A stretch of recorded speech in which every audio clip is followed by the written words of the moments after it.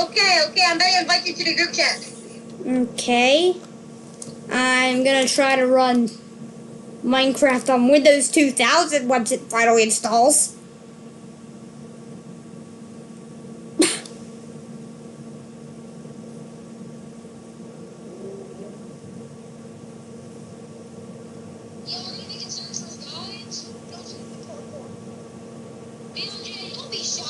Now? I just turn off my mic when I'm not talking, okay? Okay, you can create it. I'm gonna create one off Feather. Got it. I'm just trying to open up the Minecraft launcher.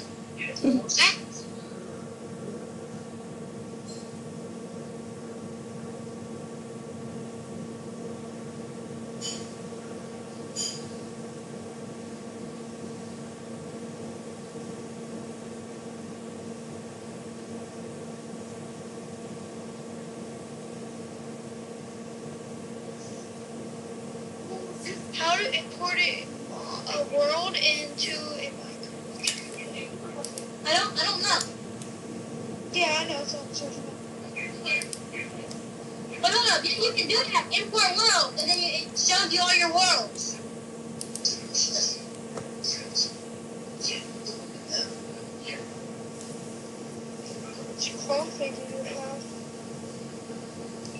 Well, at least I can even, like, people I can just, because with my trackpad it doesn't let me do crits, but now that I have my mouse it lets me do that, so yeah.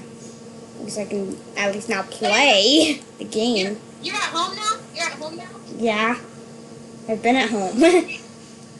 Finally. When did you get home? Around July 14th. Crap. July 28th.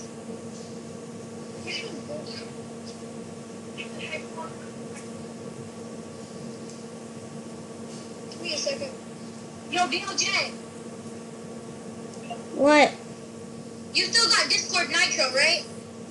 Yeah. I've had Discord.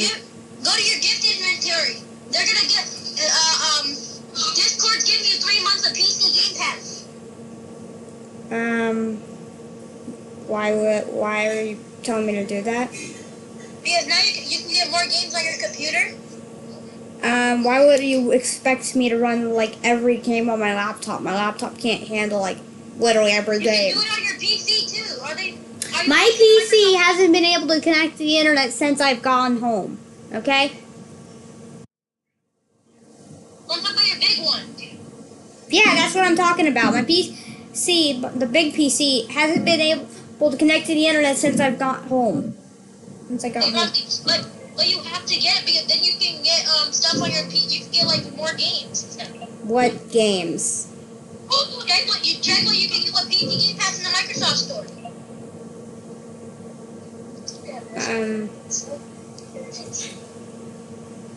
There's a lot of games you can get too.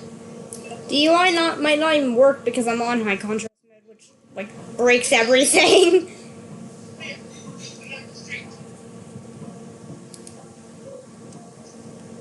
You can get like a whole lot of games.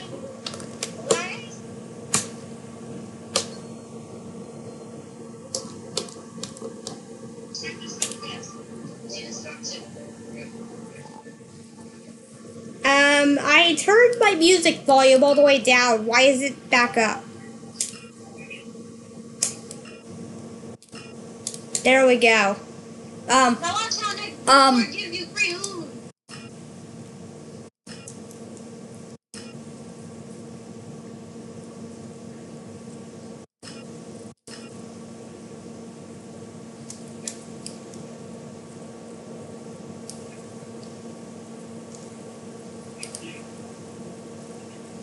See details.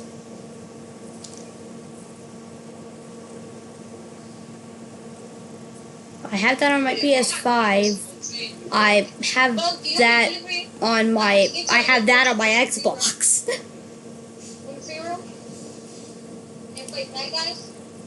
I don't want any of those. No. No. There's none of these. BLJ, you still there, right? Yeah. Why do you keep muting? I already told you. I just mute when I'm not talking.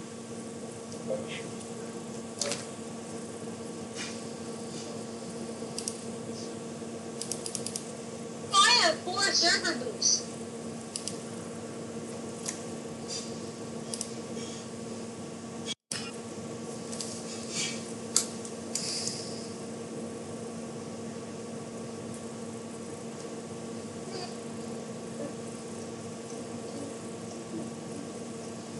Anyways, what were we doing again? Playing Minecraft on the server. What server? We're making one. Well, making one, then just send me the link once you're done. I'll just play Hypixel until you're done. Alright, I just say launch the server and how do you go, guys? I'll just play Hypixel while I wait. Okay, have fun.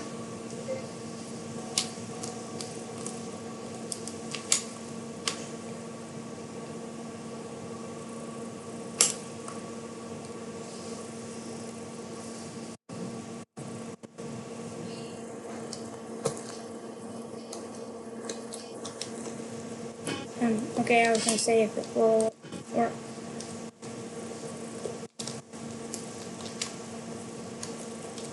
There's the 1v1. There we go.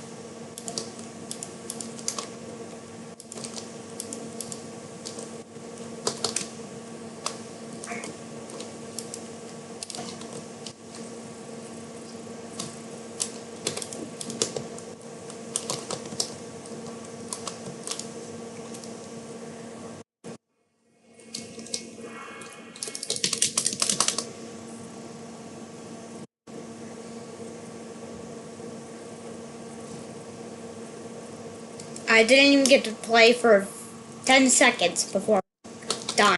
The fuck?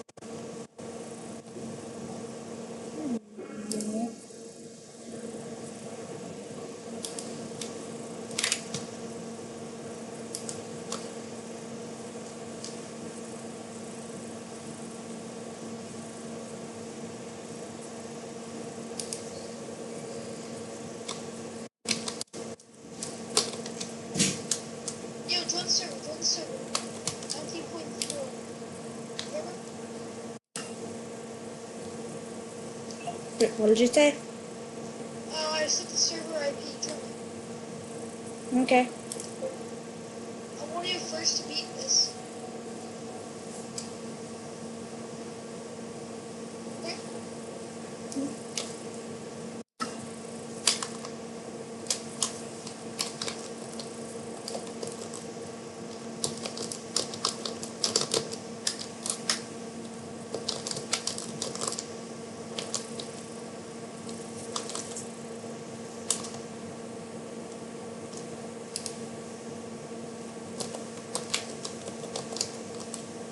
19.4.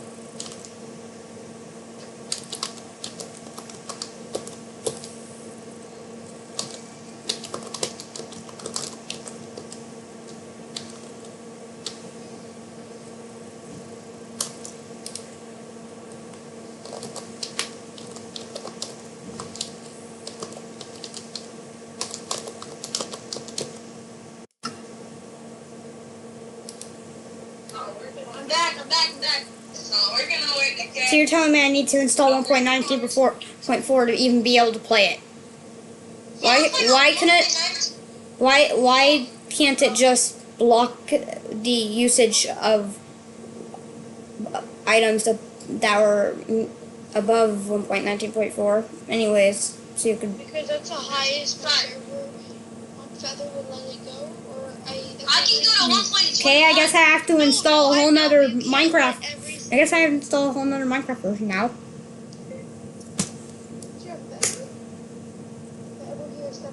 I'm using Minecraft Launcher.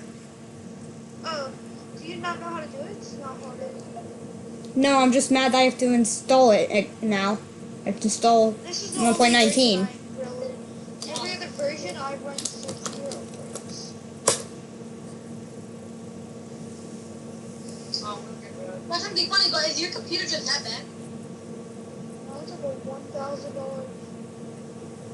Bro, I run 1.9. I run 1.21 fine. I like.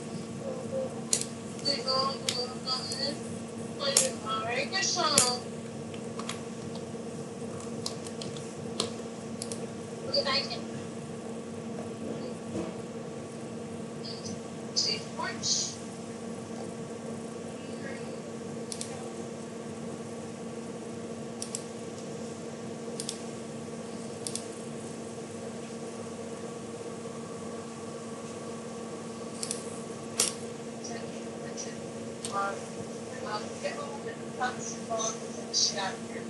So I just bought this.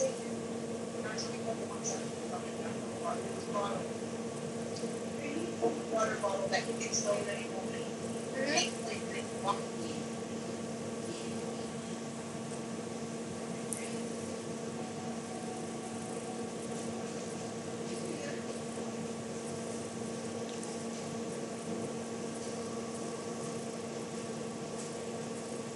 Are you guys enjoying it? He's so scary. I'm still waiting for Minecraft 4.19 to load. I forgot. I have ladders. If you guys ever need ladders, just tell me. I stack my inventory full of ladders. Can I get an operator on this? I just joined. I'm not even on myself. I'm on the second level, so no, I'm not.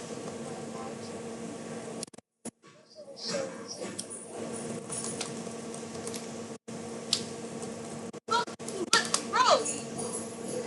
I spawned on a tree. Bro, what mod? What mod is this? It's not mod. Why is it so, like, cool? No, I told you everything is going to be... try it now. Why is it cheating? I told you it's going to be a part 4, so... Why do you have shaders on? Alright, bro. I just seen it go yellow one time. What do you mean why do you have shaders? What do you mean I have shaders on. If I turned on shaders, my laptop would explode. I know. You also run a laptop? Oh, wait a minute. I know why.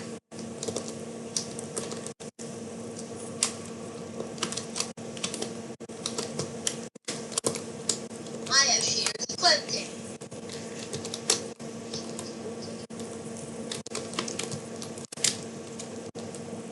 I have. How do I? Oh no. What in the world? Why is there a way to... How do you turn off shaders on here? I don't know. I don't have that client. I'm using regular Minecraft launcher to open the game. I don't have that client. Well, I'll have to TP.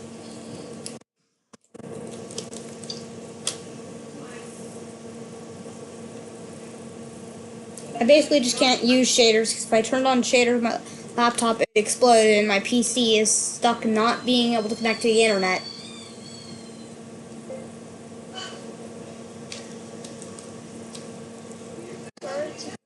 Just jump down. Wait, what are you doing?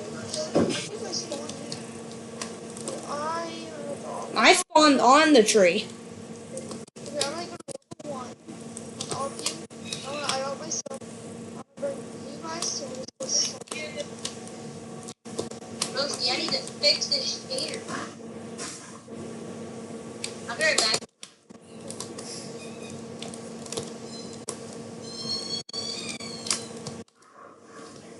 Well, okay, I'll go over here. And then you can start. Oh, I'll do the other dude. Not very. I'm gonna be right back. what? I have to get this shit.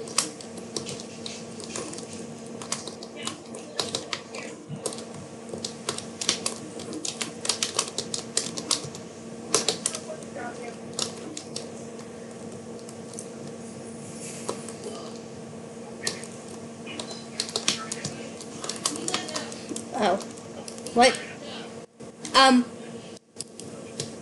I broke it. I broke it. How did I break the carpet? I thought that was supposed to be unbreakable.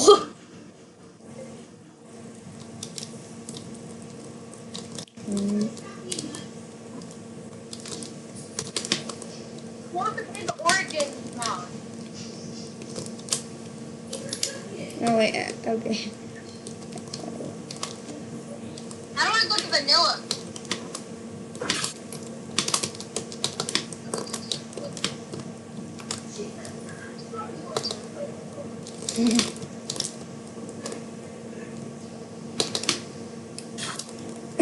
Oh, we can hit each other. Might want to disable that.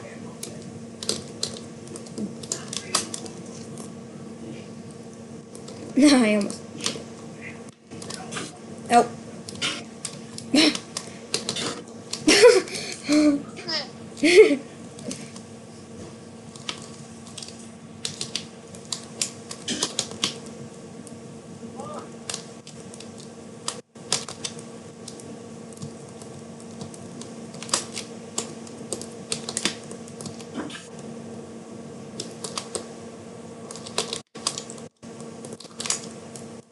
I have the carpet.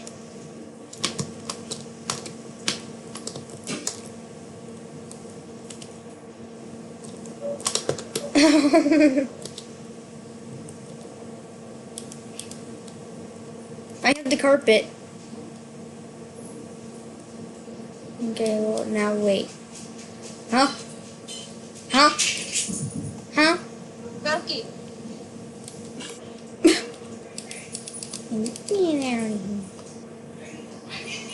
Hello?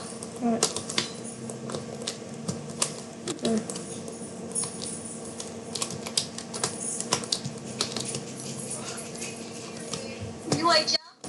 Yes. Alright. I'll make it yes. Beyond here. Because I'm better beyond in a second.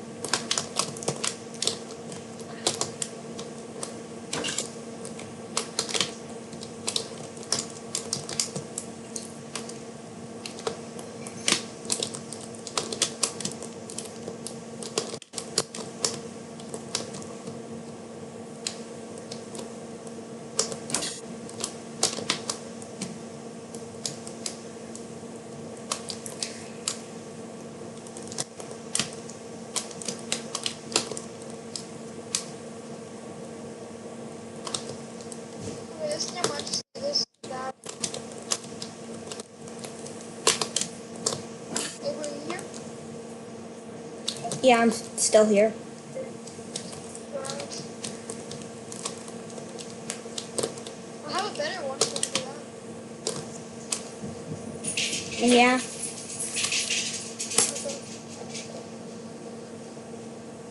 Parkour. Will it still require 1.19? Yeah, but you just stay on it. Parkour maps.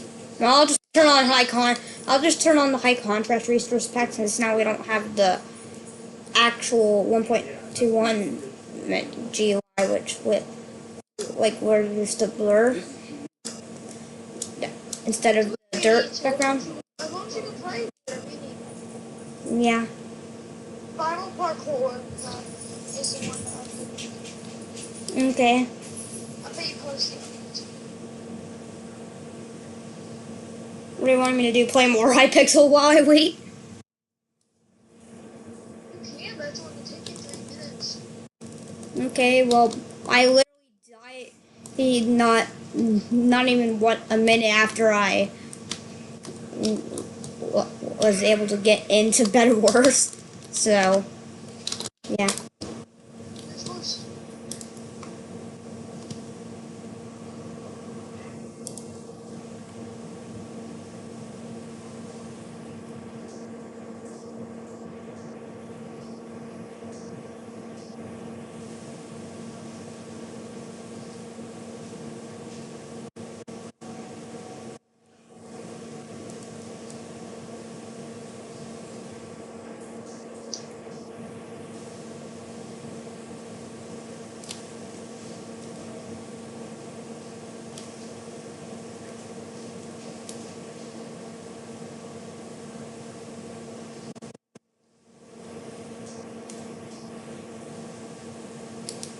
Yeah, duels.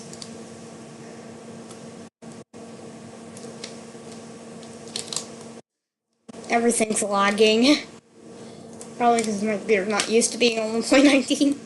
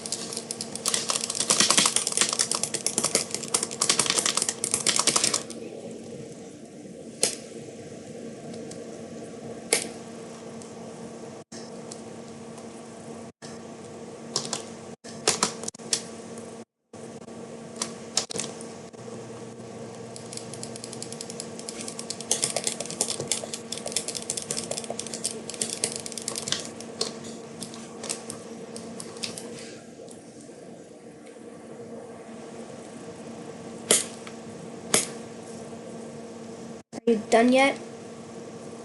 I'm about to. Just putting it into there. This is my final destination. Into my world.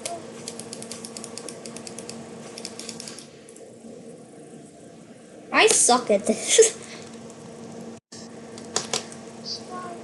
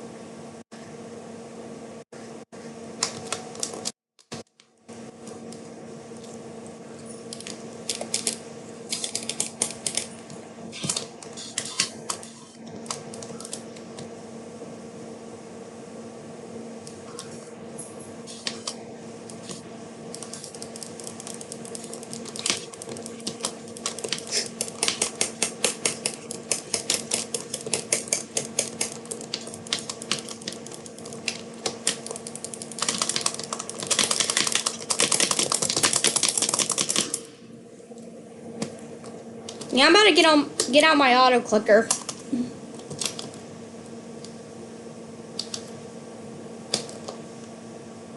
I'm getting my auto clicker.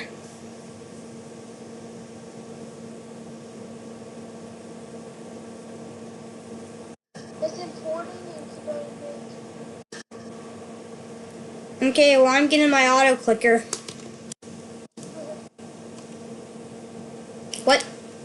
It.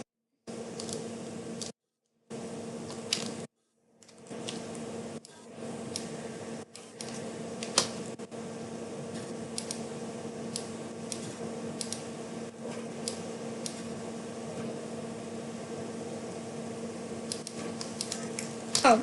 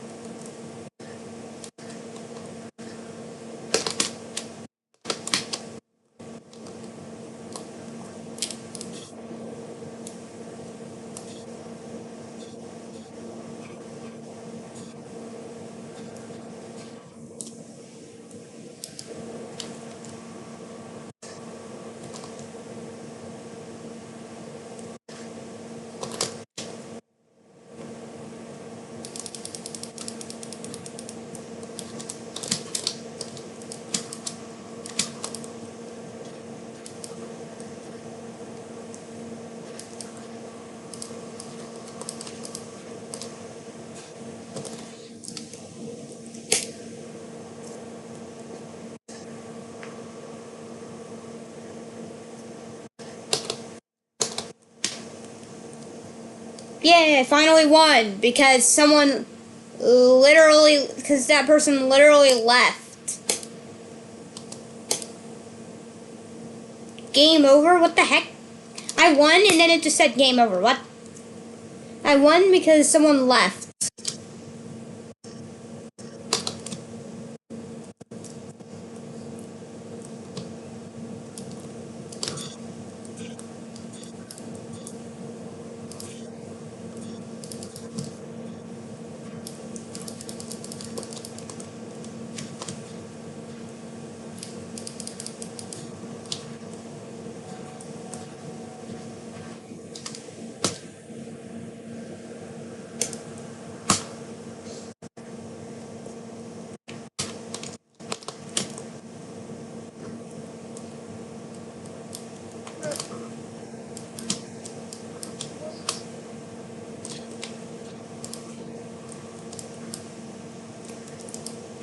feel like this person's hacking.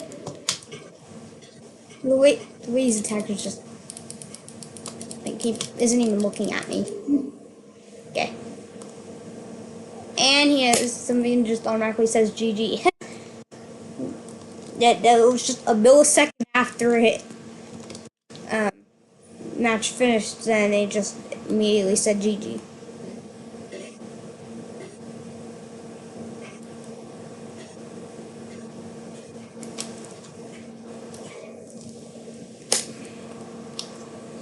Honestly, I suck at this.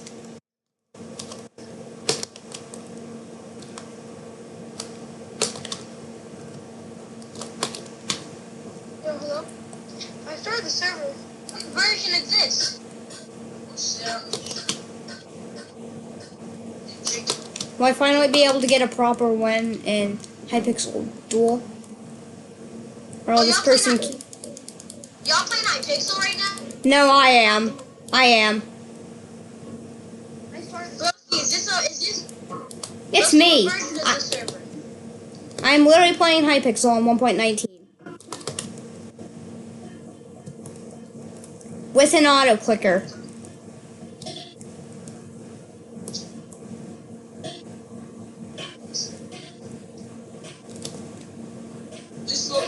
Finally, I won. Okay, I won finally. Oh, it's the same server, but just instead 12 at the end of it. UHL. Sign in. You know my password. UHL. What version is this server on? 1.19.4 again. The same version that was on the last server. Okay, let me get some mods. Bro, why are you getting mods? You know I can't even use them because I don't have it installed Fabric or Forge for 1.19 because I just installed 1.19. I have an auto clicker here.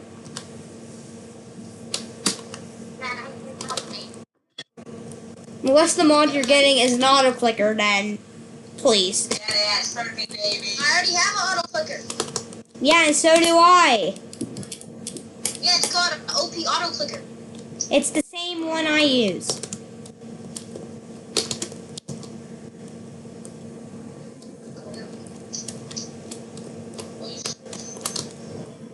Let's smoke that. Boom.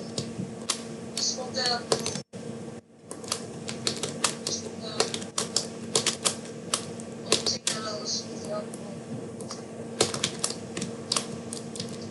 Yo, guys. What? What are you guys doing? Well, I don't know. Doing stuff? You doing stuff? Yeah. We're just doing stuff. Crazy. Yeah, crazy, right?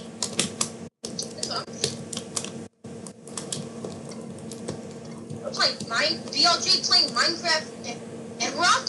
And then BLJ playing Minecraft Java for the first time in forever? Like, that's crazy, right, BLJ?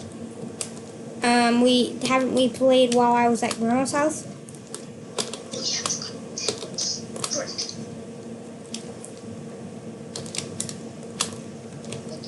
This parkour's a revival. Okay. I'm hopping on 1.19.4. Right as UHL just left. No, but I'm hopping right back on. Okay, I can get off, right? I don't know why, but I could break stuff. I think you forgot to set me on adventure mode. Who just don't know? Can I get off? Well, I had to break stuff to get past the first level. I don't even know if there was anything there that would only get past this one. Can I get off? Can I get off right?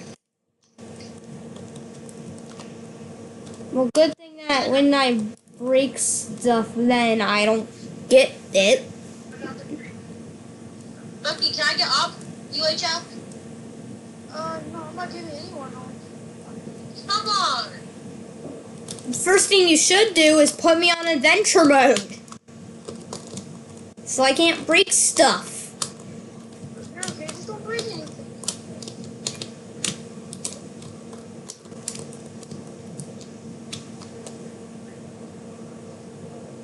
What? What is this?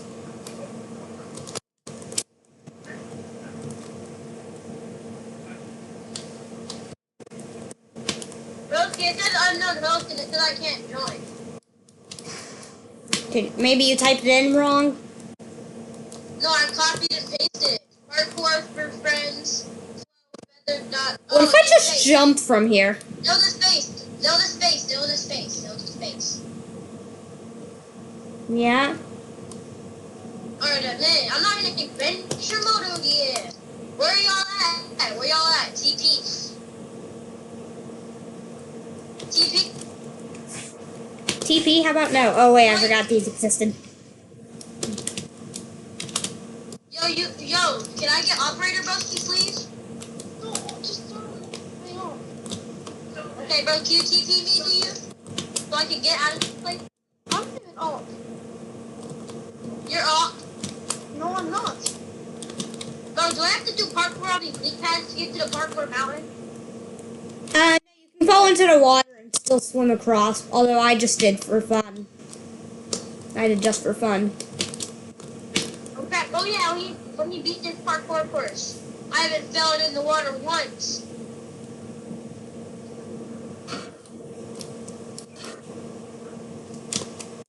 Do checkpoints actually work?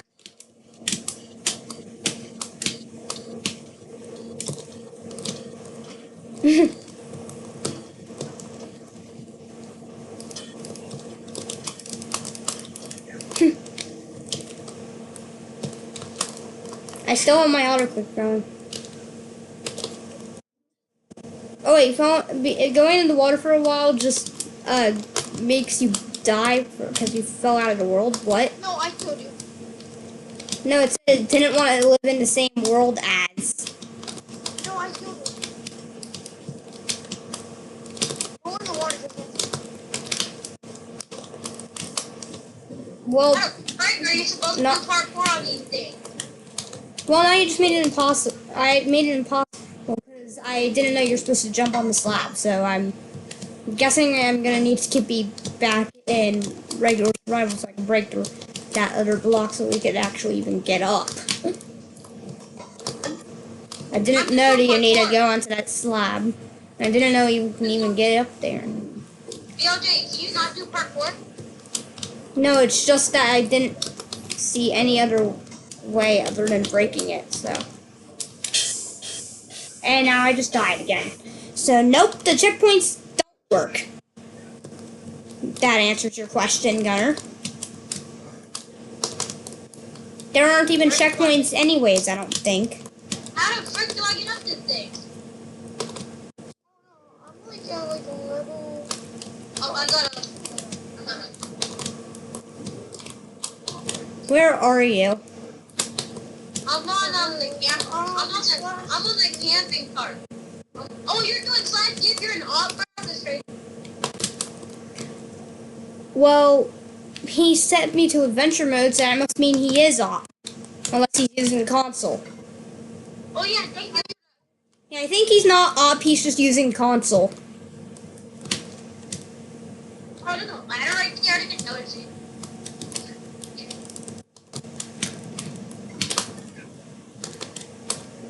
At least I can do parkour now that I have a keyboard plugged in. I'm bad at these Is that a dirt slab? Is that a dirt slab? Is that a little dirt slab right there? I'm bad at What? ladder jumps, Loki. Well, I just found a dirt slab.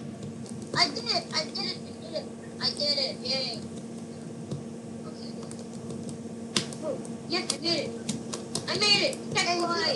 Hey, did all you guys get 2 stacks of golden turds? Yeah. Yeah. Alright. At least that makes it so I can eat up. So yeah, I'm pretty sure that's the acceleration. Bro, this is so easy.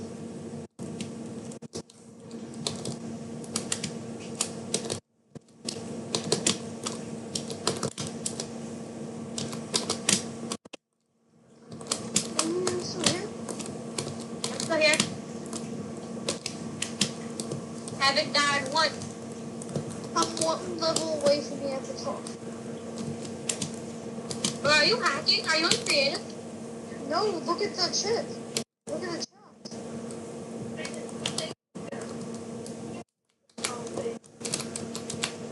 It doesn't say anything. And it says you How'd you die? How'd you die? I haven't died once. No, there's lava. There's lava on the section on one of the sections before it too.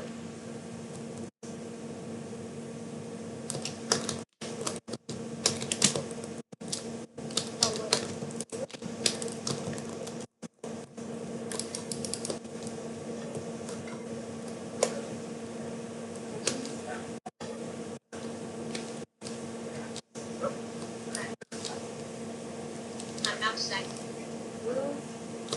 Oh crap, my mouse. Guys, my mouse is acting weird. It's not letting me do anything now.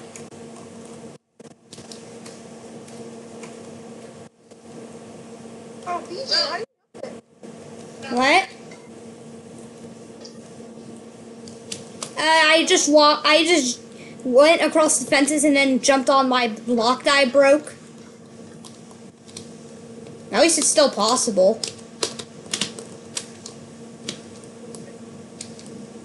I just want everything legit then. Me too. You see me? I'm doing everything legit. Me too. I haven't done anything. Bro, why does this cactus jump so hard? Why is it so easy? Well, the cactus jump is very easy for me. I got it on like my first try. For real. Until I died and then had to go back and do it again. Which I still did on the first try. It's not hard. Alright, I made it. I did it. What? What? What did I hit there? Me? Hi, you ate now. Oh, hey, bye. Oh crap, I fell. Well, now you fell once. No, I can't run. It wouldn't be running. You did. Bucky, can I get teleported back up there, please? No cheating. Please? Because, bro, the checkpoints don't work. Unless you're wanting to go into creative and fix them yourself. I'm really enjoying that. No, I'm not enjoying that. Bro, the checkpoints don't work. Can I get teleported back to where I was? Where even were you? Halfway up the tower. BJ, you died? No.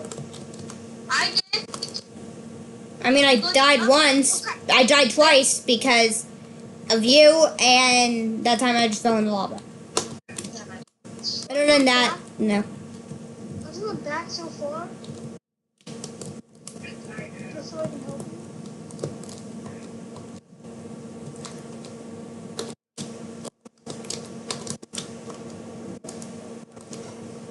Yeah, here's this pressure plate.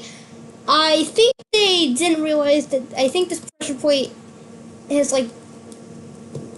I think they realized the pressure plate is too far away from the command block. So, yeah.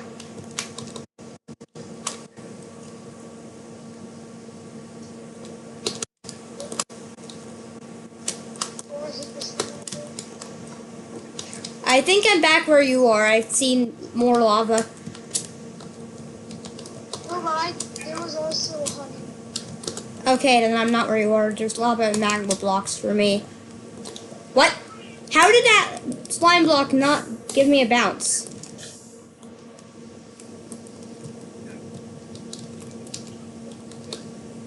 BLJ, are you British or American? American. Then why did you say something that sounds British? I didn't. And now I'm all the way back down. What? Oh wait, I see you. Hi. I've been playing it too. Who's playing as is this charging?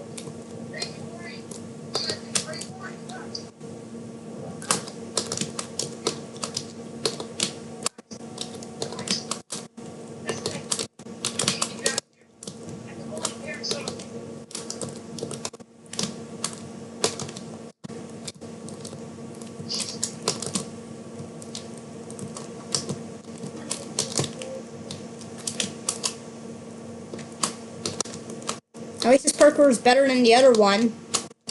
Yeah. I still suck at Hypixel duels.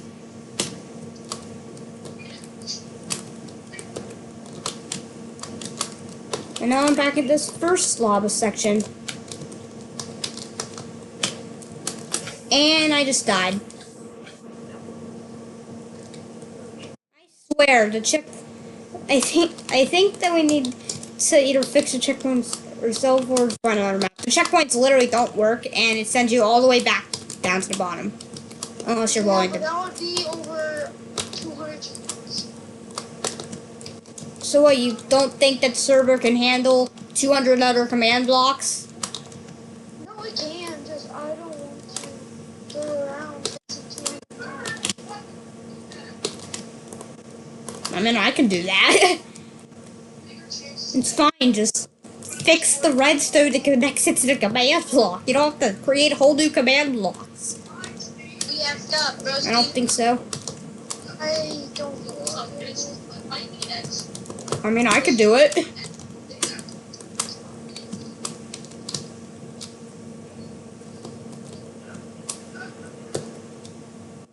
Broski, just teleport him to us. Just teleport him to us. Why? Let's let him try this parkour that we're at. Not hard.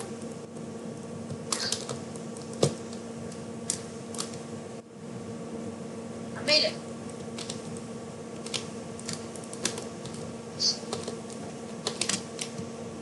I don't know why it keeps sprinting and not sprinting and sprinting and not sprinting, and it why does it keep doing that?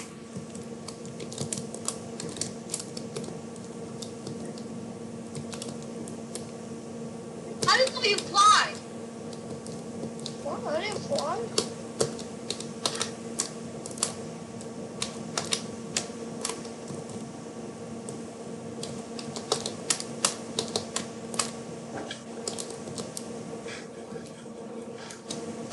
Received it to letter for a fact, but I did not fly.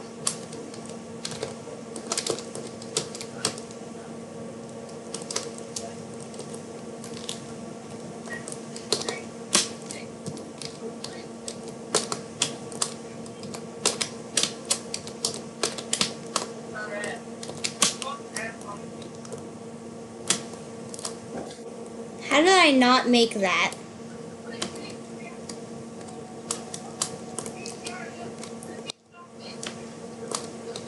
How'd you get in?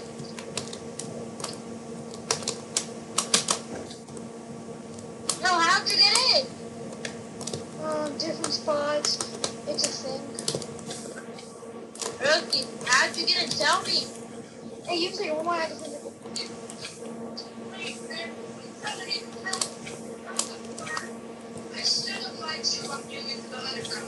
You just left us. Yo, I gotta go. Oh, okay. You can just play on. Are you gonna play on? I'm gonna keep playing.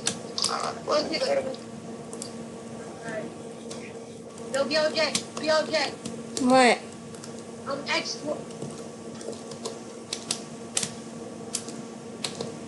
You're what? I'm exploiting. What do you mean? I have hacks on. Send a picture. Finally, I made it past this lava section. Send the picture Yeah, send me the picture. of me hacking. Yeah. Why didn't I bounce on that slime block? Alright, I'm gonna send it to you in private, okay?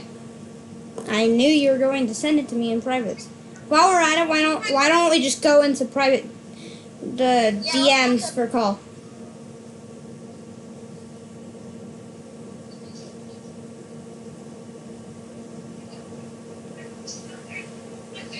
Okay, what are you doing? Teleporting yourself back up? I'm hacking. Okay, well I don't see your cheat menu. All I see is the logo and it's saying no fall. Oh, you want me to send you a cheat menu? Okay, I got you. Yeah, that's what I wanted you to do. Okay, I got you. Hey, I used the cheat menu to access commands. No, I don't know. Wait, let me try my cheat menu's commands. Yeah. God damn.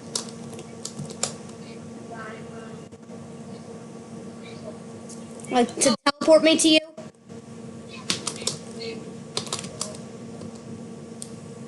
I can't. Why? I can't teleport you. Why? I don't know. Have you tried the command? Yeah. No. Bro, do you want to go on random servers and hack? First I have to install Fabric again. Okay. So, yeah, I had to install Fabric for another mod I wanted to use, but that is a mod that requires a whole other launcher to be able to use.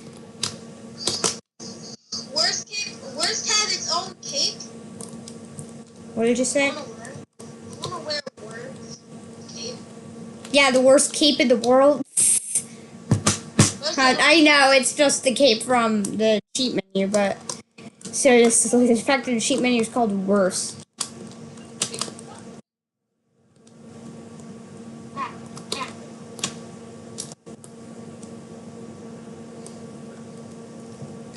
Bro, do you wanna beat this game? You wanna beat this? What? You wanna beat this? What are you gonna do? Make the end credits appear on everyone's screen? We're just trying to beat it. Wink, wink, wink, wink. I wonder why my character doesn't want to jump over there. There we go. I jumped on the last frame. Now, Look, yeah, I'm going up higher. I'm going up higher.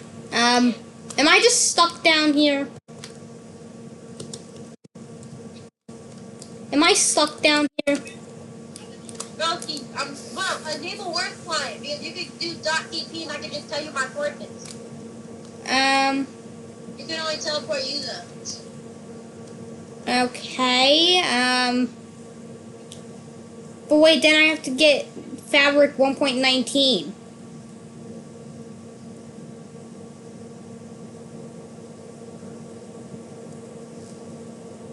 Okay, then. I'll go get Fabric 1.19. Wait for it.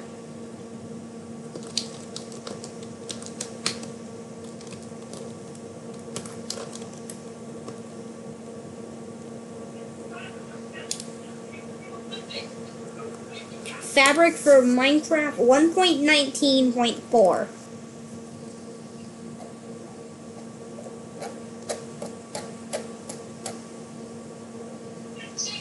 Download. Oh wait, I already have the installer. Don't I? Downloads. Yo, BLJ, you wanna hack on this game? I know it's an internet browser game and you have to get this cheat thing. It's on the hack client. Well, it's not a hack client. It's like a window. It's like a Chrome. It's like a Chrome. I use Firefox. No, you don't use Firefox.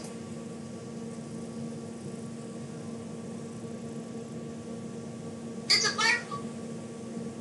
Look at my fucking camera. Look at my fucking camera.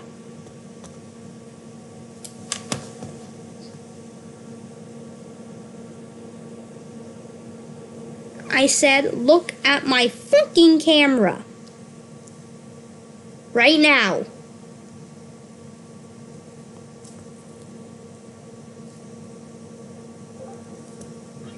I think Discord broke.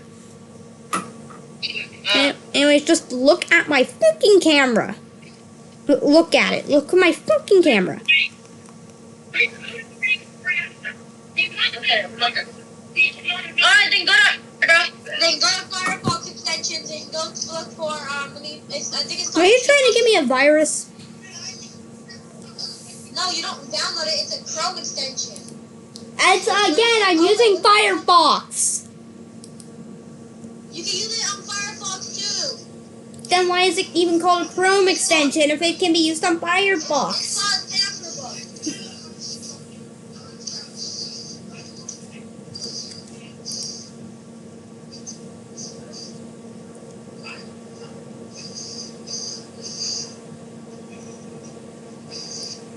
Okay. Fabricinstaller.exe. Yeah, bro. Tamperbook is on Firefox extension. I don't care. I want to get the fucking worst client. 1.19.4. And my phone is at low battery. Put it on the charger.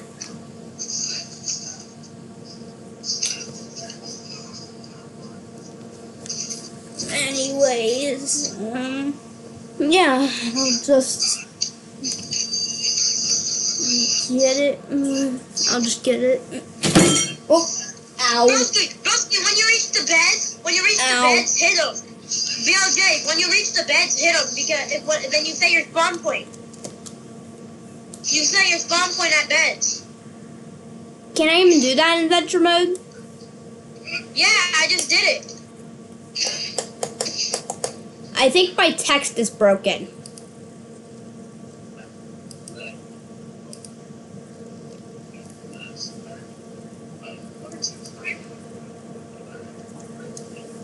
Files, Fabric API files, 1.2.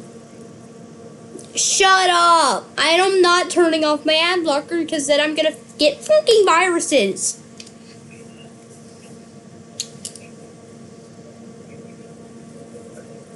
Just give me the fucking 1.19 section. Where's the 1.19 section? For work client? The fuck? I'm trying to get Fabric API. Oh, you want my Fabric API? Yeah, send me yours. This is bullshit. It doesn't even want to have a fucking 1.19 Fabric API. Just send me it. I'm gonna send you the 1.19.4. Send me it. I'm gonna just send you both. Both Worst Client and Fabric API. Okay, well, let me just get Discord to load on my laptop. Hope nothing's broken. It's literally showing everything on top of each other. It's 10. I know it's 10. Good. My God, It's 10. Discord UI is broken. Broski doesn't know we're hacking. I don't give a shit. Just continue the fucking download.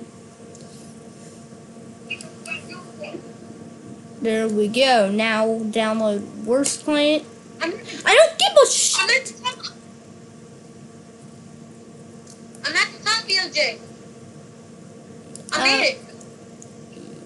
Okay, wait for me. I'm trying to find my mods folder. Percent app data percent.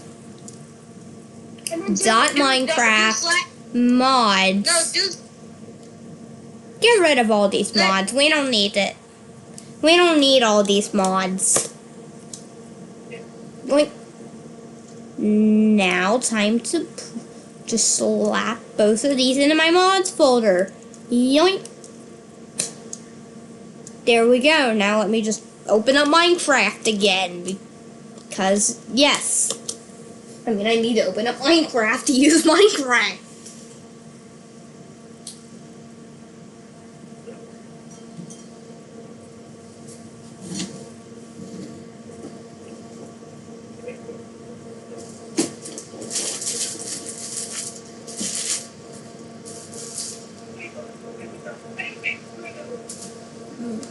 Mm.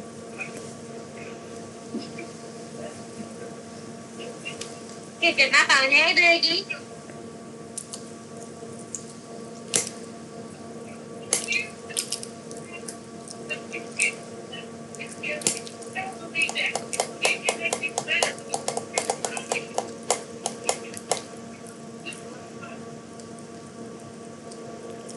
Okay.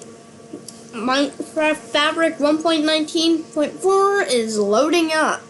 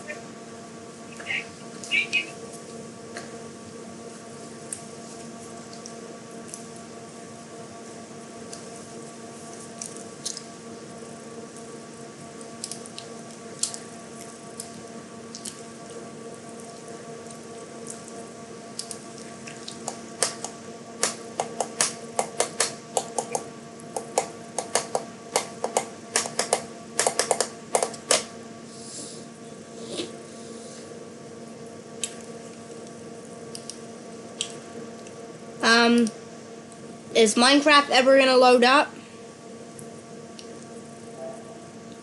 I guess I can just watch some videos.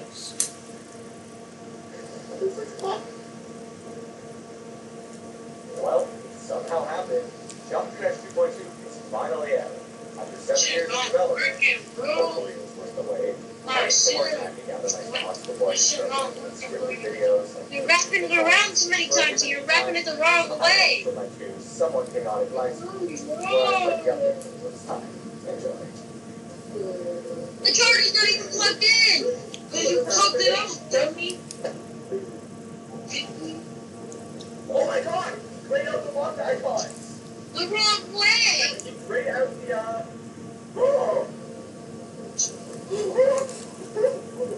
Edit! Oh, you never fixed the movie bug. You can view the icons! Right off the bat, that is insane. I don't think a lot of those though. Okay, so some cubes are in 2.21. Wait, they're... Okay, now let me just load it. Wow. Watch this, guys. Just load it up. Wait, that didn't say claim before. No shop here, sad. Okay, how do we get the generation retro UFO? 2.21, no! Alright. I'll watch the video.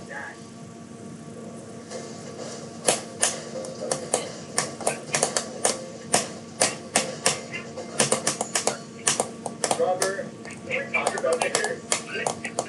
Is it that hard to introduce going sideways to the drop? Holy! What is going on here?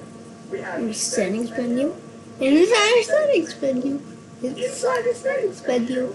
Inside another settings menu. That's Connection failed to connect to the server. Timed out.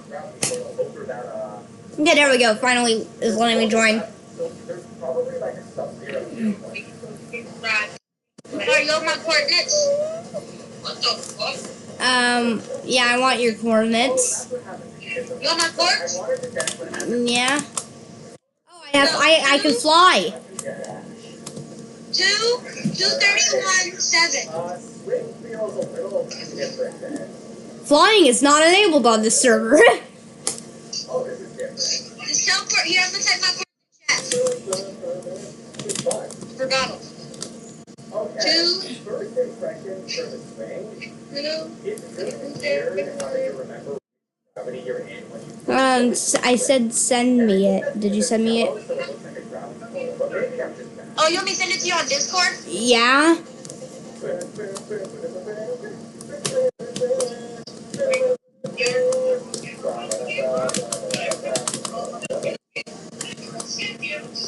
Oh wow. It's like a build-out. I was not expecting that. Now, how do you open the mod menu? Press Right shift. Okay, there we go. right control. Press right control.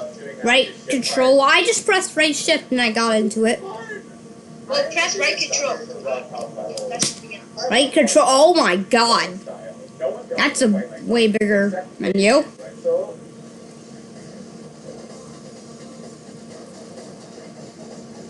I sent you my cords, by the way. U.TV. Yeah. What? How do I go to the use commands? Just do dot. Okay. Do this. Wave feels so good. Maybe it's just my 144 hertz.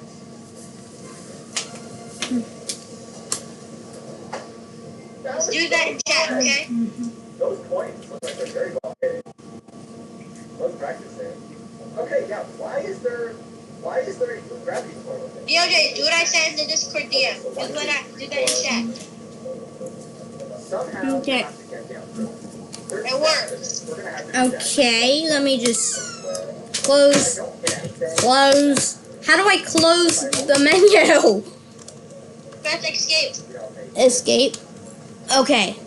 I thought escape would open the menu. Okay. You got the wait. I don't like that. Why would that block?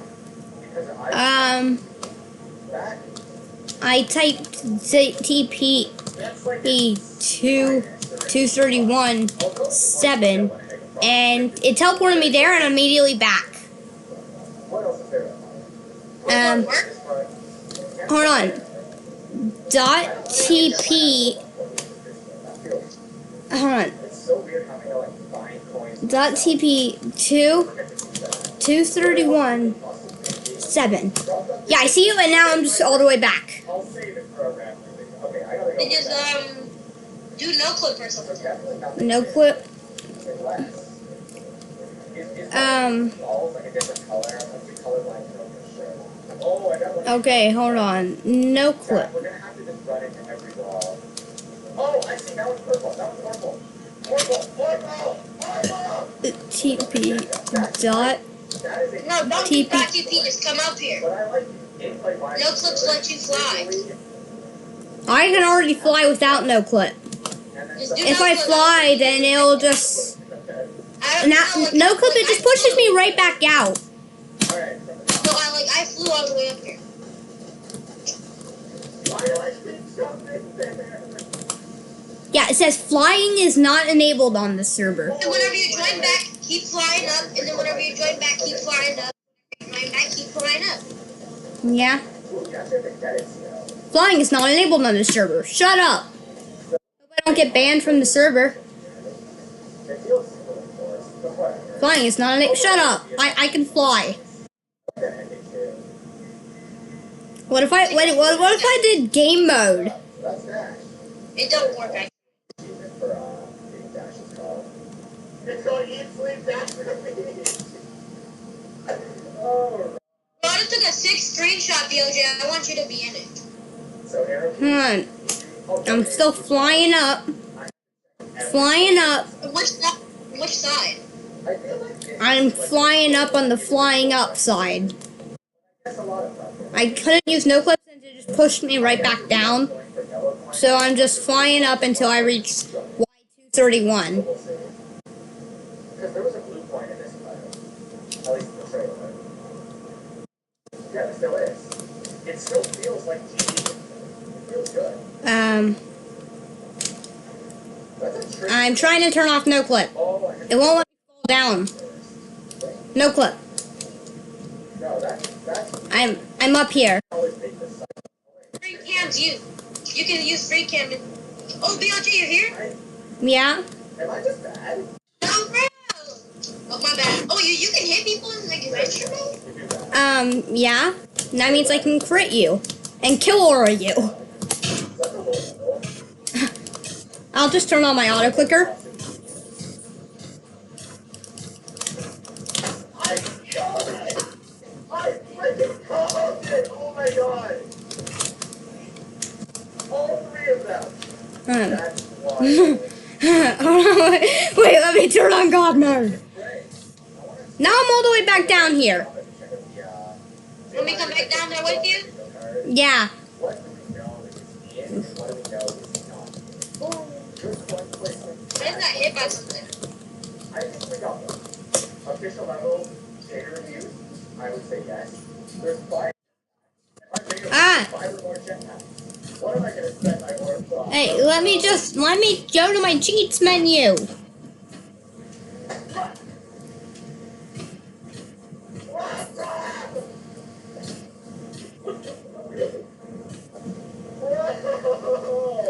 Where's the God mode? There is no God mode? Okay, where's Kill Aura? Press R. Combat. Press R on your keyboard. Combat. Incorrectly though. Kill Aura. You messed up the tabs. Don't spend orbs. Check the Now, tabs. bow, aim, ball automatically aims it. Okay. Now, Is this a battle pass? You can't just put a Doing battle something. pass in your game. you were killing me. So, Ooh. That looks cool. Wait, counter a free game. You can't use the real number. Oh, that's not good. Wait, what's that?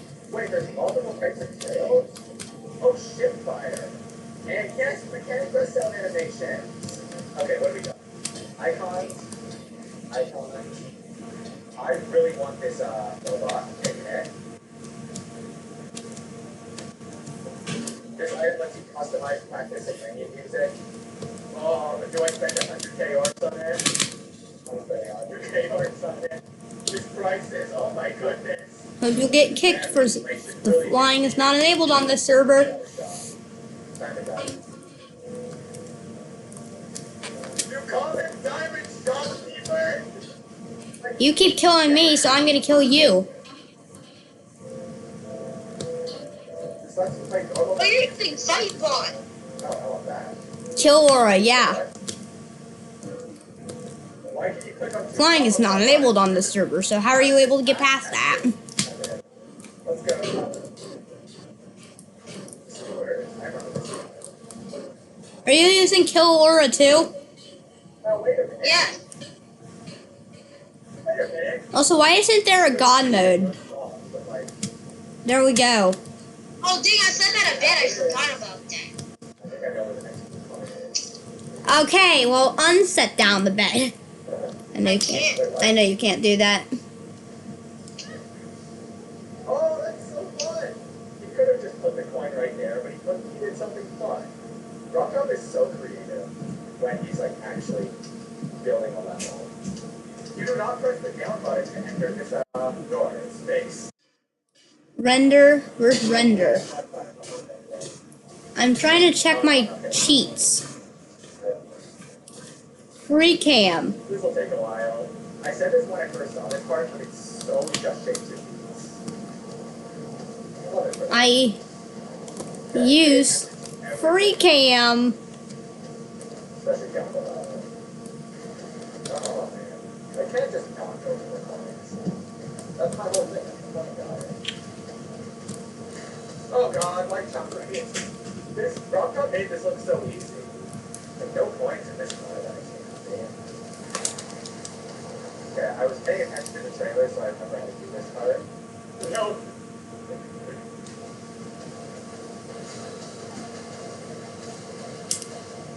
I got timed out. Me Where's too. the release date? I think we got kicked for using cheats. Or maybe the No, game I just think- didn't like me using free cam. Now it's saying disconnected. There is new chat. Do you want to open one, by the way? I just can't do it. Do you want to open up my free Alright, bro. You just want to create our own server? Yeah, use. Hey, spoiler. Well, I don't want to use this on Hypixel. 4 icons. I dare you to use this on Hypixel. Your chats are I worth it. have mods for you. I have mods for you. They're worth it. I need Please do not include shaders. One key check versus It's one- not shaders. It's not shaders. I just need you to have it. Well, if you include shaders, But before we get then to that, you're exploding my laptop and killing me. Okay, I'm gonna get the mods. Hold on, wait 1 second. Let me get it. 25. Let's see, can I connect to the server? Nope. Still You're can't. gonna need this. You're gonna need this. Oh wait, I'm not. I'm loading my world list. World was saved in a newer version. Wait, do you want to use 1.21? Do you want to use 1.21? No, I want to use 1.19. No, 1.19.4? Yeah. Okay. I'm chilling with that. I've already listened to this. I'm looking at it. Now I'm loading 1.12 world and the 1.19. Oh, Bob. I can't believe Rattlebash is an actual character. Wait, not 1.19.4. Fabric API. Wait, what? No! Rattlebash! I have two mods that are special. I have two mods that I think you're gonna like. What's your name, folks? Okay. Okay.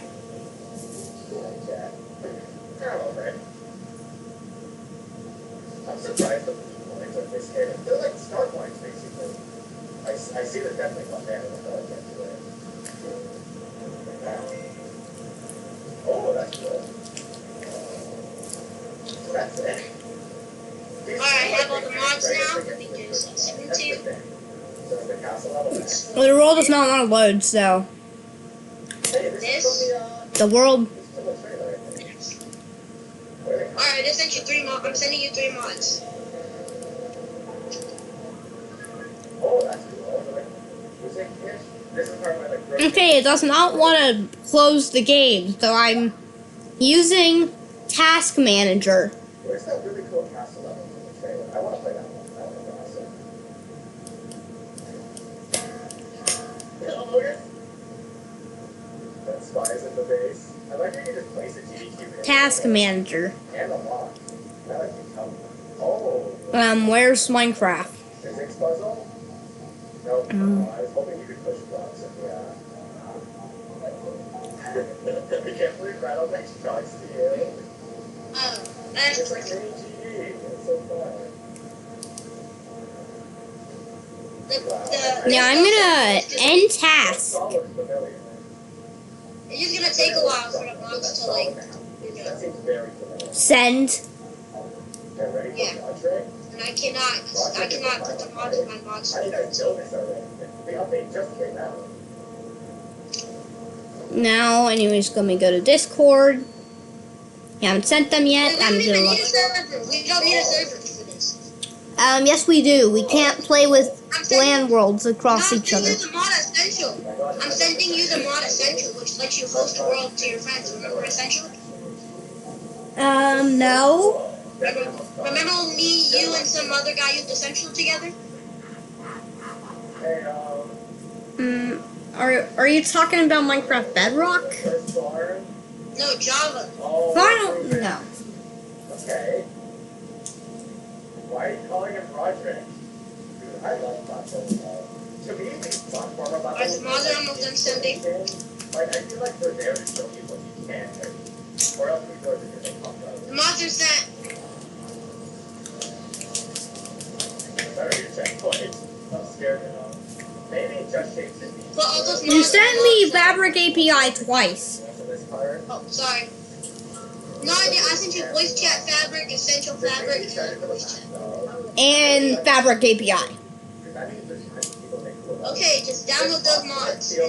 Don't you want to keep using worse? Yeah? I want to hack. Okay, pause. We're gonna be on a. Oh yeah, bro, I sent you an invite to a realm I made on my alt account because You sent me another invite? That's not fair. That is I think not you- fair. an invite to a realm, but we're not. So sorry. Windows cannot find %update%. I accidentally typed update instead of app data. Please don't like this thing. And then do /.minecraft. /.minecraft. Yeah, I know that. I didn't find any. I'm not dumb. Excited to look for them. Ooh, more floors. That's fun. I hope that castle level's in there. First, level. Oh my god, he did move the spider for me. Let's see if I recognize any of these. That looks like a locust. This makes me want to say Harry Potter into the Lego. That's Squid Game. That's Mario Maker. Legacy Box. Oh, this is cool. Anyways, now time to open Minecraft again. For 10 billion, jillion, dillion time. Oh, The mods, right? there is so much here. Yeah, we don't keep on playing. Oh crap, there's a tweet that's another channel. I can't get I think it. the big heights are easy. Question mark? Yes, sir. Ah! You missed one! Fuck you, Viper, you missed one! Pardon my language. Let's go! I knew it! There was no sense in hell you were gonna catch that one.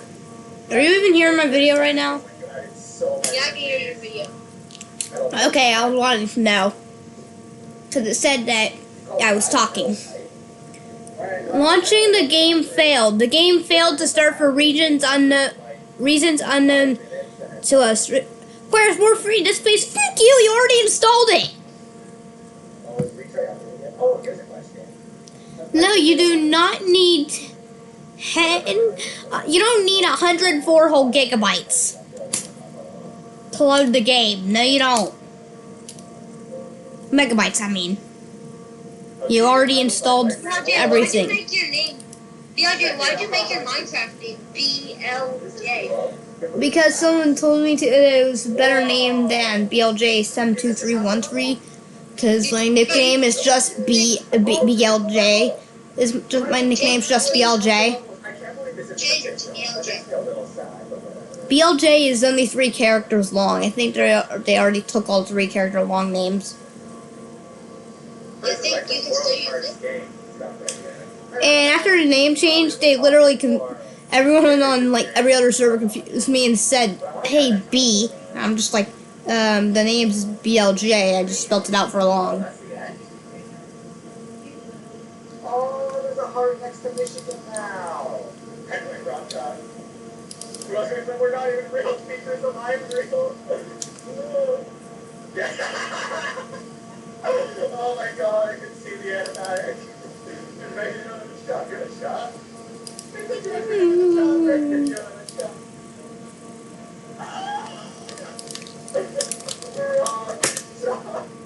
BLJ. BLJ. What? What was that? Your name's not being used. The lowercase version of BLJ is not being used. Well, I want an uppercase version. Well, you can't because someone's took it. I don't care. I'm keeping it as BLJ. God. You did it, Rob. You did it. We're doing it, guys. We're organizing a day where we all grind this achievement together so that Rob Top servers crash. Hi, we're back. It's going to be part 2 of our Anyways, the game's loading now. Because apparently there's like really hard new coins. Oh yeah, one more thing. I finished like just watching video cards on last. Are you in now? As you can see, there's a lot of greens and also a lot of It's reds. still loading. Good coin placement, bad coin placement, which there's going to be a lot of on this stream. And I'm going to try to not to read the chat too much, because I want to figure these out on my own. Okay, so there's 3 blue coins. I'm going to find them all. First blue coin, so go back here. So, I need to think like a Rob Top. I already know where 2 are. 100%. Rather Oh. back, oh my god, back. So there's a visible blue coin. There we go. Minecraft 1.19.4. Not responding. What's up? My guess is I sent you a friend request. I called it. Easy. On what? Where's the third? On the Essential. Track. The game hasn't even loaded yet. I know Rob has stuff to think about it. That looks really good. Okay, that one is stupid. Are all the coins gonna be like this? Please don't tell me all the coins are gonna be like this. At least Rattle Dash is good. I wonder how many Rattle Dashes I can do I have to get them all loaded? Oh, wait, I remember this from one of the YouTube videos I watched. Floats up and down Strawberry. Only real ones remember that show. Like, where you could just invite someone to your world while joining a server and it just break. Because you're connected to both at once? in the, Yeah, that's the kind of video I watched. I remember this now. that all the blue coins are. I watched that too. Like, give this area this. Why is this thing? Yeah, I remember this now. Can I grab down? I remember this mod now. Imagine there is one in this part, but I guess we have to look. Wait, what if I Oh, wait. get the button? The wardrobe. The wardrobe literally is just... Wait. I did not remember putting a cape I on. really hope that the community makes The only cape I remembered putting on is the Optifine cape. Anyways, yeah, can you invite me to a server? Wait.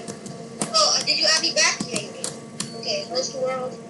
Create I the see a world. crack in them. I think the game broke because I tried loading a 1.12 world in 1.19. I hate it here. By the way, I have a world from Minecraft 3D Shareware Edition and Minecraft Lugs and Hugs update. Brilliant. Probably won't find it here. I'm gonna have to check every goddamn. Yeah, the name for the Lugs and Hugs update's one world is AF15 April Fool 2015 Existence. Because Existence was survival mode was called during the April Fool's update. Oh my god, I didn't even realize the box existed. Oh, I see one. There's a point in there. I don't care about the essential Consequence. mod update. I just want to play the game. What is the point of here? Oh. It lowers when I jump. Anyways, are you gonna invite me? Man, oh, it was cool, but like, there's. Yeah, BLJ, I sent you a voice chat mod. BLJ, I sent you a voice chat mod, by the way. believe there is That's the voice chat mod? Yeah, I have that installed too. low points, everything. First one. I have the classic voice chat icons. You don't have a coin for me, then I have something for you. No, I. Bro, he really leaked it, bro. He really leaked it. Sweet. Oh wait, no, last one's here. I remember what this one is. I already got this one. I totally forgot that this one. Wait, I think the voice chat mod is the mod that most YouTubers use for like their servers. You know? Okay, I invited you. I invited you to the world. Okay, join. What if I click join while entering Hypixel? I think the game would break. I saw a video on that. Unless they patched it in the newest update. Oh, I have to trigger all of these. Never mind. I see what it is. Okay. It's loading terrain. Hey, Press V to set up. Turn off Nuker. fun, but like, no one's gonna see that. Press V. No, turn off Nuker. What's Nuker? Nuker didn't work the other time. What? Can I come back here at the wall? It's done. It's working because you weren't in creative. You have to be creative to do. Okay, that's a good one. Oh, I like that. Oh, wasn't there a... hold on, wait. Do I have my auto clicker on? Chance the boss shoots a blue flame? Or is Kill Aura doing stuff? Can someone say if there's a coin in the boss or not? Because I don't want to have to do the boss most of the time. Anyways, where's Bro, I'm creating where's Nuker? We don't know what this one is. I'm looking at Go to Nuker. Let's right shift. elevator. Press right Nuker. shift. Oh, I have ESP. I have ESP. Oh, I definitely see something. Bro, turn off Kill Aura. No, I'm just kidding. So is it just like this? Okay, hold on. Right control, Kill Aura. Press, Alright, let's do this. Press- Let's try. bro, press G. Press G. G. And then join my group chat. 1, 2, 3, 1, 2, 3. How do I join that? Join it. Join it? How the fuck do I join it then? Click on it. Click on what? It's a good boss. Click on what? The attach screenshots button? Press G. Yeah, I pressed G. Oh, I pressed another button on accident. Set up simple voice chat. I thought that was V. Or whatever. Set it up. Set it up. Set it up. Microphone array. Voice activation. Well, that's gonna be it for the stream. Thanks for watching. Okay, I'm Don't push the talk. What? Okay, Do not do push to talk. Well, I didn't. Okay, are you done yet? Yeah. My mic's off. Okay, go to G and then join my group chat. Alright, now let's leave the Discord call and unmute. Hello? Hello? Okay, I need to turn up my volume. I said I need to turn up the volume.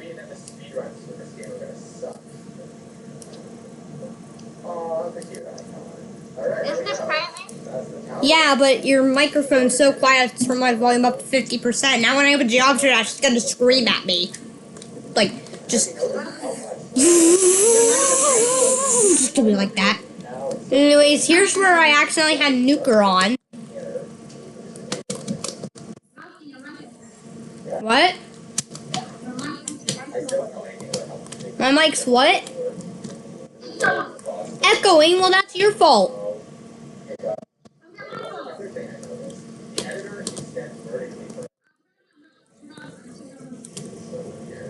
Yeah, turn down your... Wait, if you turn down your mic, I won't be able to hear you. Wait, how do I turn down yours?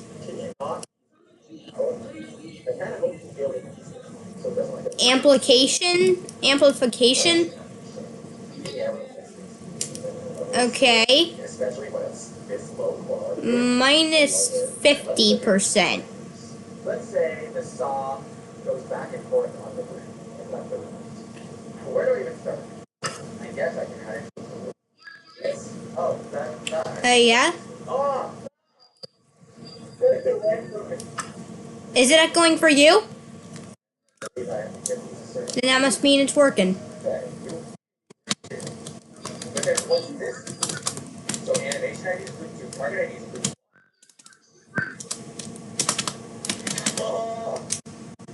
Yeah. Why is it going that way? Tell you what. I don't know why, but I cannot unfly.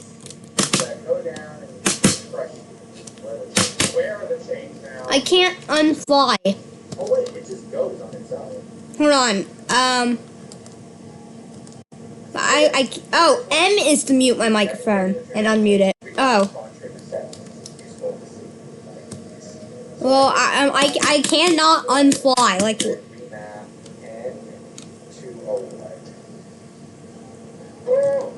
Okay, N is to mute audio, but N is also to enable Nuker. Like what? There we go. Now we're talking. Make it spawn. Okay, we're going. So start that. Spawn particle. So this is going to make it 5 spawn. There we go. Alright, I think I'm probably going to go there. Bye bye.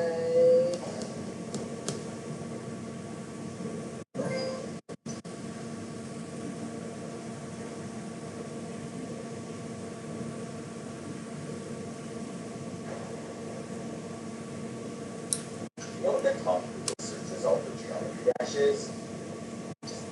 Wow, this could turned out great. An exposure of a fake geometry dash website and how it's stealing popular Scratch projects. I never have to think about this Hello? ever again. Okay, I have to turn off creative flight to be able to unfly. Thank you. I was heard from you ever since you started rambling. Anyways, I don't know why, but N is to enable Nuker, but N is also for disabling audio. Like what? Geometry light. Okay. You're not making any sense. Oh, trust me, I am. so much to uncover. I'll tell you everything. I mean everything. So, a while back I made a video where I investigated those fake Geometry Dash websites you might have seen. Long story short, they take advantage of the fact that Geometry Dash is a game you have to install through the App Store or Steam or whatever. However, there's a surprisingly large demographic, mostly children. I think they can just search the game up on Google and immediately start playing, no download required. Alternatively, maybe they just have a device like a Chromebook where they can install Geometry Dash. So what these sites do is simple. They call themselves Geometry Dash, work their way up Google search, and then when someone clicks on it, they have a Geometry Dash to play, usually with a ton of ads where all the money goes to the website and none goes to Rob Tom, the developer of the game. In other words, it's a scam and shouldn't fall for it. Now, obviously, you can't just put actual Geometry Dash on a website. Porting this game to a web browser will probably require remaking it from the ground up. Unfortunately, some people have actually done this. The majority of these websites will present you with Geometry Dash 1.5, a remake of the game made in the building block programming language Scratch by the legend himself, Rick Peters. But although it's impressive with Scratch standards, you can't really pass this off as the real thing. But to the people foolish enough to think that they're playing real Geometry Dash on the website, this was enough. Scratch Geometry Dash actually came with a level editor, so it would go on to develop a victim community. People would remix it and build their own levels, and others would go on to add objects and mechanics. One Scratcher in particular, iPhone AT&T Time Warner Cable 115, made it their mission to remake as many real GD levels from Scratch as possible, from level easy to change of scene to everything in between. No lie, there's literally thousands. Are they good? Not really. In fact, most are barely even playable, but I see it as more of an art. It's super respectable. I can't place anything. But the big Geometry Dash websites couldn't Or break anything. Now they can clickbait hundreds of real GD levels, serve up a You forgot to make me up. and profit from all the ads around it. They also have these really funny AI-generated descriptions, like in Geometry Dash I Spy with My Little Eye, you will overcome Gunner, you forgot to make me up. Fly like a lightning Can't even do anything. I can't place anything. I can't break anything unless I'm using Nuker. That's to be expected. The most notable of these websites is Geometry.io, which has hundreds, maybe even thousands of these stolen Scratch projects. But really, there's tons of these websites. The more you look, the more you'll find. And it's not just Geometry Dash. You'll also find these from Math, Happy Wheels, Wordle, Sloan, Backrooms, and so on. And even though these websites sometimes give you what you want, they are there specifically to trick you. They all run on the same code, so to spot one, just look for a footer that looks like this, or a comment section kind of like this. So that's what my last video ended. But lots has happened since then. For example, if you search Geometry Dash on Google, it says that some results have been removed due to a copyright complaint. Rob Top Games. Turns out, he's been sending multiple of these, and they actually work. Search results aren't improving than here anymore. But it's pretty obvious that if you strike down one of these websites, two more will go back. And for some reason, Geometry-io never dies. Probably because they keep changing their homepage to different things. Speaking of that website, did you know that there's actually a kid stuff Geometry-io? I could not tell you why this is there, but it seems to have less ads, so maybe it's a legal thing. Also, a few days after I posted my video, GD.io added a disclaimer to the website. A non-official fan-made version of Geometry Dash. Then this September, they added, "We are not the official game," in capital letters. They also credited the creator of the Scratch project. But if you go to the website now, you'll notice two things. Firstly, that disclaimer has been managed to appear all the way at the bottom of the page. And secondly, they're not running the Scratch version anymore. You see, as impressive as it is, Scratch Geometry Dash obviously doesn't play that well. It's just a stolen project made by someone else. What these websites needed was a game that actually looked and played exactly like real Geometry Dash. A recreation of the game so expensive that you could barely tell it apart from the real thing. And above all else, a game that they could have full control over the development side. This video isn't about the existence of these fake Geometry Dash websites or the Scratch games that they create, nor is it about all those other weird rip-offs that they also host. This video is about one single Geometry Dash clone that has spent months of my life investigating. A game with the ambitious goal of becoming a perfect copy of Geometry Dash. A game that would undergo dozens of strange updates and break out into multiple spin-off games. A game that would build their own ROM levels, and a game that would steal levels that never existed to begin with. Most importantly, a game that would absolutely break me as a human being. This is the story of Geometry Dash.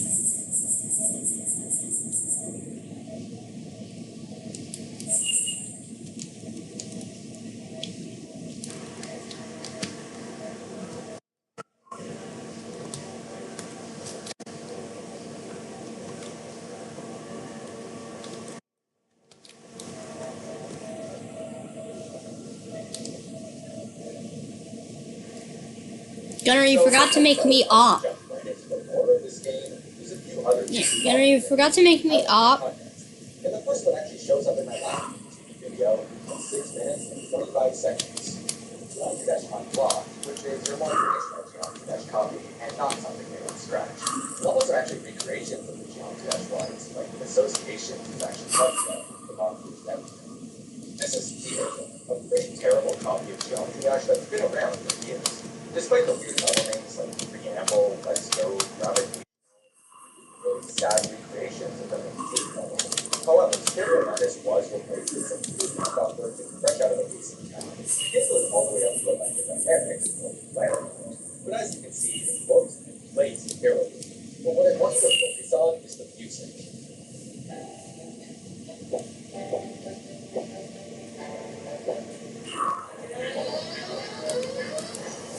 It turns out that this game exclusively uses old tracks by F777, who you might know is the creator of Deadlock, Sonic Blaster, and many other characters. I asked him if he knew about this, and sure enough, they just grabbed these songs without permission.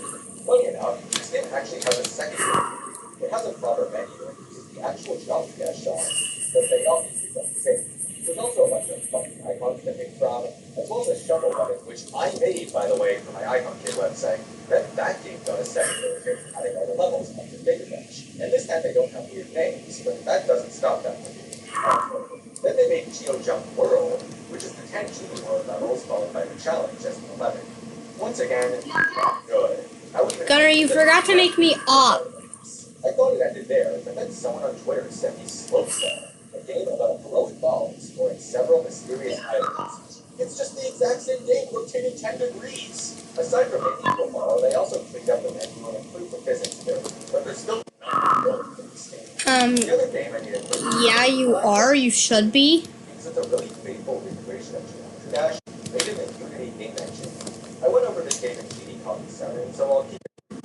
Although this game looks really impressive, it has its flaws. They tried to recreate all the menus, but the buttons do nothing, and there's typos everywhere. My favorites are Progress Bar and Checkpoint level. You can choose any icon from Geometry Dash, but deck effects don't work, and you're always forced to use the fire trail. The achievements menu is weird, and as it turns out, all the textures there come from me, from the old achievement page on my website GD Browser. Finally, and most importantly, the music doesn't sing, and the physics suck. The ship gravity is brutal, the cube can bomb its head, UFOs, what? And it gets significantly worse. Much like GeoJump, this game goes up to electrodynamics, but all signs point to it being a different project by a different developer entirely. I actually got a hold of the developer at one point, but he didn't provide much useful information, and now he's completely ghosting me. This game lays a pretty good foundation, so it ended up branching out into a nothing that I understand, but tons of flaws. Sub-Zero only has press start, and it's actually some weird extended version of the level. The ending is weirdly difficult. And it uses Geometrical Dominator. You kind of want to jump. There's also a bloodbath spin-off. Also, where are you, Gunner? Portal resets to normal gravity. Okay. But I did it I'm just flying around with my Elytra.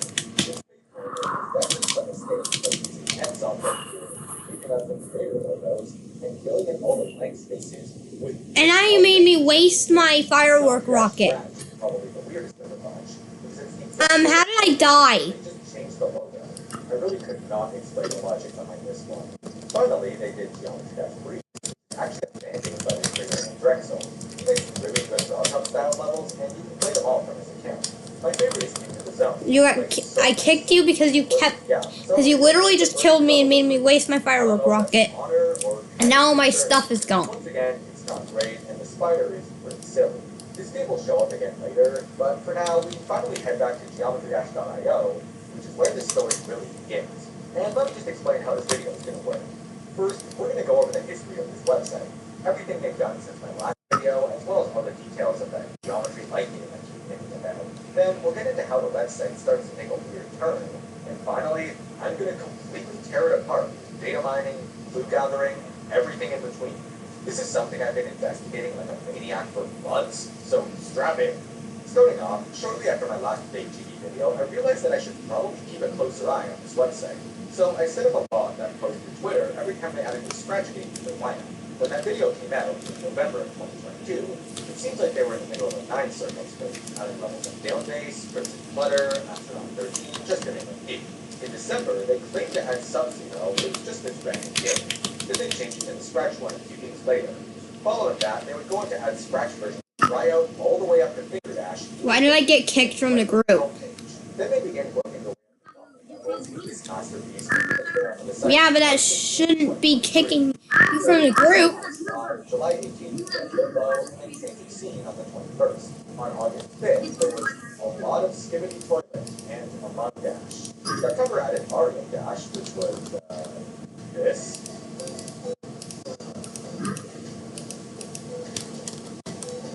We also got Egg Dash and Spoon Dash, which are popular Scratch projects by Chipmunk with completely original levels and a new engine that runs much better than the others.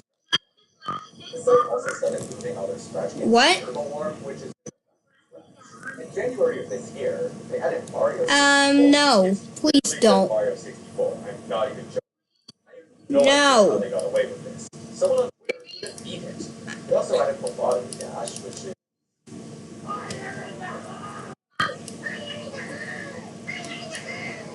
No one's gonna guarantee you getting kicked. physics. Turns out this one's hosted on lobotomydash.com, which is yet another big Geometry Dash website where this is the front page game. It has a corner where you can watch lobotomy Dash videos, and a long AI-generated description stating that a lobotomy is the process of curing mental illness that causes brain damage. It sounds absurd, but its effectiveness will surprise you. Finally, this April we added Dash Spider. The funniest part about this one is that they literally forgot to add a game. It's just a blank screen. There's no data.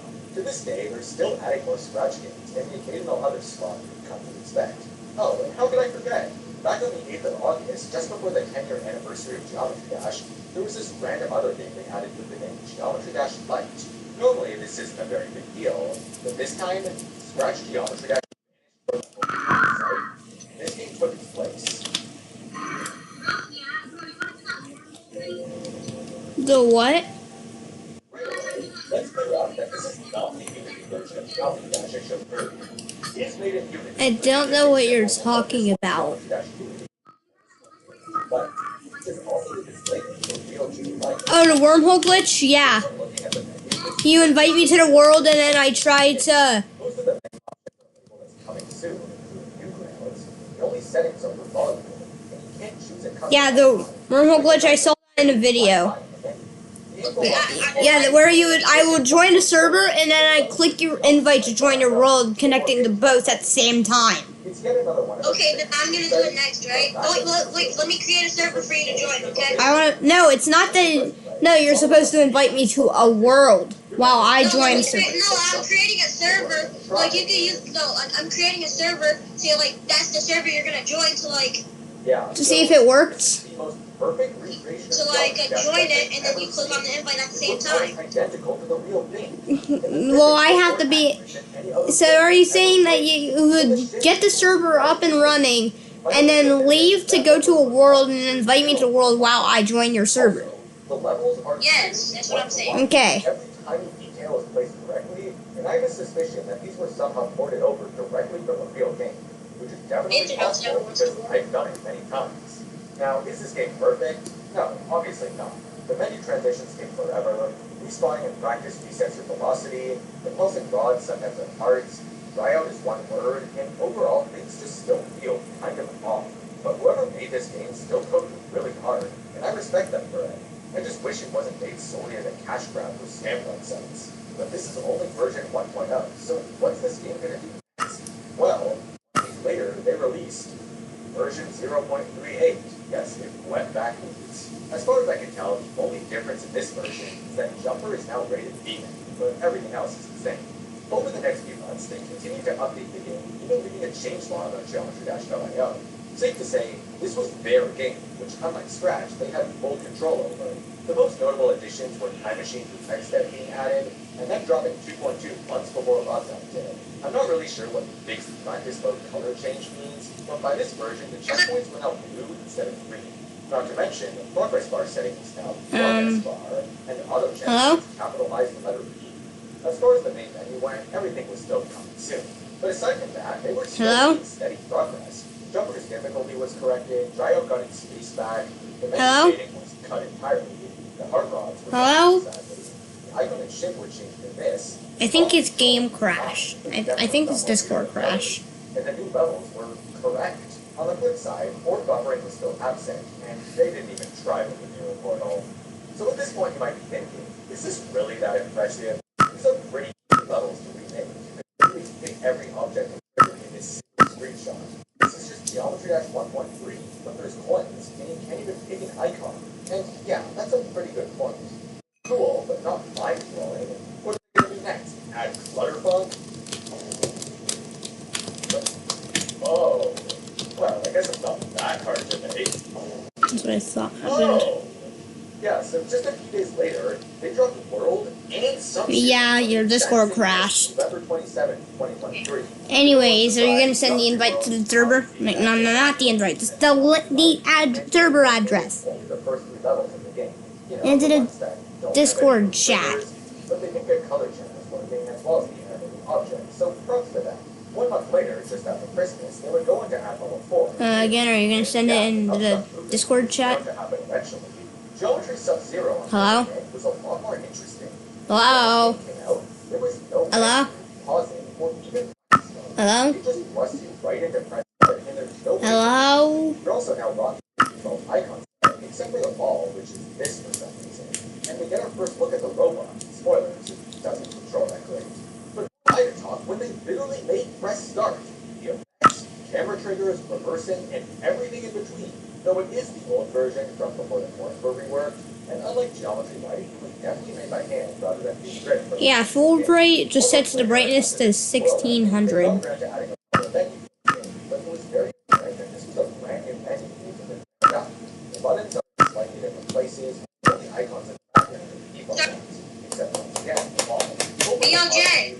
What? Create a new Minecraft server for 1.20 for 1.19.4. We're gonna join both. We're gonna do it on both servers, on 2 servers. Okay.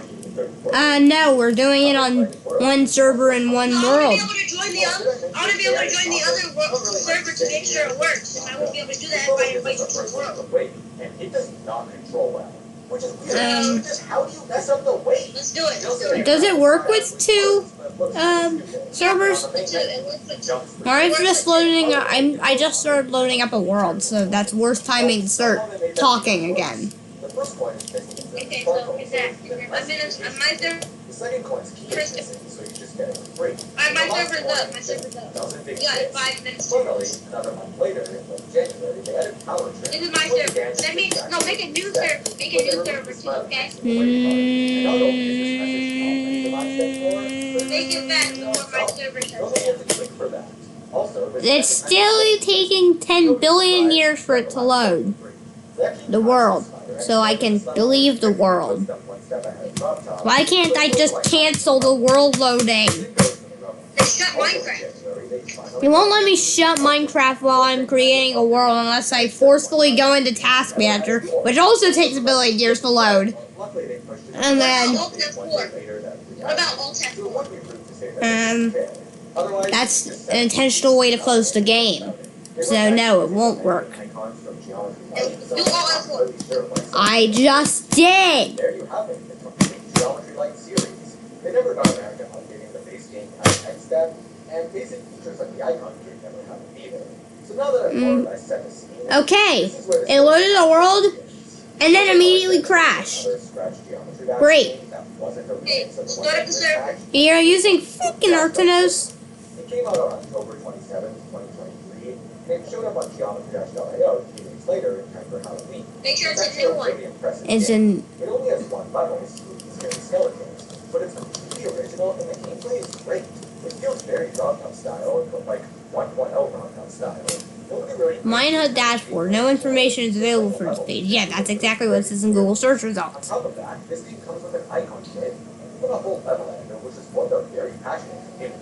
I'll leave a link to the scratch project. I'm not fucking signing into my account again. The level is unironically great. And the Okay, how about no, you create 2 servers. December, I bought notified me that I can't. the game is second. You can't, you. Under the name Geometry. I can't run 2 servers. Well, I can't sign, I can't because it makes me sign in my fucking account again. Well, then just create an Aethernos account and do Aethernos. It's a different game, I guess. But what did they change it to? Ethernet sucks. Fuck Ethernet. No, they didn't. I refuse to believe it. They made a copy of a Geometry Dash game that never even existed to begin with. Here's a side-by-side comparison. The most memorable part, I wouldn't say the level's build around it. After that, it's pretty smooth sailing. And wait, the entire level only has 2 orbs? 4 paths to up a coin? How? Fortunately, base after base is plenty of them. Now that you're comfortable with paths, orbs, and Now, how do I get to the, base mix them all together and test your skills. how do I get to the creative server? So there's not much to talk about. Hi. You need to calm down if you get too loud. Although it does mix orbs and paths, at least gravity for the first time. It also has a really stupid coin. Sorry. Sounded like Taylor Swift in my head. But you need to calm down. Your dad's getting a little irritated, okay? I am not even screaming. Well, you're talking loud enough that we can hear you over our TV. Moving forward, you're going to be changing gravity a lot more quickly, so this level helps ease you into that. Oh, and also, did you know that the ship can go upside down too? Well, it's a good thing you have this completely open area. I hope you get a feel for it, followed by a slightly harder one, but still mostly open. Our machine has even shorter upside down sections, which really sets it apart from something more dedicated than the ship. Also, get comfortable with triple spikes. There's going to be a lot of them. After some ramped up difficulty, this level introduces the mirror portal, which gives you plenty of time to react to mechanic change, and then from there it's obvious. There's also some mirror ship sections, which are equally as important to learn. And finally, the level ends with some constant switching between normal and mirror, which is good to know because this is an important mechanic that will appear in a lot of future levels. Sorry, I can't do this. Okay, Cycles is deep. It's got a lot of triple spikes and tricks you with way too many fake orbs. It's definitely good practice for sight reading, but also, why are there so many? Like, chill. Oh, right, also the ball portal, that's probably a big deal. The ball section starts with this large, impassable wall. Both game modes so far would require some kind of input to get past it, so naturally, flip the screen and see what happens. Oh, this big arrow probably helps. That first click alone. Did you make sure the server's on 1.19.4? I'm trying to fucking create the server in the first place. All sections. And that leads you right into a jump pad, which you have to zoom up and hopefully shows that a little more floaty in this game mode. Hopefully you're familiar with the back and forth gravity changing. And screw you, now you can do it in the ship. If you're not used to that, this part might be pretty difficult, but it's mostly straightforward and gets easier with practice. After that's a completely empty section for some reason, and then some more complicated ball game learnings with the mirror portal. By the end of the level, you should be really familiar with the ball and its physics. That takes us to X Step. Oh my god, there's a new visual style. Everything's so wavy now. The level introduces the blue jump pad, but it does so in a very strange way. Because the first time you interact with them is in this automatic transition into a ship section, but it's not exactly clear how it works. Which means that the first time that you properly interact with the pad is in the ship.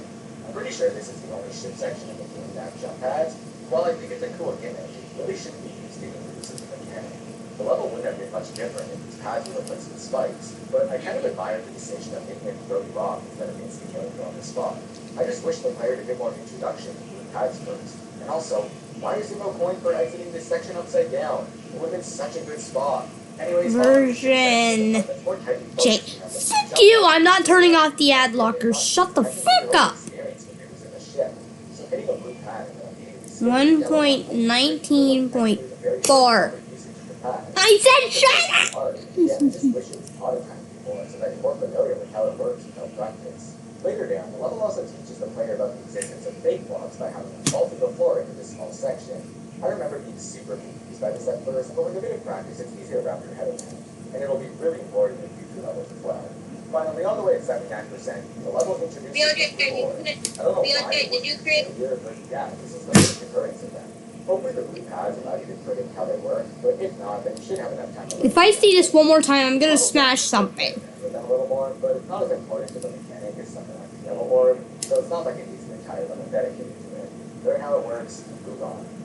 Butterfunk introduces saw blades, which are like spikes, they move circles. They're introduced pretty gracefully, but the first input of the level is just a single jump over one move, nothing extra. There's a bit of big block usage at the start, so hopefully you remember that from X-Step. That takes us to the introduction of the mini portal, which is done in a very fun way. Despite many drastically changing the physics in pretty much every game mode, this section feels just as shrunken down as her icon is. The obstacles are smaller, the jumps are easier, it's overall super easy to adjust to, and I think that this is a brilliant way of introducing a surprisingly BLJ, me and you are busy turns doing it, right? Yeah, the mini ship is a bit more sensitive, but otherwise pretty big. From BLJ, this point onwards, the switches between mini and normal become really frequent to show that the section BLJ. first, just like gravity. Why does it have a sound for that? I like to consider this the official introduction since it there's a lot of yellow and blue orbs change back to back, and you don't process which ones to hit. BLJ. And then you have this fun part with the follow command.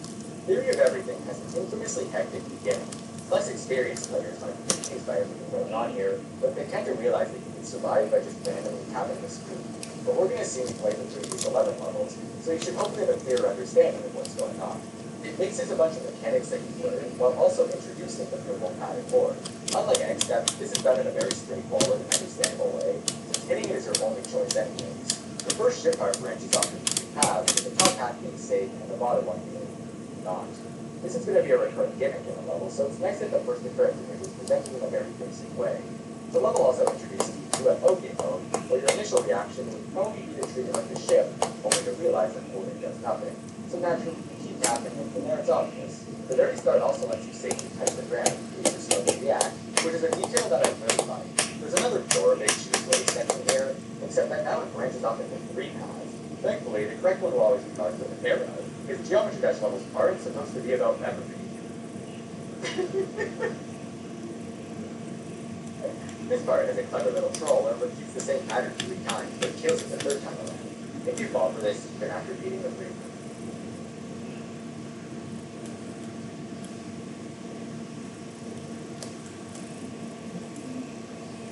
I used to have the world's best texture pack, and then it went to that. But long story short, in this video, I will bring it back. I will make the world's worst Geometry Dash texture pack. I'm going to make it open, elegant, atrocious, devious, nefarious. By the end of the video, I'm going to get one of the world's best Geometry Dash players to test it out, and hopefully, it's usable. So I designed this super chat, literally going to become the spike picture.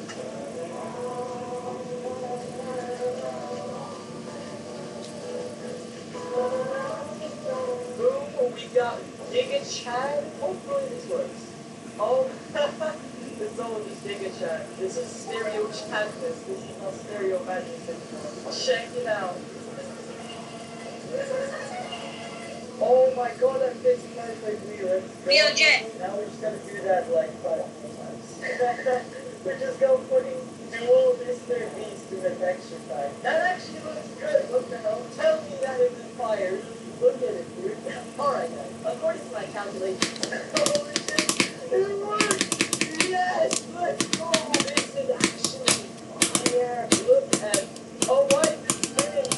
Okay, alright, this is pretty fire. You gotta admit, look, it's just spinning around. Oh, yes sir, that's what I'm talking about. What? This should be literally a venom. With the next walk, if I ran out of ideas, I just got one myself. I got it in my camp.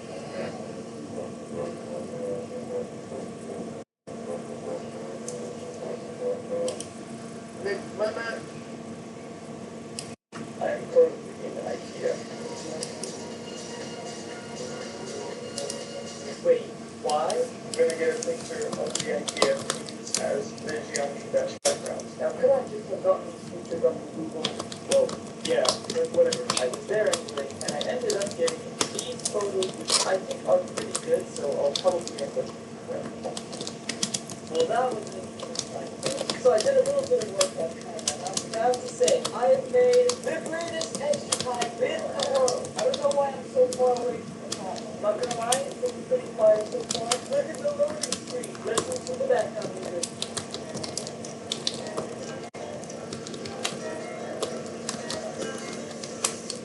No.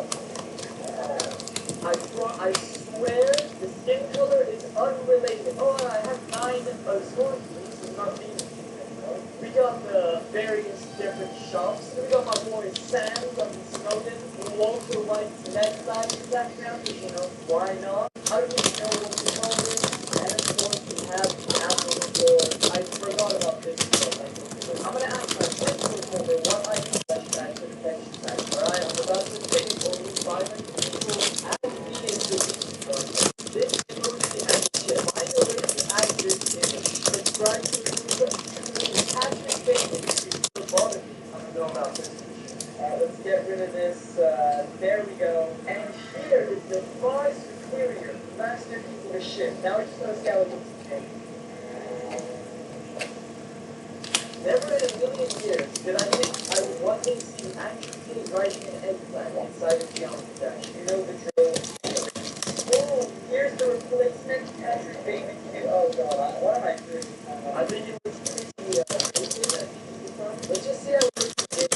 We have a bigger flag, Andrew Tate, Andrew Bateman for some reason. There it is. And the bigger flag just shows up. This is Benny, he's correct at Geometry Dash, and this is Coleman. Not a furry. Furries are animals with human features. We call this next one of the animal features. So, pretty small YouTuber, and I let them both say to test my texture pack. I just love helping out smaller creators. Without further ado, here's how it works. Here's the texture pack. I'll show it down with it.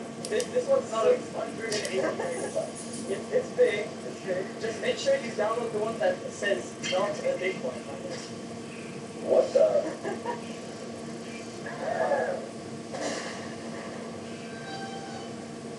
So what do you think?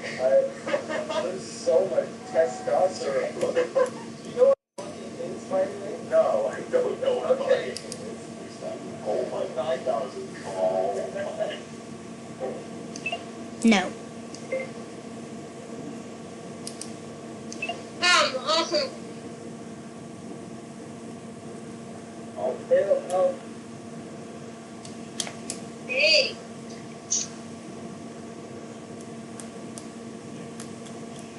BLJ, What? are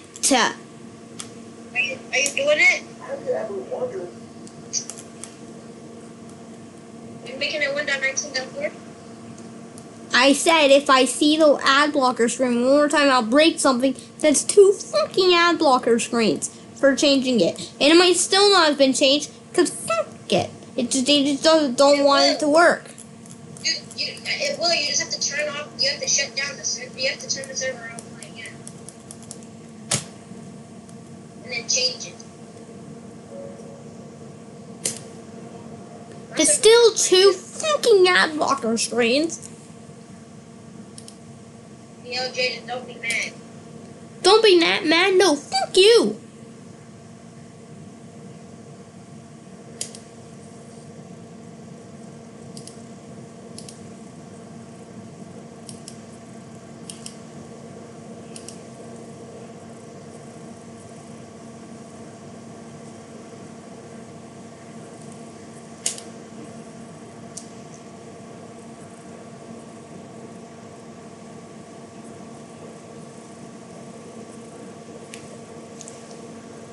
How the fuck did you get your server on 1.19 with this fucking son of a bitch?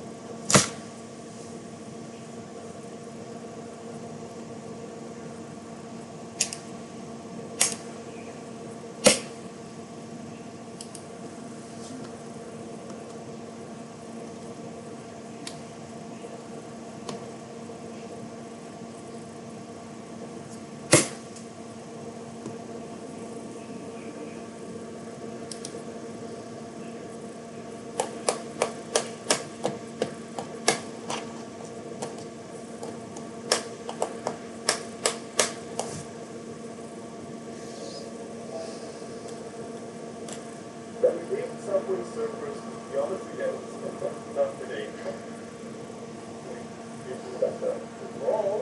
Hey, Subway Surfers. He's back. Okay, then I'm gonna find everything I can to prove this guy wrong. Hold up. That's not the correct song. Yeah, that's what I'm saying. Okay, we have a lot of issues, and the first one is that I've never really played Subway Surfers, like, ever. But luckily for us, we can go to the YouTube Shorts section. Louis will be uploading some legendary content over here. Alright, boys, now I think I know exactly what Subway Surfers is, so here's what we need to do. We need to have trains, physics, points, obstacles, power-ups, and much more. Actually, I'm going to move the very hard ones to the very end. Let's just go ahead and create a new level, and the first step is to always use the song, because it's so loud. And they have 3 rails and a train. I mean, 3 rails and a red square. I'm going to be improving these textures later, okay? Trust me. Now we need to play the rails, and that is a walk in the park. Apparently, we have to use this thing called the sequence triggers. Alright, let's see what we're There we go. that editing guide and the whole thing. Not really, because it's just like Darts. the sequence trigger is used to spawn a sequence of triggers. Let's try it out. Yeah, that's it. And if you guys have been watching me for a while, you know that every time something like this happens, I go over to my good friend Rob.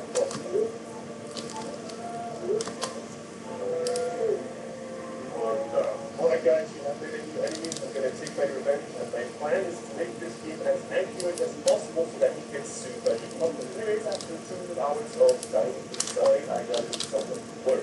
That is very, very cool. In Subway Surfers, there are also these things that you jump over and also crouch on. So I quickly made the sections for them, and do jumping and crouching. So next morning, I woke up and was like, let's add water to the video. I also added this monster, which if you fail, it's going to eat you very hard. And so on. And I'm going to be honest with you, this new thing is absolutely adorable. So you're going to fix that later, just like everything else. And this is me coming after you to build subscribers right now. The big thing, the very hard part, adding mechanics and physics training. It took me about like 9 hours, but I finally got it to work. And now you get a train with the train. Like the train, gets this. Hello? I don't know what's going on. The next Still here. Okay. Your server, it says you can't connect to the server. When I put your server into Minecraft, it said can't connect to server. Why is your server still online? I You have just to refresh it. Why is your stream still online?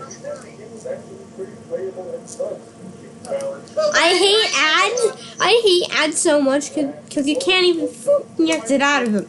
That's why I hate the sites that fucking tell you to disable your ad blocker for trying to get you a virus and get you to break stuff.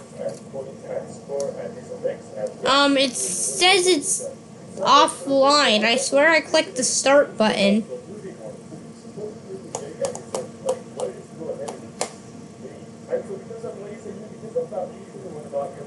Would fucking let me connect to the server?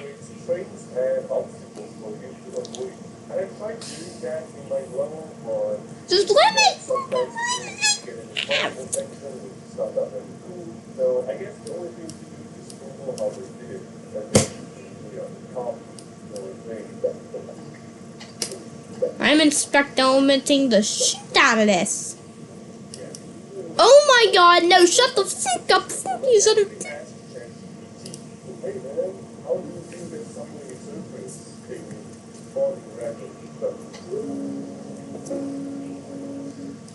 Nope, I'm not listening to Minecraft music. Nope, I'm not listening to Minecraft music. Yeah, I've tried many different approaches, and landed on this approach that seems to be pretty good.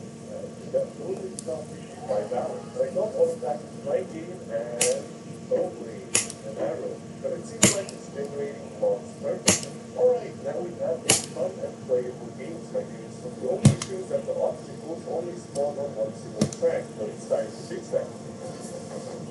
Alright, now obstacles and trains will spawn on both bridges.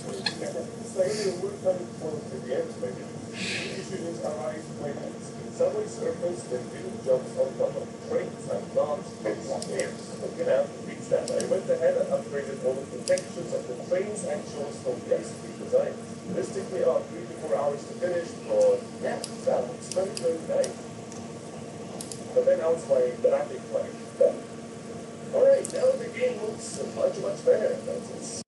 Oh my god, it's giving me a Fortnite ad. It's giving me a freaking Fortnite ad. I already have Fortnite. Shut the fuck up.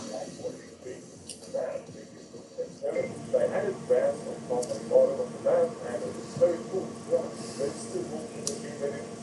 The only thing left now is to add power-up. Before we add power-up, there is a small issue. I have to finish this game within some days, and I usually don't finish it every single day, but that takes a lot of time. So I dropped the deadline on screen, and we got back to work. I had 3 I know, listen to Minecraft music. power-up, and the best one is exciting. Basically, this sucks all Yes, I accept the EULA. Now let me play Minecraft for fuck's sakes.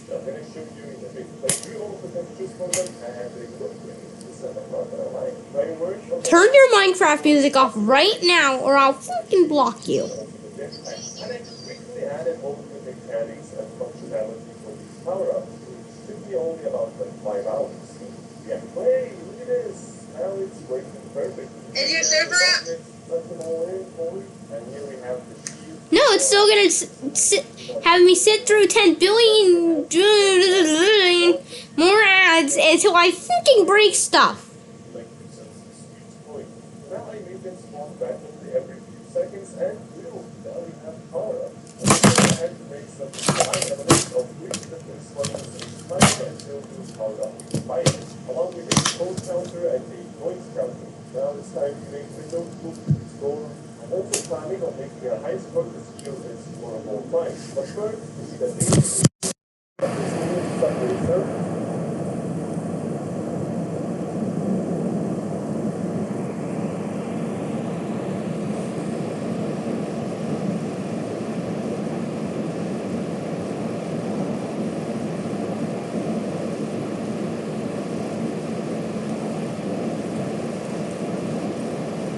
Oh, it's black.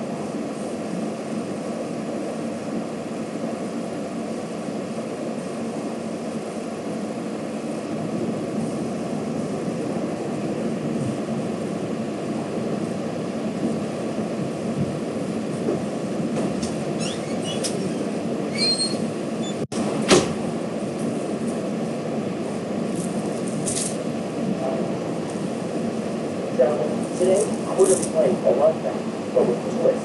Every time I die, I just hope by the end of this, the level of like N+, is stronger. But we shall see. I already have the project ready, and I have a meeting stove made by Samuel's phone, so let's just get right into it. No, I don't want to do the guy. I need you guys. So, start now. With your PC games, you can get rid of the Big Spicer, and let's play again. Oh, let's go. Okay, right after the 3 times portal. Hey, I was a pretty good run. I'm impressed with myself. It's worth noting my record on this level is like 70%. So get it. The coolest thing, there are going to be a lot of deficits. Like there. It's already such a small spike. But thank you, Rob, that makes this even tinier spike. Okay, that's a weird death. I don't know how to do that one actually. I think the easy thing to do here is just get rid of this. That's the reason I'm clicking it, because I feel, like it's already killable, and now I can't kill it more because it's gone. Whatever. Now I see it turn. Again, spike over. I feel like it really highlights just how bad I am. Extreme demons are not my strong suit. Oh, let's go. We can that was nice, 7%. That's my actual world record on Bloodbath. And now we did it in Nerfbath. So to be honest, I don't even know how you're supposed to do this part. So I'm just gonna like get rid of this part. Yeah, let's see if that works. I mean, chances are I'm gonna die before I get there again. And this little shit part. Yeah. Yeah. That's more like it. That's not like it. Why did I even nerf this? All I have to do is roll. I forgot to hold, so my fault. Okay, and so that's part of the process. Alright, well I died here, so I guess I'm gonna get rid of these spikes, question mark, and just like put these here. So like if I feel so inclined to click through like muscle memory, it's fine. I'll bounce right back down. Okay, new record again, let's go. This is like a really tight gap. We just have to go like perfectly in between. But not anymore, because I'm putting this here. Oh boy. Dude, I've already nerfed this so much. Now I'm just gonna move this down. Okay, we just gotta keep on nerfing. It's nerf or nothing, baby. Okay, wow. Alright, so lesson learned, you don't click this one right here, I guess. I guess you just fall. That's my fault. It's stupid. I'll just get rid of it so I can't click. Oh my god, I did it! New record. I'm totally legitimate Bloodbath. I'm pretty sure I have right here. So I'll just get rid of that. Now I have a point feeling I'm gonna die here next. That's my prediction. You guys think I'm correct? Oh, yeah, my fault for clicking. Like, how do I nerf something that's clicking what I'm not supposed to do? Guess the easy answer is to get rid of that, put this here. So if I just put it down, it'll just put it back down. Okay. Yeah, it was about time I died there, to be honest. I was getting a little too lucky with first break flying out of frame. Oh boy, okay. Yeah, I was gonna say, I mean, I thought I was gonna die before, but I'm pretty good with this. Look at myself. Good job, good job. Proud of that for yourself. I just clicked on accident, so I'm not sure what's doing about that. I guess I'll just put these here so I can click on accident and do some more detail. I don't know. That was very embarrassing. Alright?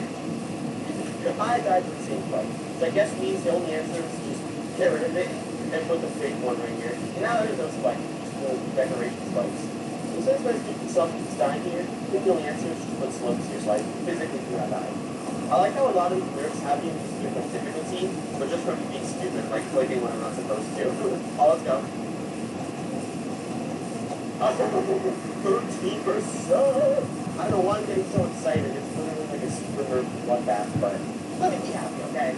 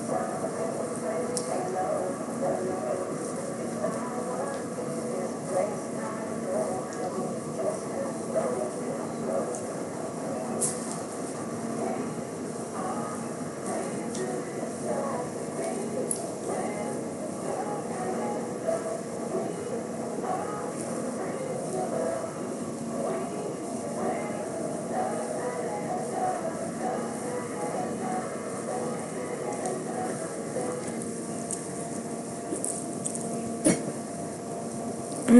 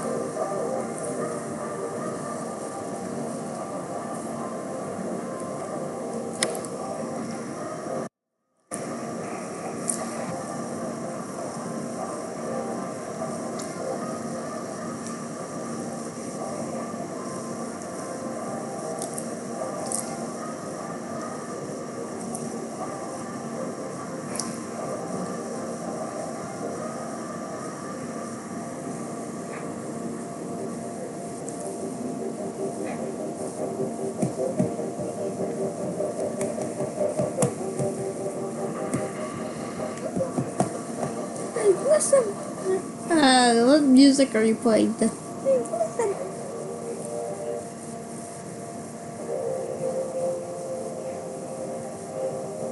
Where's that is not where the originates from.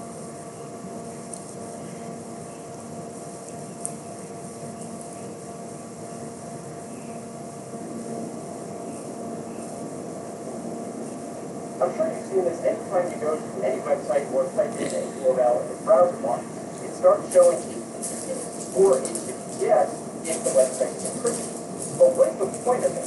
Well, the simple answer is that the HTTP tells the browser what protocol or type of content it's about to load. So most of the time, it's going to be a website which uses the HTTP protocol. But I mean, what's the point of this? Of course it's a website, web browser. What else would you be using it for? And in fact, many web browsers these days don't even bother showing the whole HTTP thing. It just hides it, and if you click on it, sometimes it will show the whole thing. But it is kind of pointless to show most of the time. However, it isn't always necessarily just going to be HTTP or HTTPS. There are other ones you may have occasionally come across. For example, you may have come across one of several software programs that seem to have their own protocol links. For example, Chrome, Spotify, Steam, Zoom.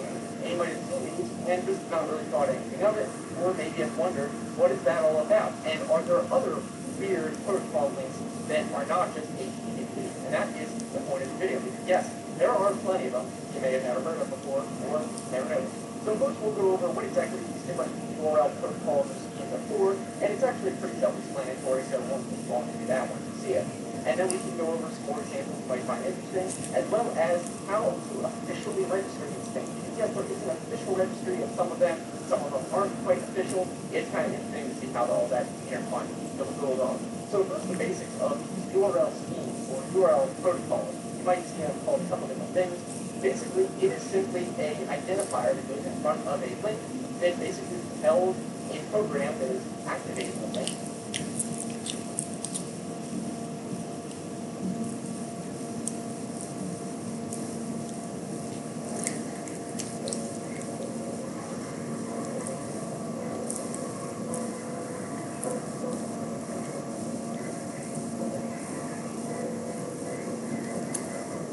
Okay, what was happening?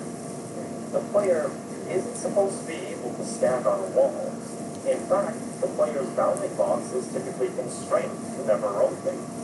But here, I removed that restriction and effectively turned the player into a standard physics prop.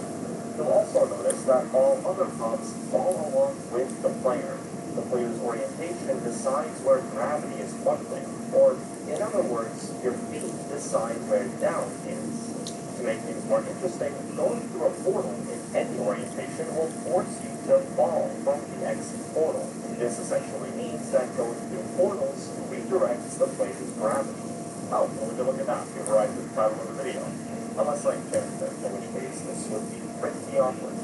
The first level of portal 2 starts with a 5-minute cutscene. That, combined with the fact that the puzzle it presents is incredibly simple and boring, is a good enough reason to skip it and instead start to run on the second level. Before we gain access to the portal gun, we're forced to use the free plates portals to navigate around the chambers. For the most part, that's just a bit annoying, but this puzzle in particular splits off the exit door from the button which opens it.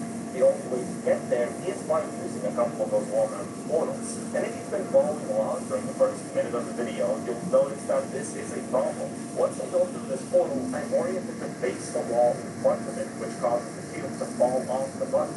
The solution to this is about what you'd expect. I spent an hour nudging the player around to control the cube remotely and get it on the button. Right after that is where we get the portal gun. I needed to fall into the hallway under the broken pedestal was going to be rough given the circumstances. So I broke the floor ahead of time and tried my best to go down as smoothly as possible. Yep, thought so. Okay, I wasn't that bad. Could have been way worse. But even after picking up the portal gun, I couldn't just use the blue portal again. Orange isn't really facing a flat wall, so I just set flying once I go through. I had to instead find another way around. The rest of the map was relatively fine after that, as I could just walk on walls wherever portals weren't an option. Then comes the first actual puzzle of this run.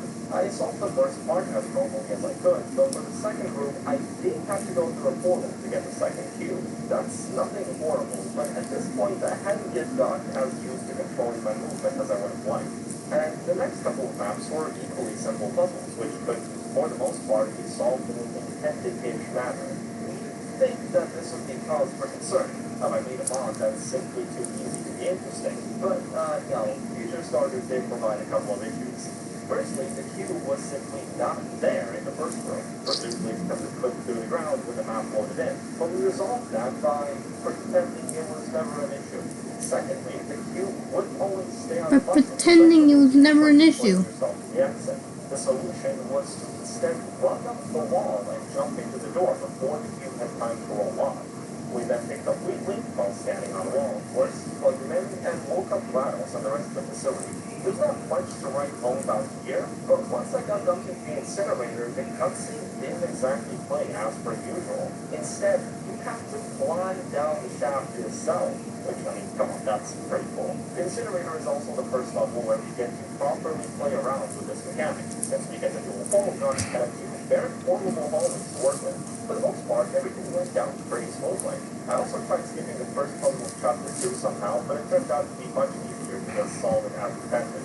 The map after that, though, yeah, you could just walk up this wall, the exit, so that's getting skipped. I found that, unsurprisingly, the toughest part of these puzzles is simply keeping the elements in place while I make my way over to the exit. If I don't have to worry about that, I simply have to find a way to get from point A to point B, the puzzles suddenly become a lot easier. This tech isn't exactly untethered movement, it's actually incredibly clumsy. But being able to fall towards the exit door does make things simpler. In other news, fate plates do not work. It's kind of unsurprising, really. I am putting the game's but being able to fall towards the exit door does make things simpler. In other news, fate plates do not work. It's kind of unsurprising, really. I am pushing the game's physics to their limits here, but it's also not much of a bother for those who can walk on walls. Cubes seem to get catapulted just fine, but I can just as easily modify their trajectory as well. The next map after that continues to reflect fate plates as the key element, and I continue to completely ignore that part of the puzzle just the same. Thankfully, this map has a very flat and open ceiling, which makes for a nice highway as an alternative to deployment. Oh, and if you're rushing to the comics to make the Spider-Man pun, my only ask is that you make it somewhat original. The live stream chat already had a head start. Anyway, it turns out that fate plates don't work on these cubes either. Instead, I hijacked the cube dropper so I could grab one myself, then escorted it to the exit on foot. Fate plates, the companion cube level, means the unfortunate fate of having an open exit door from the very start. I didn't even have to touch the cube on this one. Some of you might see that as a crime, but with the foresight of what happens to it if you do take it along, I'm sure this is the better option for the both of us. There's not much to say about this more intro, but the start of chapter 3 is much more interesting than that, so let's see what happens there. This is Ceiling Catapult. A fairly average puzzle on paper, though also one that's typically a nightmare when you least expect it. Getting to the main part of the chamber was trivially easy, so was getting the cube. Finishing the map, on the other hand, well, that's a different story. Here's what this chamber looks like in its solid state. You have a cube passing a laser through a couple of portals, which you're expected to place after you place to the exit. I'm sure you can start to see the problem here. Any method of getting to the exit will move the cube away from its neat lineup of the wall, making the chamber impossible to solve from the exit door. The solution here was annoying, though not unlike what we did for Portal Carousel. Simply eject the cube from a distance again and again until it ends up in a workable spot. Oh, wait, that can work. That can work. Hold on, I'm making a save here. That could work. Please. Yes. Oh, goodness. No! Just nudge it a little bit. Yes! Oh! Forward! We're through! Luckily, the map after that was blocking the park in comparison. Almost literally, since all we took to solve was to grab the cube along with the exit. The next level introduces the light bridges, which aren't really a complication of any kind. If anything, the biggest obstacle here was the break I took from playing this mod. It's not even fairly simple, I think. Oh, right, I forgot. Oh, I forgot the main gimmick, chat. Oh, I'm stupid. I'm really dumb. Oh, this is the wrong mod. In fact, at one point I realized that the bridge wasn't strictly necessary, so I decided to challenge myself by not using it, which was, wouldn't you know it, a lot more interesting.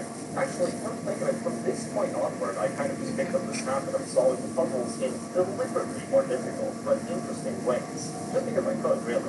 I worked out how to get the cube to fall to this wall, and later found that I could just fall through the exit platform if I placed my portal right. Oh, right. The turrets are all going to be dead just from me walking up the stairs. That's not funny. I like how all turrets are just immediately gone as soon as I throw them. We know these guys are alive. I think you can start to notice a pattern here.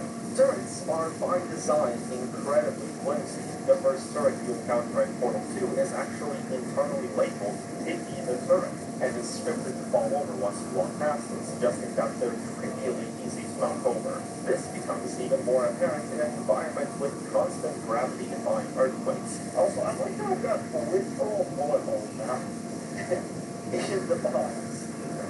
That's kind of silly. But even though turrets didn't cause any problems here, on this level in particular, the laser view just doesn't appear. This is likely caused by the mod janky physics, so I did allow myself to spawn in a replacement. Then came a level which is typically solved by shooting a portal from the exit platform. This shouldn't be an issue. This didn't have to be an issue, but of course, with my luck, this was an issue, because there's a horribly inconvenient invisible wall preventing physics prompts from entering the exit platform. And since this challenge is basically me cosplaying a physics prompt, that's a problem. Removing this wall, however, reveals that the platform itself isn't even solved with physics prompts. In retrospect, this all makes sense. I can't really blame Valve map designers for not foreseeing that one day someone will try to beat their game as an upright walking metal crate. The solution was painful but predictable. Climbing up the wall to reach the exit, and then fixing the position of the cube by carefully tilting gravity from afar. The start of Chapter 4 features another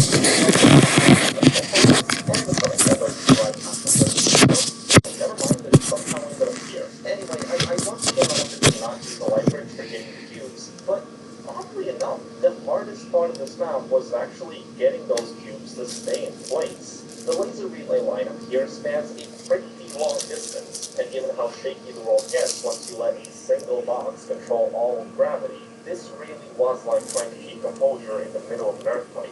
I mean, just look at that. That's laser focus right there. As if it couldn't get any worse, the next map has even longer laser chains, spanning platforms accessible only via portals. Each part of this chain had to be done separately and without disturbing any previous progress. This was the closest I'd gotten to true despair. Even when I had finally lined everything up enough for the exit door to open, there was no way for me to get there without completely messing up this intricate contraption. This is the only level I outright skipped due to a complete lack of options. Guys, there's something wrong with my gravitational constant. This next section of the game is very catwalk-oriented, which is a good thing if I don't want to be spiraling out of control all the time due to a lack of guide rails. Whenever I was off the rails, however, the game mostly turned into a pretty peaceful routing puzzle. Well, peaceful up until the moment when the catwalk simply lost collision. What? Oh, okay. You see, in any other scenario, I'd say we have a problem here. But this is kind of fun. You see, the reason I was so excited about this evidently broken part of the chamber is because it gave me an opportunity to try something pretty cool that I came up with just then. The plan was to climb onto the scaffolding near the ceiling and jump on in just the right way to thread the needle into the exit elevator. Holy hell. Absolutely sniped that. Insane. Okay, I need the door to open too. Where's the trigger for that? There were 2 triggers for that, one outside the elevator and one back inside. So as cool as it would have been to jump right into the transition for the next map, I did have to settle for activating the elevator anyway. Oh wow, just for me, thank you game. Wait, I don't need to do this. I don't need to do this whole level. Yeah, so clearly the solution for this was to instead end up on the ceiling, take a minute to process the map upside down, and only then climb over to the exit catwalk. So that's where I came in from. Yeah, that's where I came. Okay. It'd be so funny if I could just walk through the door. Oh, it doesn't. That didn't suck me in. That is so That's just the camera. At this point in the game, we're deep into Cutscene City. The more cursed and janky mods often break horribly around this point, and this one was no exception. After struggling for a bit to plug Wheatley into the core transfer receptacle, I decided to just skip the map. It wasn't worth the trouble, and if anyone's keeping count, we're still only at 1 map skip, because everything past this part of the map does not count, and I am ready to fight anyone who disagrees with me. Now, that does mean that we're entering the old Aperture section of the game, which is famously much more open and unrestricted for movement gimmicks like these. I played it relatively safe at first, as simply jumping off the wall with no clear goal would send me spiraling out of control. Once I made it to the first map with an elevator, though, all bets were off. Okay, this is good. Make a save here. Jump. Big spiral. Hope. Pray for the best. Pray that we're going to land somewhere on the wall. Anywhere at all. Actually, watch me just get right to the elevator. Wait. This brought me pretty much to the elevator. Can I just slide around the elevator? Like, just under this thing? Oh, okay. You know what? I've got good control now. Pretty sure all roll apertures are going to be like this. And, you know, I wasn't far off.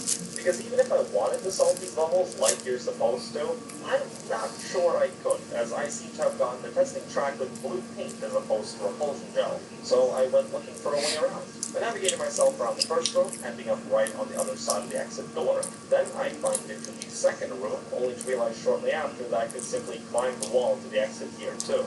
And I was about to take a very similar route on the next map as well, until I had the ingenious idea of walking on the dome surrounding the test chamber, from which I could then climb onto the elevator. That is the elevator. Can I just walk over to it? Holy hell, I think I can. Oh god, I'm out of bounds. Right, there was a hole in this map, wasn't there? Oh, okay, I am on the elevator shaft. Just have to walk down. The elevator is open. Can confirm, heard the sound. Lost control for a bit, it's fine. Okay, wow. Old aperture might just be completely that simple.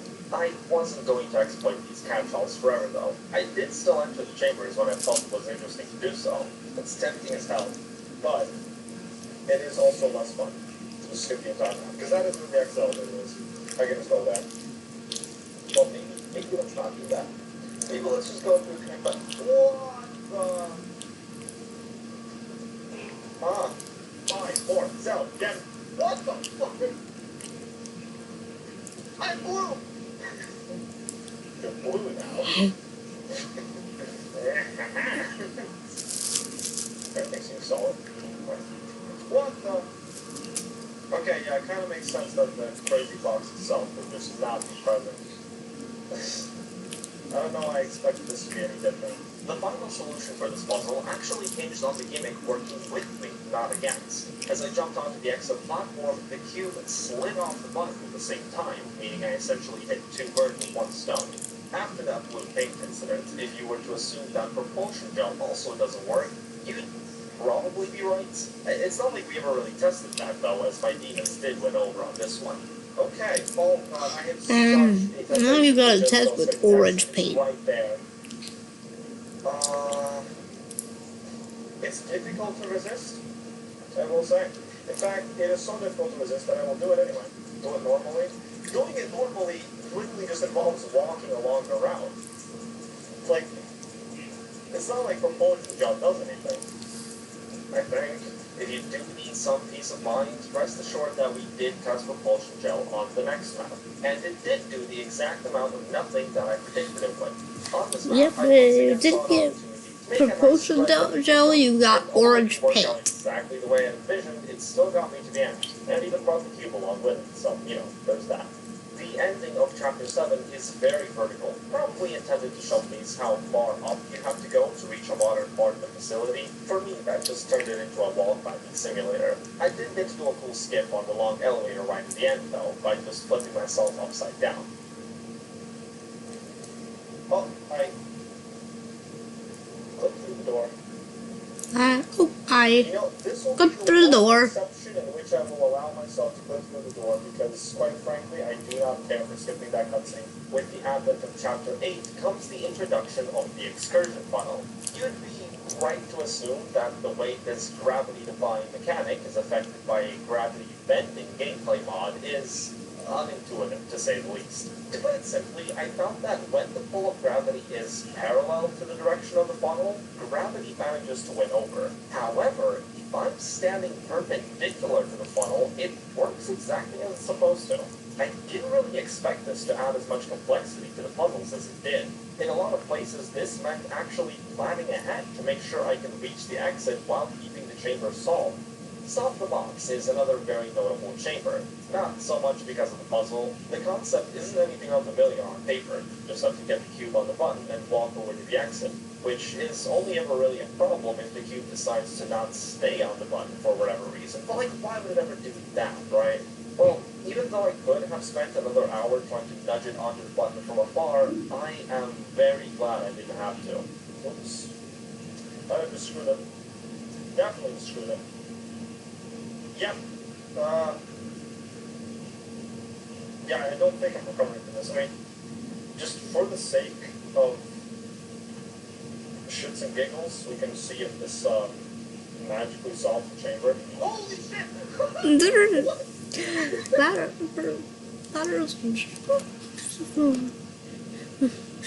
Holy shit. The puzzles after that were a similar mix of trivial and borderline impossible, with Laser Platform having yet another case of an exit condition that I cannot afford to move. Luckily, on this map, there's a way to set up the cube just right so that it hits the laser while the player is next to the door. Yes! Yes! Woo! We made it! I can just get myself to rotate these decks. Okay, that works. Wow. Now you got white paint. We're good.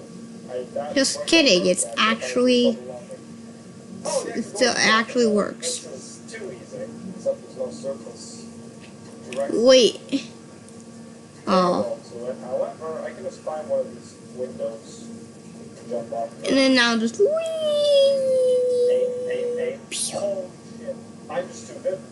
I'm just too good.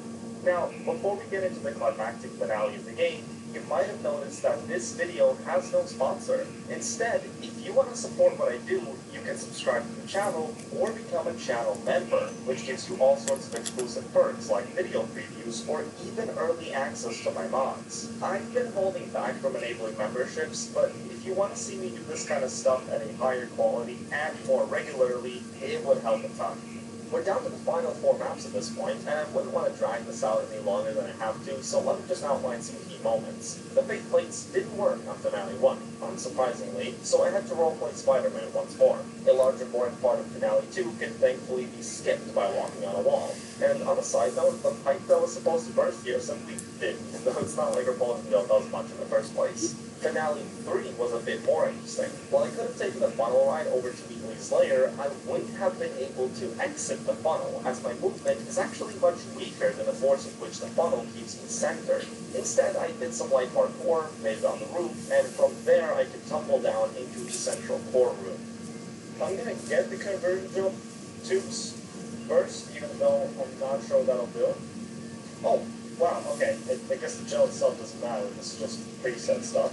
Yeah, because we don't exactly have normal gravity here, so I'm not sure how the bottles will behave. Oh, I guess good enough? Okay. Gonna jump down from here. Look at it. Yes! Woo! Oh, I'm flailing around, but I plugged it in. I'm still holding the core. Okay. Should get rid of that for a moment. That explains a lot. There we go. Okay. Let's see to find a way to get there again. Oh god, wait, that worked? Holy hell. Okay, I am gone. Been sent flying. But that worked. Okay, wow.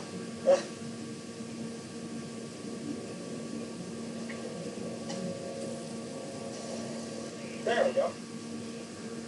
That is surprisingly consistent. Okay. Just the final moonshot left, I guess. Okay. One portal there. I don't know what to expect. I don't know what's going to happen here.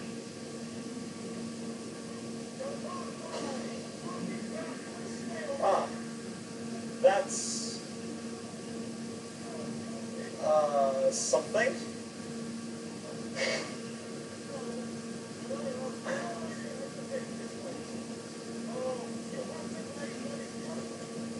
What? Oh, that... What? Shooting that fucking works.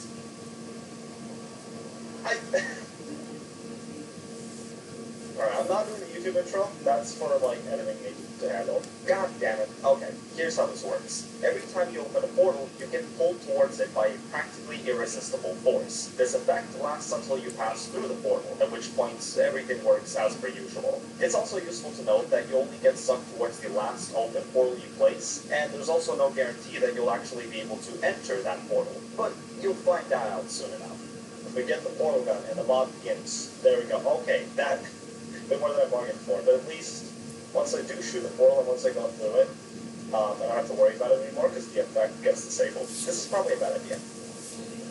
No, it wasn't. Great, okay. How about this? Wow. Okay, I expected to just fling me across the gap where the orange portal is, but I guess I'll land on the ground soon enough. You know, I could just do the LP strap for this, because I don't feel like there's much of a reason to shoot the portal there. This works, okay. Oh, okay, I need to think about this a little bit more. Let's get back here. I'll get both cubes. The speedrun strat's probably harder. There we go. Okay. That, you know what? This is the only time I can understand that glass breaking from the impact.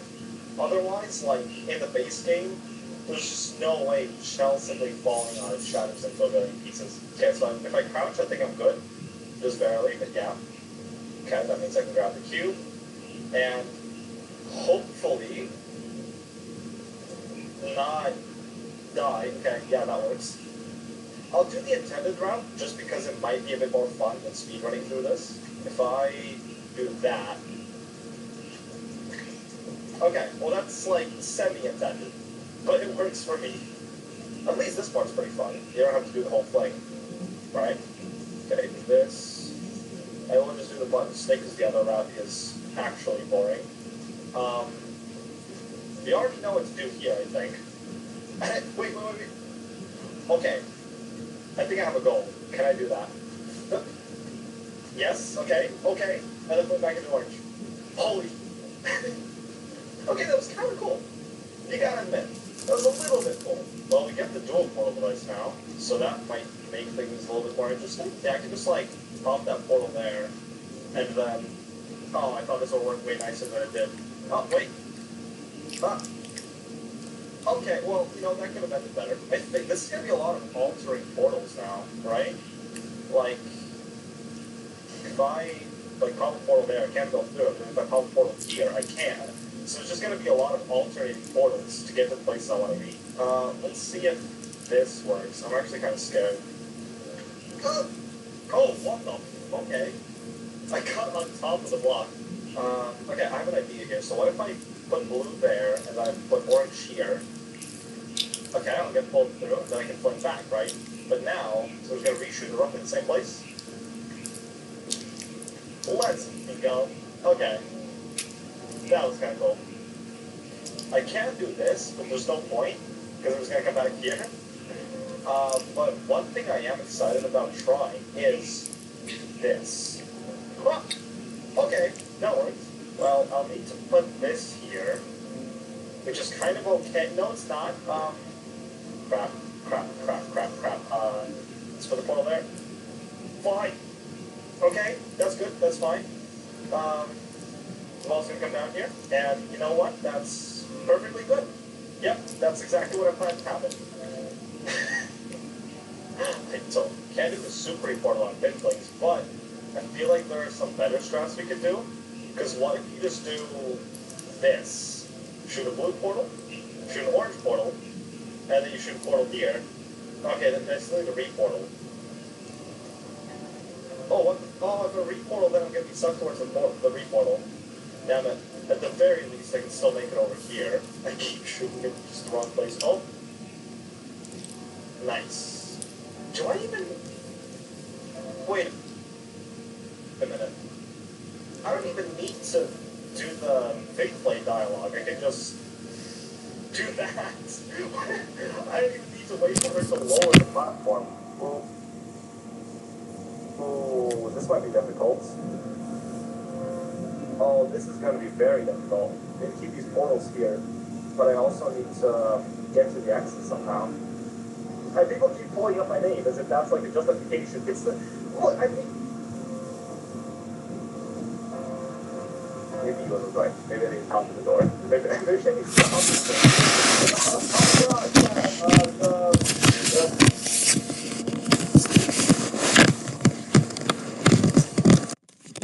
Great sound, fun gameplay, and it shows off almost everything this 7-year update has to offer. But what do I think of it? The guy who makes all these videos about new job traditions, do all sorts of fun stuff. Makes your own ideas, maybe. The way it educates and yeah, if you watch the videos from the rest of the channels,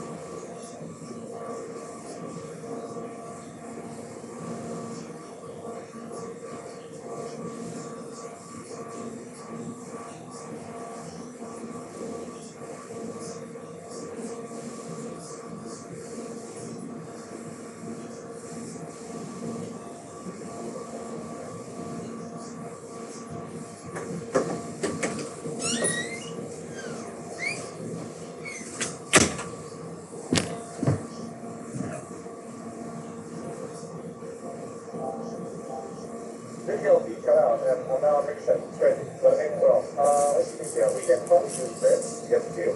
Oh, I love being able to actually play the game again. There we go. Okay, well. It's gonna be interesting. Maybe do stuff like this, and then going back through it. Wait. Oh, I guess launch myself back through it. Wait. Oh! Okay, that's kind of fun. I don't even have to do the hops of the door thing, do I? So to get the hands out of the way. And, oh! Okay. Oh, I've got so many cool ideas now. Holy crap. Okay, yeah, this is why I play these mods. Okay, Bam Bam. Goodbye. Adios. Okay, and now if I want to make it over there, do this. Oh my god. Oh, I love movement freedom. This is so good. There's a bit of an issue here. Same sort of issue as with the other map, because we have to shoot a portal from the exit. I can probably get there. I just need to redirect the speed from one of these portals. Okay, wait. Probably good. Actually, yeah, going closer gives me... Oh, there we go. Okay. Yeah, going closer gives me more vertical velocity. Okay, that's really cool. Do not say that. Do not say this. Okay, wait. Next portal? There we go. Okay, perfect. Oh, no. Yeah, I mean, that's it. There's no... Okay, wait, I feel like this is good. This is not gonna work. I have another idea. Come on. Okay. It's weird. There we go. Straight. There we go. Okay, that's nice. Okay, make with that. Okay, this is good.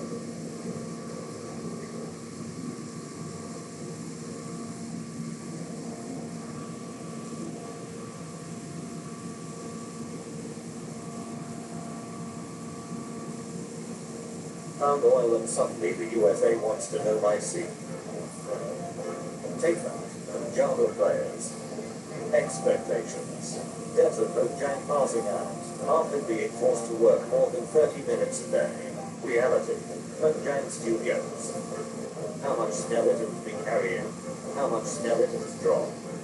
Jack Bob confirms he will play Steve in the live-action Minecraft. A video from his trailer confirms the news. And Farming's world border, Jack. And boring animated Waller's world border, Jack. Expectations. Reality. Minecraft Legends community being happy because of Minecraft Dungeons being discontinued. Minecraft Dungeons a sequel. All of you, get out. Except you stay. Finds a mountain. Puts it all in a chest. Which side are you on? I like red because it makes atmosphere. I hate white because it's annoying. People who want vertical slabs. People who want horizontal glass panes. Streamers afterlincing their 10-minute hardcore world. The afterlincing my 1,000 plus day world to bang. Mushroom Island. The Deep Dark. Building a base in a farm where mobs don't spawn. Name this. Bedrock player. Project creative. Project survival. Billy, what have you done? I kill animal babies for XP. Aim for the head. The four horsemen of disappointment. A blind monster that looks like Siren Head and can only rely on vibrations and has no special attacks. A blind monster that looks like Shrek and can only rely on vibration and shoots a blast from its stomach. Birch to buildings. Birch to Caminating. I'm the dumbest person alive. Sugar cane grows faster on sand. You are clearly dumb. Billy, what have you done? I kill animal babies for XP. Not scientifically possible. Use Grok or Draw 25. Minecrafters. Mojang will not add the April Fool's update stuff to the main game. Lickety little. Which side are you on? Only my real ones know who this is. Eat this. Java players. My pickaxe. Me. Yeah, I've got time. I can explain. People will use it more than me because you're stronger. You see, I'm used for a short period. You guys have a use. What it looks like. What it feels like. The only way to remember. Make money just by sitting down and playing Minecraft. Go to college and get a good play. Minecraft YouTubers. I run 3 banks. I kill Minecraft wolves for XP. What will that? Project modernity. Embrace tradition. The bank is basically useless. First time. when you miss a water by 1 bulb. This is a letter. Yeah, I found this in your room. Yeah. You should become a librarian. That makes sense to me. Then turn into one. How? Excited to play modded Minecraft. Oops. Minecraft crashed for unknown reasons. Some of your mods may be incompatible. Exit code -1. I play Java with a controller. What the no?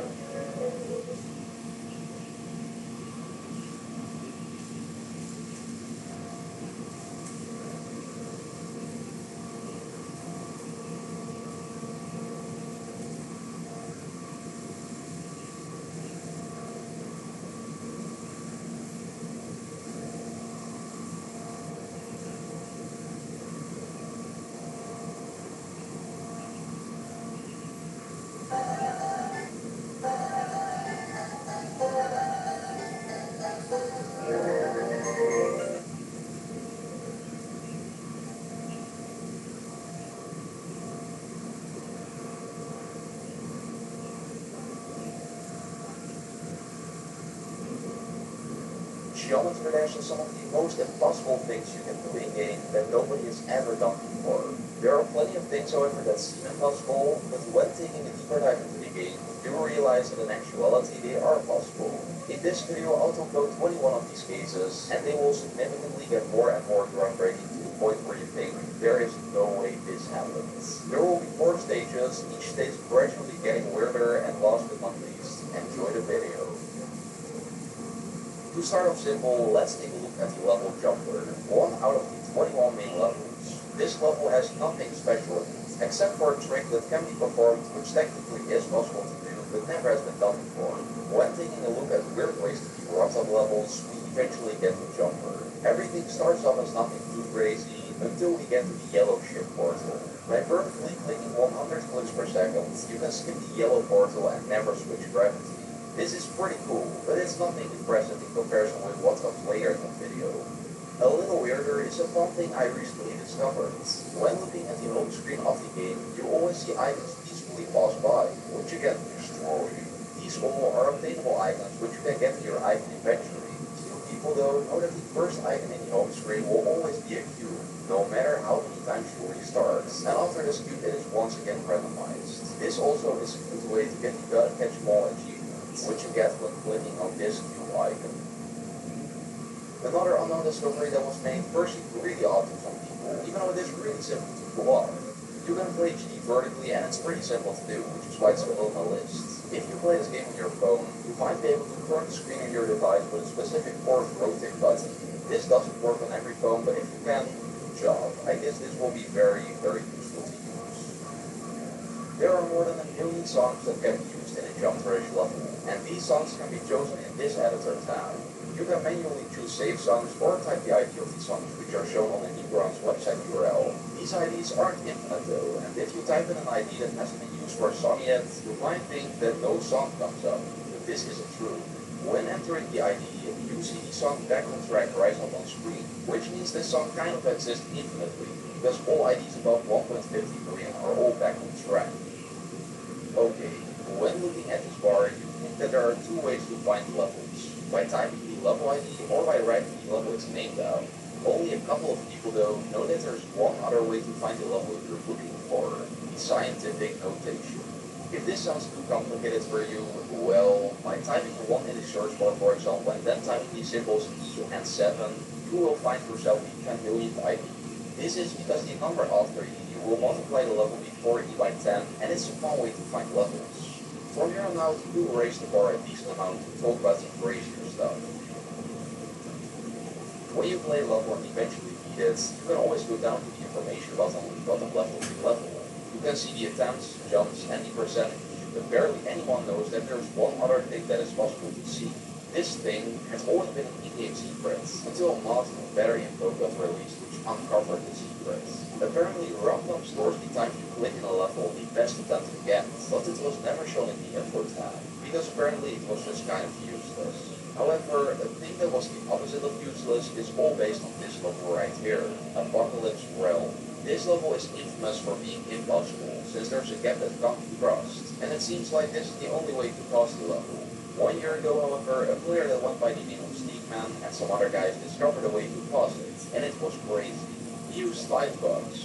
One that made an orb he used earlier be able to travel with him, so he used again, which you can see this part, one that made the game freeze, and 3 other really impressive ones that led this crazy glitch be pulled off, making this impossible level possible. The gap recently has been fixed.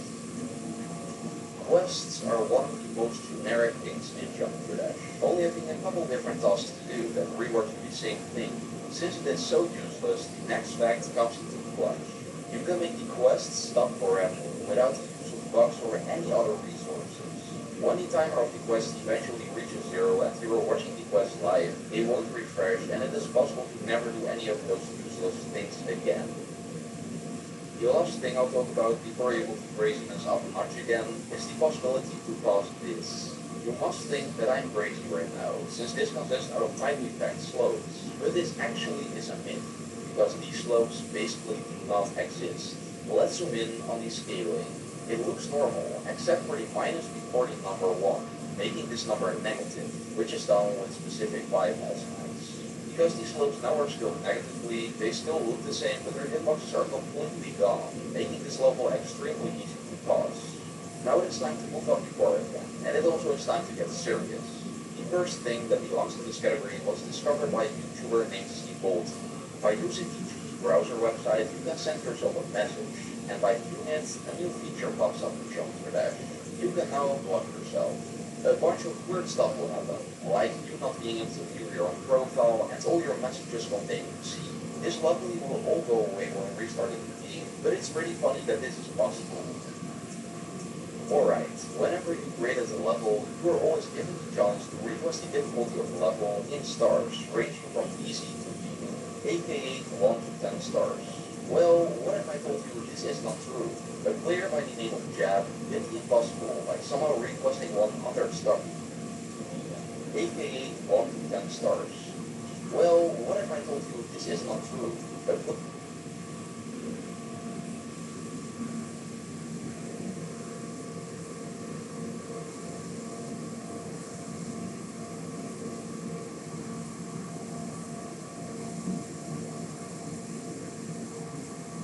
Player by the name of Jab did the impossible by somehow requesting 100 stars. If you play the level though, you quickly see that this doesn't even deserve 2 stars, let alone 100. This is pretty weird, but the next one just doesn't make any sense at all.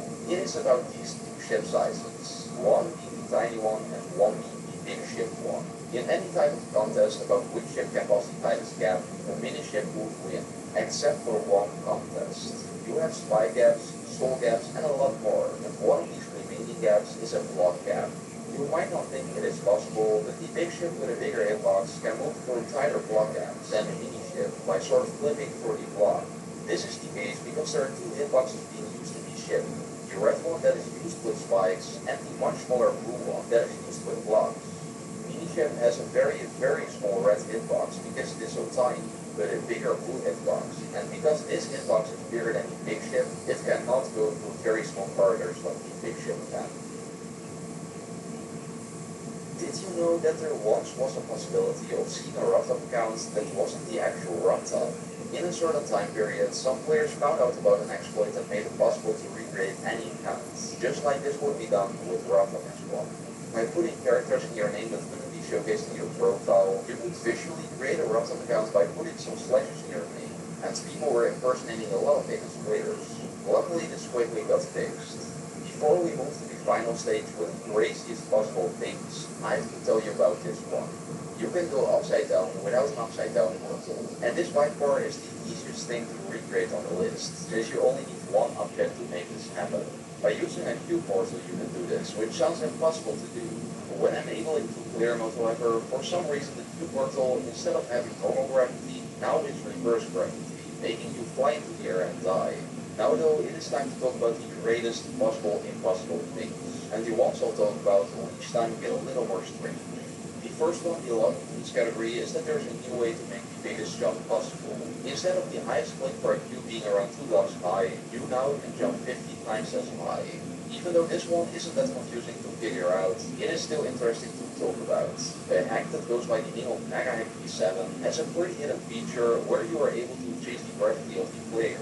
You can make this so low that the player actually reaches the border of the map and dies. However, these two were just an introduction of what is yet to come, so let's continue. On March 28, 2022, a Twitter user by the name of Natalie uploaded the Jungle Spread video. She was playing a level and everything was going great. This was until something weird took place. When restarting the level for the millionth time, it seemed like everything was normal, until this happened. The level auto-completed itself in the middle of the attempt. It looks like some weird bug, but in actuality something really rare just occurred. Before the weird attempt, she was able to beat the level, and the ending screen was ready to come on screen. Just when she restarted the level, the end screen loaded. But while this happened, the next attempt already had started, which is why this happened. There only are 3 more things to cover, and the last one will blow your mind. The first one out of the 3 is all about the Vault. The Vault is a place where you can write special codes to unlock specific items. The codes consist out of names like Lenny, Robotop, Spooky, and a bunch of other names on this list. However, Robotop got bored from making these easy codes and made 2 codes that barely anyone could figure out.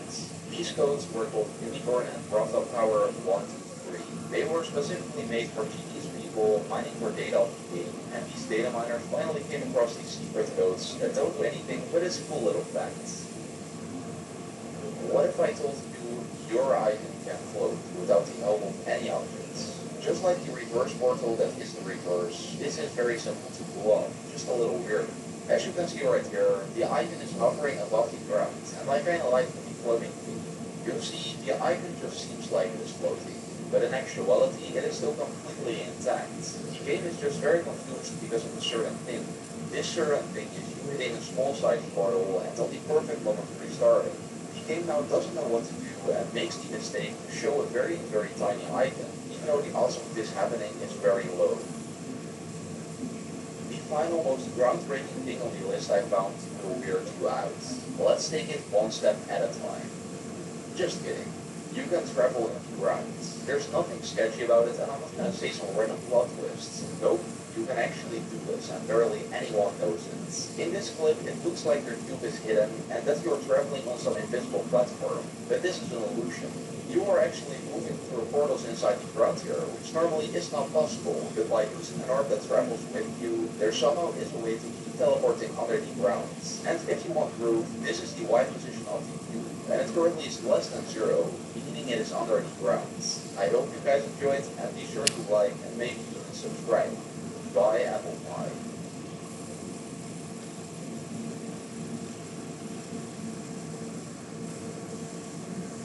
This video is sponsored by Warhammer. I paid professional drone image creators to build me a level ranging from a small penny all the way to $1,000. And whichever builds is the best first prize wins an extra mystery gift. I got two of my friends here to judge these levels with me from 1 to 10, but before we get to the super expensive creations, let's start at this 1 penny build. Holy crap, this is top tier decoration. Oh, interesting. Wait, 1 penny? What like dark stuff? Okay. 1 penny. Okay. You know what? This guy was 1 penny. He actually put some gameplay. You know, that's pretty cool. I'll give it a 0 out of 10. 1 penny builds like expected sucks. Well, the further we get through the video, the better the level gets. Don't worry. Okay, boys, time for the next one. $1 level. Ooh. It was actually stuff. I have this cut off the structural reasons. Can't help it, bro. What is this talking about? Yeah, this level was failed. He kept finding the most random stuff and didn't know how to show it. What?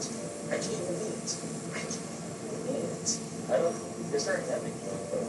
I mean, I like the bubbles and the arc, but I'm gonna have to give it a 1.9 out of 10. I can't even put this level, so I'm just gonna go with a solid 1 out of 10. Yes, with a 4.9 out of 30, until makers $1 level now still was on top. Once 5 more expensive levels were yet to be played. That's right, it's time for our next contender. A player who has creator points. A statistic that only gets assigned to really builders. With Armaxo having 7 of them, he's better than 1 penny and $1 bills. Let's find out. Wait, what? Whoa! Okay, this is Super Mario Bros. What is happening? We spawn coins. Our coins. I will be the first one to collect the coins. These aren't coins, they're gems. Wait, this guy made a level with 160 coins? You need to eat when you go to the nether? Wait, dude, are you legit just supposed to keep respawning the same coins over and over? Artifacts which builds is pretty cool. You had to obtain coins from different platforms, which got repetitive after a while, but it definitely was better than all the others. Oh my gosh! 3 out of 10. I'll just look at a 3 out of 10. 3 out of 10. Nothing too bad, so I'll give like 4 out of 10. Before we move on to the $20 level, let's talk about Warhammer, their sponsor. If you ever wanted to battle with the strongest vehicles of the 20th and 21st century, well, in this game you can do exactly that. With more than 2,500 tanks, planes, helicopters, and ships, you can battle your way through beautiful landscapes, defeating enemies, and using any weapon you like.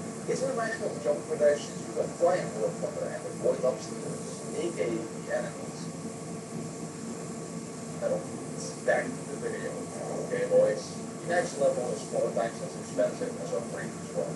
Beware. Alright, I'm opening it. Oh, wait a minute. Bro, it's gorgeous. Oh my god, wait, who is that? Why does it sound like that? Did y'all hear him? Oh, wow. This next level here. Did he explain? What? Yo, there's like a parallax in the trees. Why is it beautiful? Oh, it's like actual play. Dude, this is insane.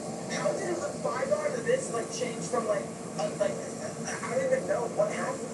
Whoa, wait, I'm in the Mushroom Kingdom. Oh my gosh, it's Toad.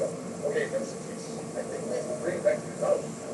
Wait. Wait. The mirror mouse? Give it some cheese. Yes. I'm gonna give this one like a 7. So there's a lot of beautiful visuals. The gameplay was really fun. The secret level and fun characters. So much attention to detail. 7 out of 10. No, I'm upgrading. Yo, I just said earlier, but because it's gonna have this secret level, I'm getting 7.5 out of 10, bro. Our $20 contender gecko got a 21.5 out of 30 as its rating, meaning it will be very hard for one of the next graders to be thrown. But instead of stretching things for longer, let's immediately move to a $100 level made by Yaramame, who got 6 in my build competition. He was one of the greatest graders decorating the spy. Let's see what he did, boys. $100. Alright, are y'all ready? I am ready. Let's go, boys. Oh, yo! This is like Celeste. But it's intense. This is such a cool art style. I mean, I don't know what to do, so I'll just explore it. Look at the little monsters down there. They're spooky. I'm not really sure what the objective is. I wonder if it's just like supposed to be an art showcase. Yeah, that's what I'm curious about. Oh wait, I'm in the house. Whose house is this? No one's house. Does anybody live anywhere? Dude, this is so magical. Whoa. But you look so happy. Oh my god! All 3 of us were enjoying this open world level a lot, with countless rooms was entered at each time level something new. But because the level was so big, we eventually got a little tired. Boing. Yeah. Honestly, I'm gonna have to give it 6.5 out of 10. I definitely think 6.5 is fair, because I was thinking the same thing. Like, there's nothing to really do with this level, but it is very pretty. But I'm giving it a 6. Before we get to the $1,000 level, let's check out what our second to last grader needs to lead us. Also known as one of the best job trainers builders to ever be alive. Okay, so I finished level. I think I'm right now pieces of the way. So yeah, that's what we demonstrate. With 2 months time to work on this platformer level, what could we possibly have in store for us? Let's see. Hey. Oh my god. Centuries ago, the cubes carrying this immense power melted the very heart of the volcano into 200 gold coins. Listen, whoever finds all 200 coins will want the ultra-powered volcano, of course, waiting to be awakened. Whoa. Bro. What? See here. You can travel to different places. Holy crap. You got it. Hitting these colors, texture, and depth. Oh, this all over weekend coins is so satisfying.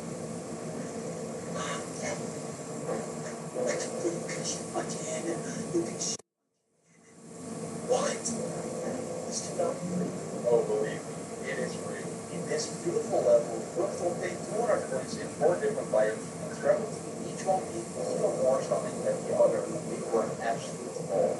Oh, it's Minecraft Bunny. Bunny's running. Starbound. Did I just kill a real bunny?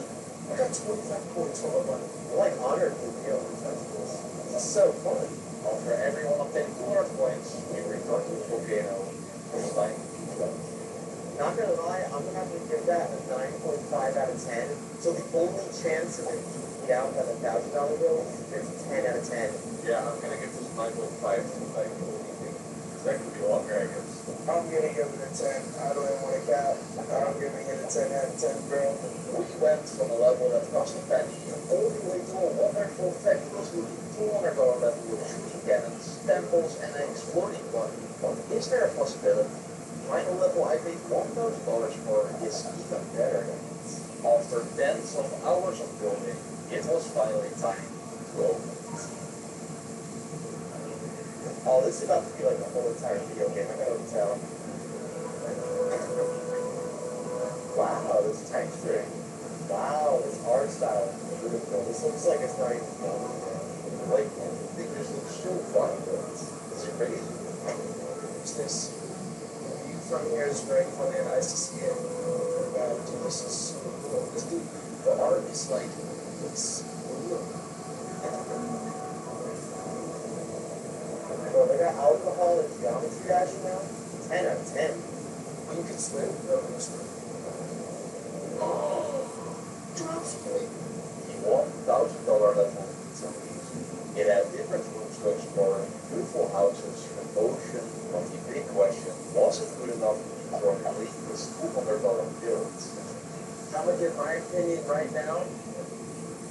I'm gonna give this a 9 out of 10. The other one wins. The other one's just better. I'm going to admit it. I gotta say it. I swear I'm not trying to disagree with everything, but literally I was also gonna say 9 out of 10. Which means Lee's the winner. There's no from don't score higher anymore. Let's go on and see how he responds. Oh, Lee, you just won an extra $200. How are you feeling? Rick, I guess. I hope you enjoyed, and thanks to Warp Thunder for sponsoring this video. Be sure to install it whether you're playing on PC, Xbox, or PlayStation. Your players have...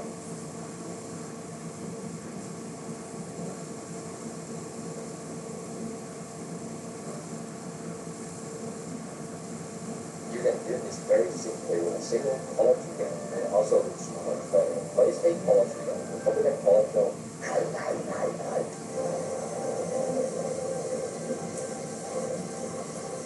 What you're watching right now is 14 US Joker player and totally doesn't hear things. Possibly functional players being with like level or possibly trying to use the level. There are 50 gigs every Joker player has done once in their life. So check how much you want from this and number one, right? Request being moderator on the request button. Just for very, very tiny chunks, the drop might have given it to you without your knowledge. Playing a level before you start downloading speakers with any features with practically a level. Number 3. Playing stereo bandits and straight playing as straight as you possibly can to shoot game modes. Very. Number 4. Checking out the history of levels you've worked on and see how many zero everywhere. These standard level you get after 100 level. 5. The Eagle Peak forums. Clicking the icons on your jump threshold screen says nothing better. Number 6. Funny numbers. Something every GT player has done is trying to find obscure items like 10 million or 6969669 to see your base. 7. Back when you still were a beginner GT player and with no experience with building levels, and you of course want to get some beautiful items to get into the level 50 lights. Since your building skills were pretty crappy, however, you messaged hundreds of people and picked the right level.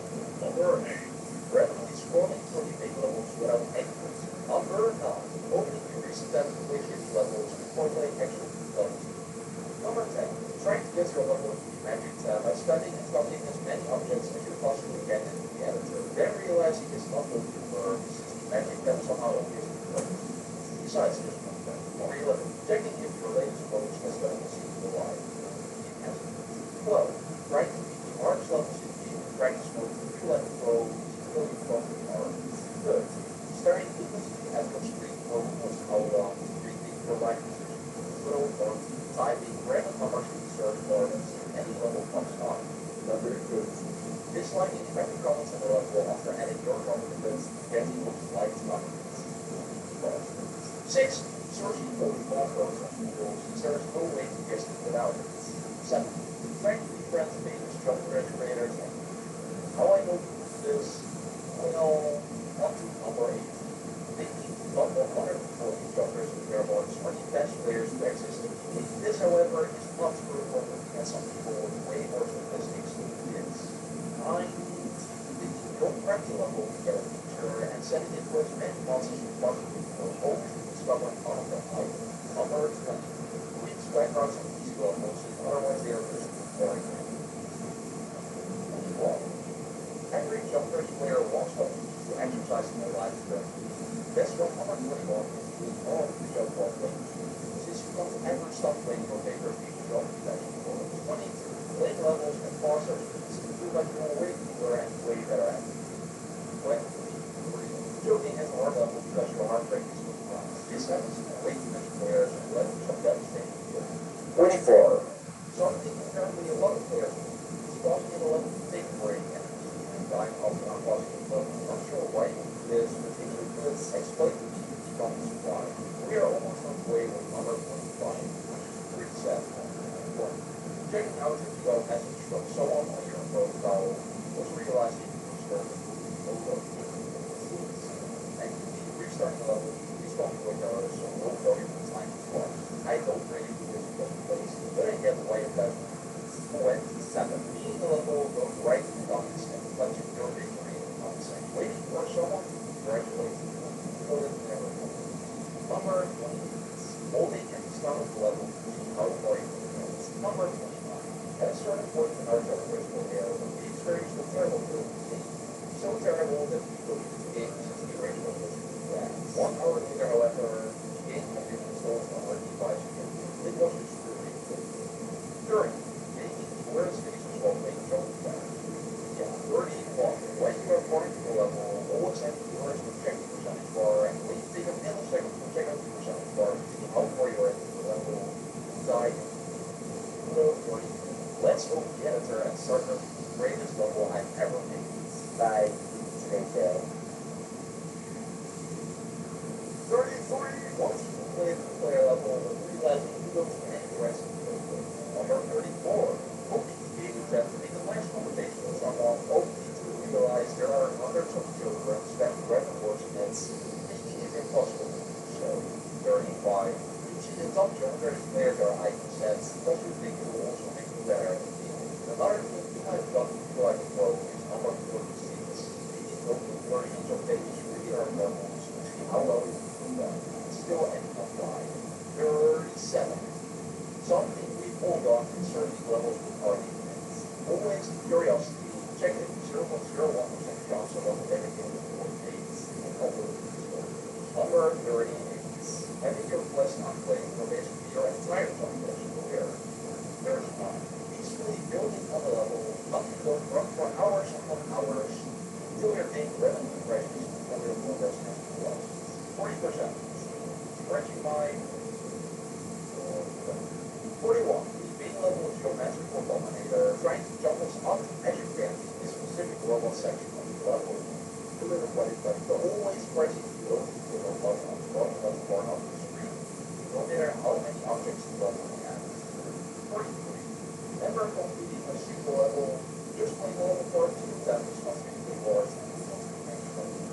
We are nearing the end, boys. We aren't done yet, since we are now on number 44. Trying to Polar Guys Fortnite jump for no reason whatsoever. Dying up here. Beating a level just because it doesn't gameplay is terrible. Boards. Leaving your fingers from the hands and don't let the gameplay is not specific reason. Because otherwise it just is very fun. 47. Except please take your accounts to understanding programs. Number 48. Seeing an incredibly cool level on YouTube video. Then trying to play it and realizing you look fatal with your level with way too late to play. 49. Searching for unstable word levels in the jump crash search or end of life yours jump crash and stock hits. Last but not least, 50. Subscribing. Right. most stupid things that have ever been done by people in Jump Crash. You yourself might once have done something silly, like spending tens of dollars on levels for no reason, but that is nothing in comparison to these 69 ridiculous things done by other players, which most of the times are pretty funny to see happen. These will be ranked into 4 different categories, each category surpassing the previous one every time. Enjoy the video. Imagine a level made out of just a single type of object. This is exactly what a player named Skillo did. He made a level called Portal, which almost only uses portals in a level and still managed to get it rated, which is why it's the first thing on the list. Our next one is also a level made by YouTuber/creator Sputniks. He decided to work on a code which would make it possible for multiple people to enter a level. After 2 months, it was finally finished, and 14,000 people placed their object in the level. The end result was quite messy. Something a little more stupid is the Spike over their level. This is a level created by Brad Silver, and he recorded his own soundtrack for it, which basically was just him trying to tribute to jumping over obstacles that don't even exist. The level only has one real obstacle, a spike at the very end of the level, so yeah, I wouldn't recommend playing this level for its gameplay. Speedruns are very general in every game, except for Jump Crash apparently. The main type of speedrun consists out of using to beat all the main levels as quickly as possible. The problem is that they aren't that hard to beat in a row, so all these players have runs where they beat everything in a row, meaning that it all comes down to being the fastest and go to the next level. Scroll clicking is a clicking method where all you need to do is scroll the middle mouse button. This has been done to puzzle levels that otherwise would be equally impossible. It's not that useless, but hey, we're just on the start of the yet.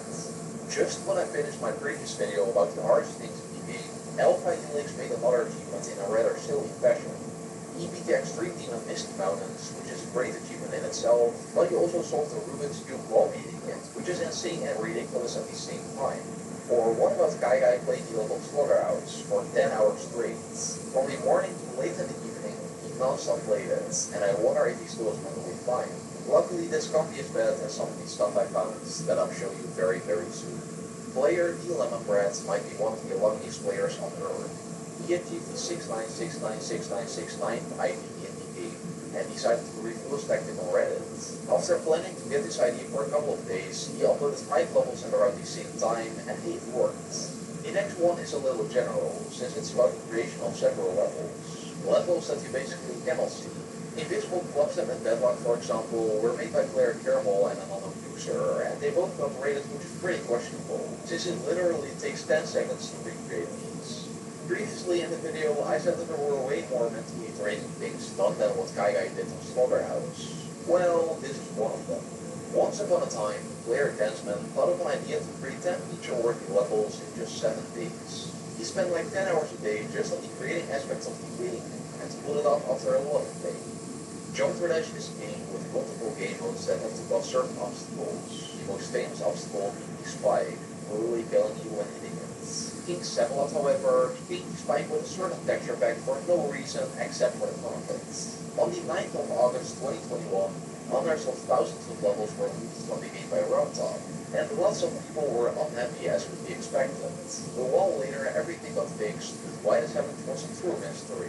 Lord Vadercraft is a professional player, having been in the top 6 Demon Firelord and a couple other extreme demons. Mayhem was one of them, and he got the task to verify the level Funky Town from Arctic GMD. However, the stupid thing was that Arctic GMD verified the level earlier than Lord Vadercraft, making it kind of useless for Lord Vadercraft to also verify it. To finalize the starter category, we're going to finish it off with the following 3 things revolving around the level Stereo Madness. The first level in GD. Tricipital has been in it 200 times, but if this sounds a lot, let's move on to the next person. Hayden Hertwig spent 24 hours in the span of 10 days to defeat this beast of a level 1000 times, but it can technically get even worse. Even though YouTuber Matthew is only completed it 500 times, his goal was to beat Stereo Madness 10,000 times, which would be the pinnacle of torture. Luckily, with after 7 days. Let's move on to the next category, the Tiny Pro category, where I explain stuff that is pretty random, but nothing close to the end-game stuff. Just like Genius, Colin is also a YouTuber. He makes videos about anything interesting in the gameplay. One of the things he did was restarting his PC every time he died, but since this wasn't very useless as you can see, its place is low on the list. Something a little more obscure, stupidacious, Mineverse playtime. In total, he's played this game for almost 7 years, which he said he did by just keeping his game open.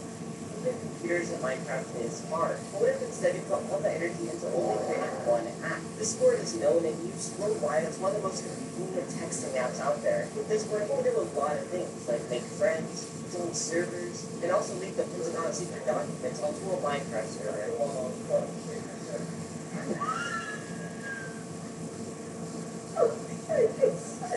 So that's why I wanted to see if it was possible to build a computer inside of Minecraft that could run Discord, only using the command blocks that are found within the game itself. And about a week ago, all this didn't exist. So here we are in the beginning, and the first thing I did was make this tracking computer monitor for the screen to go on. So you're gonna have to believe me when I say that this is only temporary. The reason I built this terrible template here is so I at least have some screen to work off of. But before I can do literally anything else, I want to get this computer cursor. And honestly, I think this might be a little hard, but the way I'm going to do this is make the cursor that's in Minecraft the cursor on the computer, and for it to go wherever I look. So that again, we can like command blocks. And because in this video we're working on a PC thing, I decided to put them all inside a PC case. Very fitting, I know. So I did put that inside of a pond of water, because that was the only space next to the monitor that made sense. It's a masterpiece. Okay, so now I set it up, so if you walk onto this diary here, then it then spawns an ampersand for the cursor, and you can see it moves where I look. But there's one issue. You can see, if I step away from the diary and pause it, you see there's actually a huge gap between the cursor and the screen, which is not good. This is actually because I'm here and the screen is there, and I'm making an ampersand always be exactly 53 blocks away from where I'm looking, and I turn, it actually begins to draw a circle sphere thing with a 53 block radius around where I am, instead of saying flat against the screen. This is because squares and circles are not the same shape. And if I wanted to stand against the screen, I have to try something different. The idea made to counter this is to create a new ampersand called cursor 2, and then make this ampersand steal the XY coordinates from the first ampersand that draws the sphere circle thing, but it forces its Z axis to be stuck against the screen, removing its third dimension. And this is exactly what that looks like. This looks so stupid. Very intriguing results. But there's still one issue with this. The cursor could just fly off the monitor. So to fix this, I made a rule for cursor 2, if you want to get some monitor, that if it detects that there's no block negative 1 feet behind it, then it knows to kill itself, because then it's off the monitor. But I gotta say, it looks a teeny bit stupid with this two armor stands flying around in front of a computer monitor. So what I can do now is make both the armor stands invisible, but also give the one that connects to the screen a player head. I just have to find one. Cursor. This is the only head that looks like a cursor. Whatever. Oh, see if it works. Wait a minute. That is not the head that I want. Who are you? We miss this. I don't want you. What are you? I'm probably just better off searching the large catalog of heads they have on this website. Like, oh, look at this head. Boy, yes, this will work. Get it. Yep, it works. It's a miracle. You can actually see where the cursor is on the screen now. You just gotta ignore the fact that it's actually just a voice that's scraping against the screen, but whatever. Oh, and check this out. Hey, it works so well. Okay, so now for clicking, I have a quick quirky idea how I'm gonna be able to achieve it. So in Minecraft, there's a statistic on. Oh my god, that's very exciting. There's a statistic called sleep time, and what I can do is make a scoreboard that tracks that statistic called.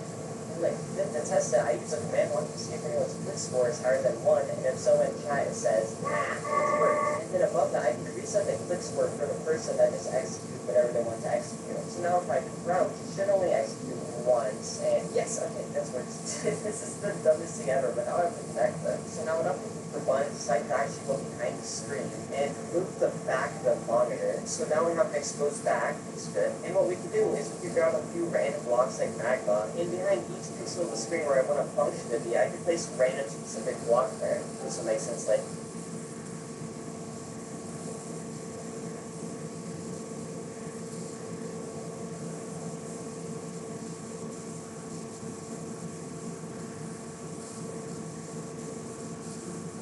and now I'm just going to fill the entire typing bar.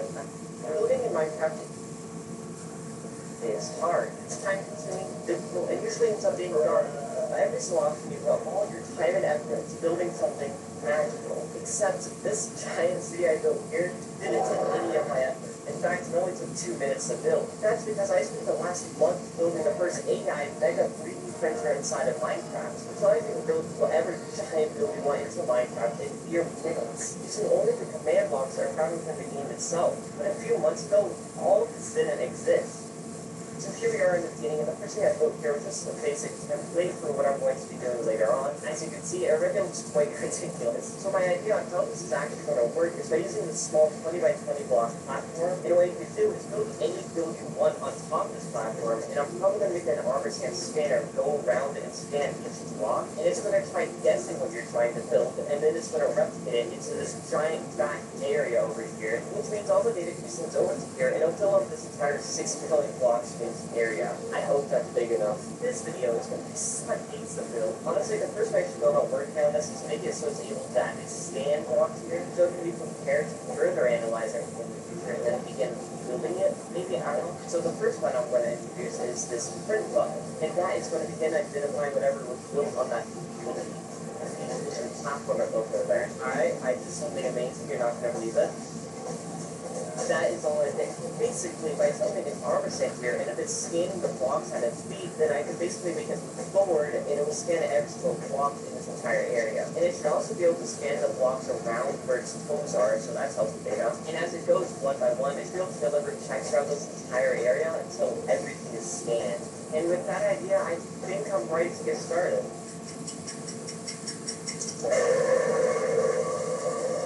There, I got this stupid armor scanner go around the box, and it's so annoying. The way I did this was actually kind of interesting though, because basically how it works is by starting off here, the armor set makes its way through the first layer, but while it's doing this, I'm going to make a scan for only terrain blocks. AKA, I'm going through the blocks that you would find in the nature tab, like grass, dirt, and works time. But once it reaches the end, instead of going up to the next floor, it's actually going to restart scanning the first floor, but this time it's going to be looking and scanning for building blocks. AKA blocks that carry buildings. And then once it's done with all that, then it finally moves up one floor. And keep in mind, it needs to do this 15 times in order to reach the top of the scanning area, where I then set it to kill itself. And that's when it gets loads hardware. But it was not this time when I noticed the armor stand was slow as heck. So I actually decided how long it would take for the scanning process to understand every single build. And I'm dead serious when I say this. It took 2 hours and 50 minutes to run one scan. I literally ate ramen noodles, chicken noodle soup, and 3 episodes of Tasty Robot, all of which were delicious, before I even finished one scan. Oh my god, the scanning time was AIDS and did not fit my standards. So I have some quick little ideas I can implement to make this faster. First thing I did was make these 2 buttons called uppies and downies that adjust the height of the back scanner area from 15 to whatever size you want it to be. And you can see by my DP marker over there that it actually goes down and up relative to it. So it limits the amount of layers that you need to scan, so it doesn't need to scan the entire top build up with nothing if you don't want it to. And this should incredibly reduce the waiting time if you're doing a smaller build. I also put out that each process where it needs to do 2 laps per layer, so that's just kind of silly. But because I'm doing this, I'm going to have to make my future work really dang fast somehow. And to make it even more annoying, I'm going to remove it from 2 repeaters before teleporting. So in Geometry Dash, extremely skilled players always prove to destroy the limits of what was once thought to be impossible. This goes from beating Silent Club Step to beating the entire top 75 hardest defense. Let's focus on things in the game that are so hard or unlikely to happen that none of these extremely skilled players would even bother to let alone try it. These borderline impossible things will get more and more unrealistic the further we get into the video, so be sure to watch until the end, since stuff will get really crazy there. Enjoy the video. To start off simple, let's take a look at the thing that seems pretty simple to do, but in reality is basically impossible.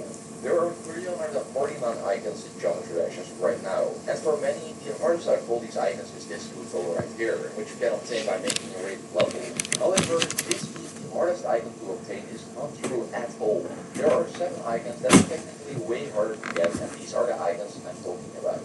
If you check your icons right now, I guarantee you don't have them unlocked. And this is due to a very simple reason.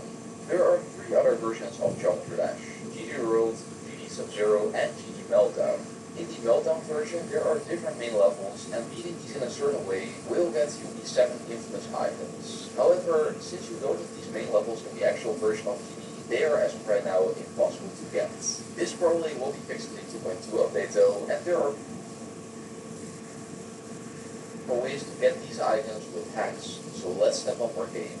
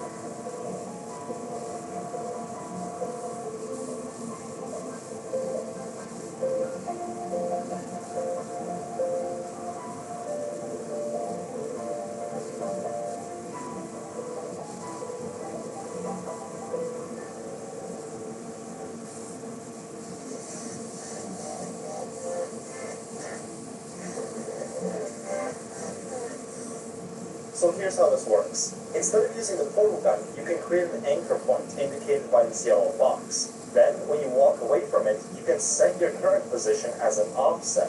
This will teleport you back to the anchor, and a new green box will appear, which will remain at the same distance from you, no matter where you go. You can then use this box to teleport through walls, or as a general replacement for portals. This does also mean that you can often just teleport through chamber doors, but to keep things more fun, I'll try not doing that too often, unless it's absolutely necessary, or unless this happens to be more fun than the intended solution. You know, you'll find out. So again, pressing the button won't do anything, so I can open a portal. So instead, I can offset into this room, get the cube, and because the cube will follow me along, I can offset out just the same way with it. So this is our replacement for portals. Again, this is the map where we get the portal gun. Doesn't really matter though, because there is no portal gun here. We can try making all these fancy jumps, or I can try creating an anchor point here, move it up here, and now this is going to be a little bit higher, so I can just teleport over here. So I'm going to just try to do this as much as possible at the start so you all get used to the mechanics. Because admittedly, you know, they're not simplest thing in the world. Here's another thing. This is what I demoed in the random. By the way, since you're still watching the video, you might as well subscribe. Alright, thanks. But yeah, we're going to teleport up there. And, right, I can't go through this just yet because I will soft lock. So what I'll do instead is I'll create another anchor point here, and that's going to be higher than the glass, so I can just teleport above it. The solution for this is pretty fun. We can just create an offset in this direction, and then we can use that offset to get over to the cube. And now I can just jump, and then I'll get teleported back anyway, so that I can snap back to the cube. I could use the stairs here, or create an anchor point here, and then pull myself up. Like that. Oh, this map is fun. So you know how there's no way to get on the sledge by default? Look, we can use the stairway in the elevator room. I'll stand at the bottom here, create an anchor point, and then jump here, and that's going to create a climb. So then I can go back here and use that to get up this ledge. I can go inside here, and then get an anchor outside of that. To bring the cube out, go up like that, and that's this map. So we're not going to go for the button stick, that would actually be really easy. Instead, we're going to solve the level as intended, but the issue will be getting up to the exit. So there's nothing here that really gets us that elevation. I'll go back here, and I'll use the door frame. So set an anchor point there, I'll go up, hold, double crouch hop, and now I've got my offset a little bit above me. Even if I put the cube on the button right now, that's still not going to be enough. Because if I try and jump up now, you'll see that like the box barely touches the platform. But another thing you'll notice is that this platform has a little animation when it raises up. And that animation takes quite a while. There we go. Yep, just barely outrunning it. Wake Up is going to be absolutely not at all different, though again, we can get Best Rider, and I will do it just for the meme. There we go. Okay. I can still get out of that enough offset. Flip into the incinerator. I can get some downwards offset, and just do that. So this will mean we've got invincibility. Oh, that will work. Okay, good. Now I can just jump up, grab, and teleport. Okay. Just in case I ever need this anywhere else, but I doubt that. This map will not be possible. We don't have portals to teleport the laser. That's one thing that these least portals gimmicks often don't account for. They'll get as close to solving it as possible, and then I'll just click through the exit door. Okay, we need to get to the cube, which means that we need quite a bit of offset. Let me just see if this is enough. Oh, that's a problem I didn't foresee. That might be enough. Yeah, okay, it is. So once again, a little bit of offset. Oh, that'll work. Okay. Yeah, you just enough storage space to be able to. Exit there early if I just like stand here and then take the faith plate. Alright, and tap. There we go. Okay, very narrow there. I'll just spawn the cube. There we go. Okay, I can get up here at least. Among Us can go. Oh, there we go. There we go. Okay, that works. This is truly amazing for the economy. You just do this, right? Yeah, okay. We can create an offset in this direction and then grab the cube and teleport through the glass there, which would ideally not fizzle the cube. Okay, we can, I guess, I can store an offset here, go up, and then use this to skip that initial faceplate waiting time, and that's about as far as we can get with this mod. Let's create another cube, just so we can play this map out till the end. Oh god, this map. Oh, this will absolutely suck. Streamer have Bets Rider. Streamer should have Bets Rider, yes. Oh, you're right! Wait, we have Bets Rider! Wait a second, we're invincible! Yeah, so since we've got Bets Rider, I think we can just swim in the goo. Now that I mention it, how am I getting back up after I get the cube? Hold on, I've got an idea. Let's get to the button first. I'm going to create an anchor point here. And now I'm just going to go down and take that swim. And I'm going to exploit the fact that we get teleported back to our anchor point as soon as we set our offset. So I'm going to grab this here, get teleported back. And now I can't use that anymore. But we can make this hop. There we go. That worked. Oh wait, hold on. This is a bit problematic. Oh! Okay, we did it! Nice! Alright. The door stays open. Then I can just offset past the glass. And here we are. Let's go over here. Jump. And then grab. Teleport to anchor. Now we can anchor at the exit. Go back. And teleport back to our anchor. Okay, nice. So I'll just put an anchor point here. Yep, that works. Yeah. There we go. And now I'll light this up.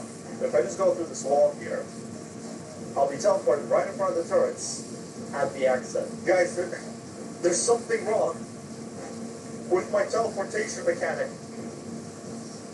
There we go. Yeah, that's a glitch, but it's better than just looking through the exit door. Ooh, this might be a bit of an issue, because how are we going to get that height? I mean, I guess I can just get some height by using the stairs here. Can I even go to that door? No. Oh, wait, okay.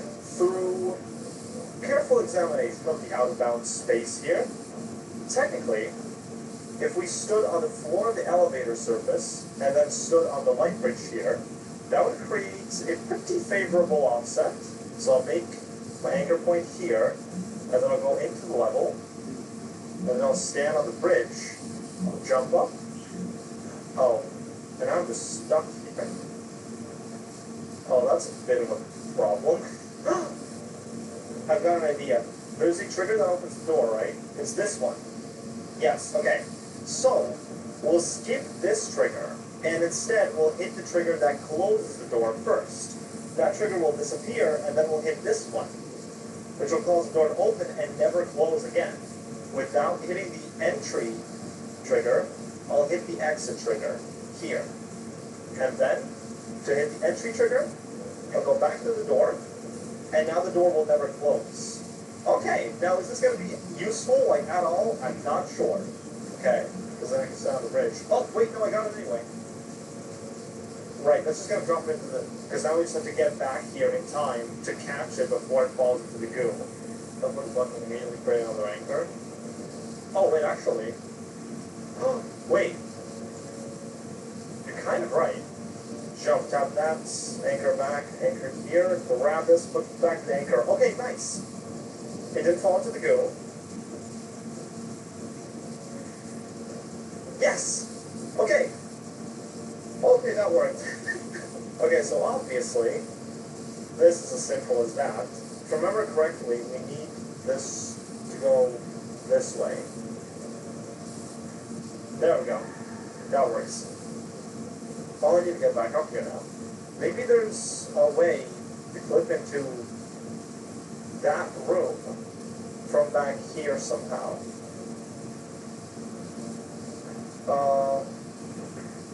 wait, this is good.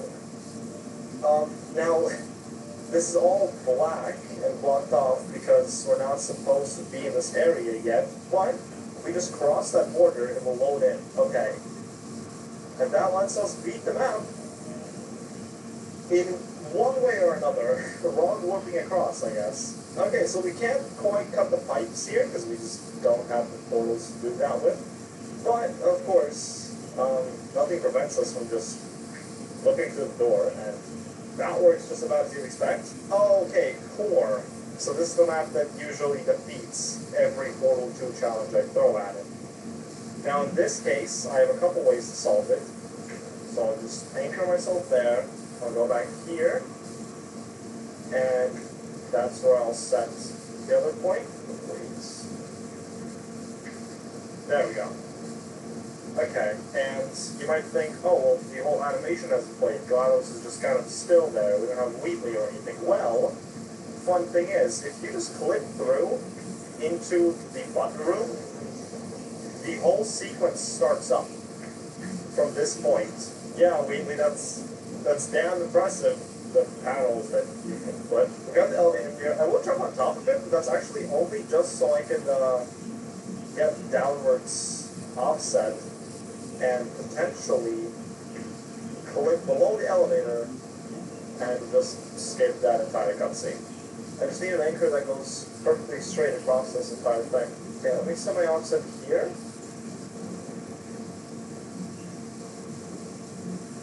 See, that lines up at this point, so now all I need to do is press this button, go back here, and press that button. Okay, wow, that was a lot of mental gymnastics. It's not that bad. We can at least get to the elevator, I know that for sure, right? Oh, and now if I create an anchor point down here, I can use the elevator to get extra height. For once, this map doesn't pose an issue in an LP challenge. Okay, I'm gonna press that, and I have a bunch of offset. I can just call the elevator back down, because there's a button for that. Oh, there we go. Okay. Just barely made it. Oh, wait a second. Gel has an interesting mechanic I want to introduce y'all to. If you create your anchor point low on the gel and then set it up higher, you can get infinite heights, just like that. And that could be pretty useful later on, I think. Because I would look into the next room and do exactly the same thing. Oh no. Okay, this map could pose an issue. Make it, what if we just go on this thing here? Oh, wait! I can teleport up on these beams. This is gonna be the slowest climb ever, but, I hope y'all brought some snacks.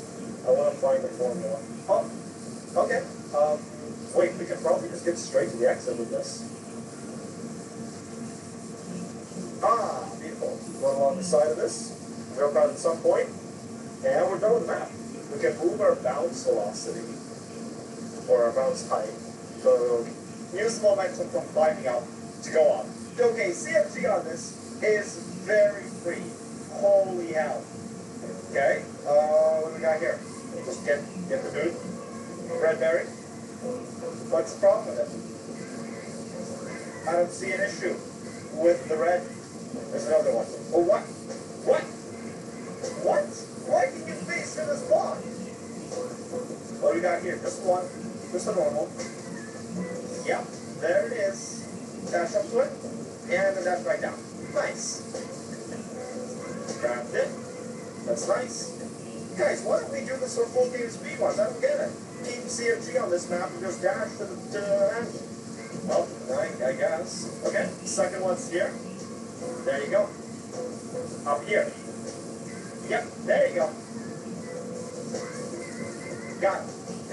It's only individual red berries in these levels. Which is, it's fine, I guess. 2 berries. There's 2 normal ones. Nothing too special. So, oh, wait. Oh, it's randomly looked there. That's good to know. Nice. And then the last one is probably somewhere at the end. Okay, is there even a berry here? Is it even worth it? Doesn't seem like it. Well, okay. Oh! Okay, well, too excited. Oh, wait, 100 berries. Yo! Holy shit! We got 100. Alright, what do we got here? Oh, wait, what? Oh, this will be so difficult. I'm sweating my balls off right now. It was so hard. Alright, so what do we got here? 3 normals. Gotcha. Oh, yeah, okay. I was expecting that trick to be played on me at least once. Alright, this one probably requires a quick explanation for those of you who don't obsess about every dumb little detail in this game. This part of the level is actually split off from the rest. It simply teleports you there during the screen shake. I'm actually not quite sure why, to be honest. But the interesting part is that the teleport trigger starts a bit inside the room. So when I turned around, I was actually looking at a different version of the door I just went through. So that's one of them, out of the 3, which I need. Is it in here? It is in here, okay. Now I'm only missing 1. Oh, what? Okay, you were definitely not supposed to get there without CMG. But we found it anyway, so. Alright, finale 1. What do we got? There's 1. Oh, don't mind if I do. That's 1. That's the second one. Okay, gotcha. Oh, wait, maybe it's up here. Oh, yeah. Yep, called it. Nice. Nice stuff. 109. It's a decent number. It's a few berries. And 2 berries. Okay. One of which might be in here, so I'm going to check. Oh, why is there no berry here? I mean, I guess if you were trying to do this, like, funnel-less, then that would make sense. Yep, there you go. There's the berry. Oh, there's the berry. Spotted it in some piles of trash. We got 2 reds and we got a golden. So, that's gonna be interesting. So there's the CMG. And, okay, what's up now? Oh, I hear one. I definitely hear one. Wait, you gotta go down the tube. Wait a sec. Oh, what? Oh, yo! Wait, this is sick. It's actually inside the tube. And I won't be surprised that, yep. Oh, God. Oh, the berries, this one I covered. Yep, nice, okay. And there it goes. Okay, so it is true, there are no berries here. Interesting. So the final boss fight was pretty much the same as always, but what happens after is really pretty cool.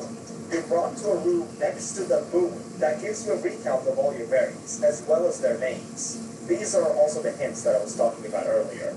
And if you have all of the berries of one type, you unlock a container holding the last berry of that type. So, after having gone back to get all the berries I missed in my initial playthrough, here it is. Kersey House Portal 2 Speedrun Mod Celeste Mode, 100%. Once again, hats off to Kersey House for making such a cool mod. It felt really smooth and polished, and I had a lot of fun playing it, even if some of the berries had me going insane. So please do consider playing this one for yourself. Assuming I haven't spoiled too much already, I'll leave the link in the description. And if you haven't already, check out Kersey House other stuff on YouTube. It's some high quality stuff. And besides all that, thanks to you for watching.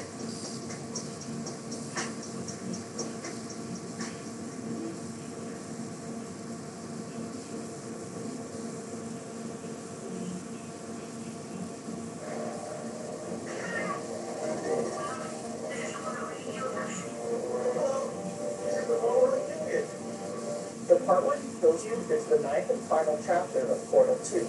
Throughout this chapter, Chell repeatedly escapes Ruby's attempts to kill her. While the test chamber scene normally throughout the game required patience, among other critical thinking skills, the puzzle scene in this final chapter valued quick thinking above all else.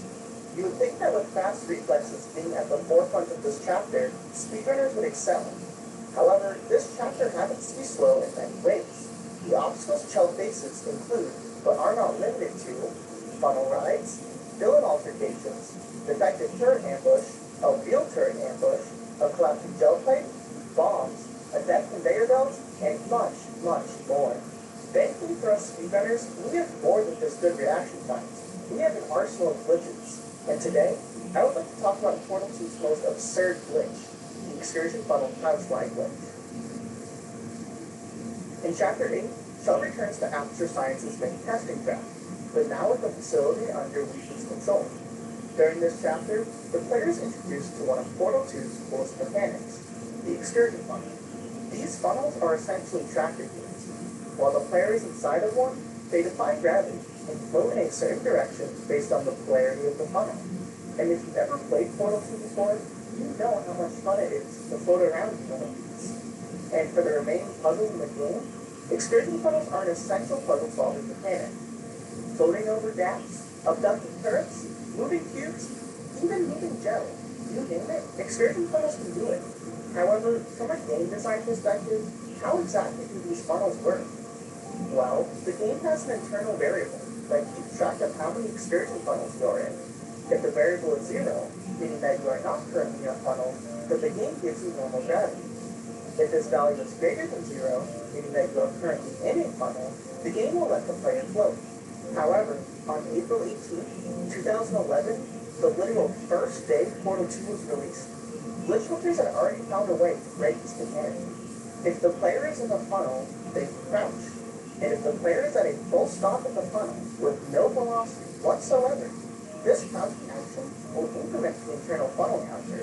The game now thinks that we are in 2 funnels, despite only being in 1. This means that when Shell leaves the funnel, the counter will decrease from 2 to 1, meaning the game still thinks that she's in the funnel, which will let the player maintain a 0 gravity state despite not being physically in a funnel.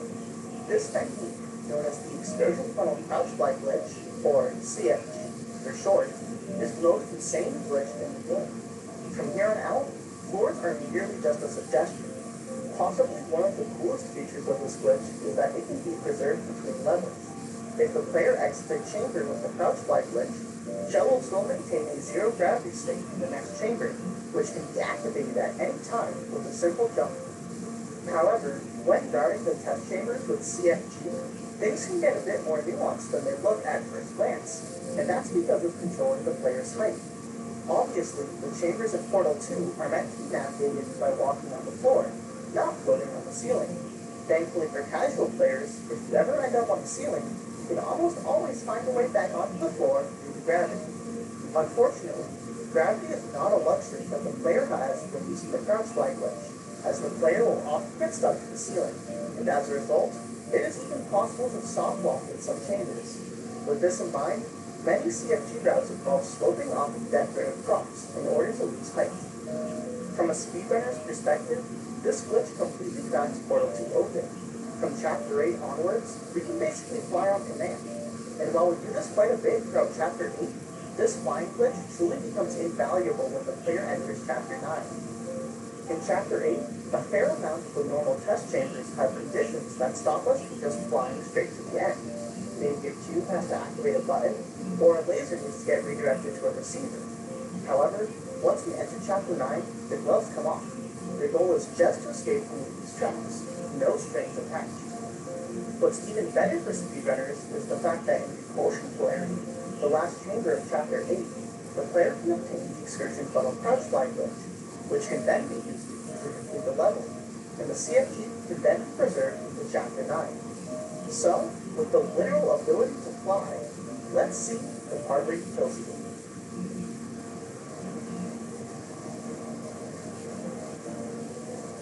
The first map of Chapter 9, known as Valley 1, features a trap-based quake, a long funnel ride, and the iconic conversation with Weekly.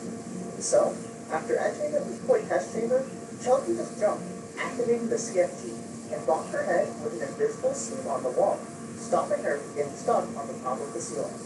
While one might suspect that the player needs to jump on the big plate to open up the trap wall to proceed, the player can simply fly through this wall at a certain height. This is because this section of the wall has no proper collision, because if you play the game as intended, the wall should simply open up for you anyways, creating a clear path. In order to better optimize the game, the Valve game developers simply gave this section no collision. From here on out, Shell will air straight over the funnel ride. Then, once the player can see his monitor, the player will prepare to fly into the curved screen, giving the player downward vertical speed, which is used to land on the catwalk behind Wheatley, skipping the conversation.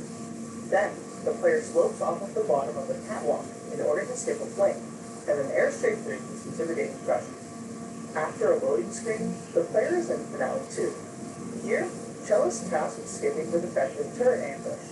However, since we can fly, we can just crouch over the guardrail and maneuver around the makeshift chamber with a trap. It's also worth noting here that this movable chamber has an interesting hitbox, as the game only gives a collision at its final position, but does not give a collision where you visually see the chamber. If you didn't have the couch fly glitch, by just running hopping on the catwalk, you're able to beat out the chamber, but the player will still hit an invisible wall. With this in mind, the player will essentially fly through the moving chamber, foiling Wheatley's trap. In the next section, the player can skip an encounter with some turrets, and a small funnel section by utilizing CFG. The catwalk that the player walks on after completing both of these tasks is visible from the start of this room. So, by cleverly using the level geometry, the player can slope off of the underside of the staircase and get enough downward velocity to land on the catwalk and progress. After blazing past the collapsing gel plate, the player then has to deal with the real turret ambush. However, since Chell can take a couple of bullets for a good speedrun, a really skilled speedrunner can simply airstraight through the turret's fire and land back in cover faster than the turrets can feel damage. Barely staying alive, Chell continues her way to Finale 3. In the next level, the player can skip waiting for the bombs to arrive by simply shooting some portals and jumping up to the higher portable wall. Continuing on, the player will fly into the room with the deck conveyor belt. Here, the player can use CFG in addition to the height advantage from entering the room. The player can shoot a portal under the end corridor and on a nearby, very high, portable wall. This skips the need for the player to use the bombs, propulsion gun, or even interact with the conveyor belt at all. The last time save comes from flying through this wall. This wall is meant to fall apart once the player walks through this corridor. Since the player is stuck to the ceiling as a result of the crouch fly glitch, they actually skip the invisible trigger that makes this wall collapse. Similar to the wall at the start of Finale 1, this wall is meant to fall apart, so the developer did not give this wall collision, which lets the player fly straight through it. Once through the wall, the player can slope downward off of a random wire decoration, and then land on a small area of floor. After jumping off of the floor, the player can pop their head on the ceiling, and fly through the section faster than the normal funnel ride. However, once the player crosses the room, the player will enter the funnel for only an instant. This funnel entry will cancel the excursion funnel crouch fly glitch, as the in-game variable that is normally bugged out is reevaluated, and ends up fixing itself. With this, the player is now through the part where he kills you, and is ready to fight the final boss. Through the use of the crouch fly glitch, speedrunners end up saving roughly 2 minutes in a Portal 2 speedrun, as we skip almost all of these tracks. So, while Wheatley thought he was holding all the cards, he forgot the speedrunner's trump card, the ability to fly.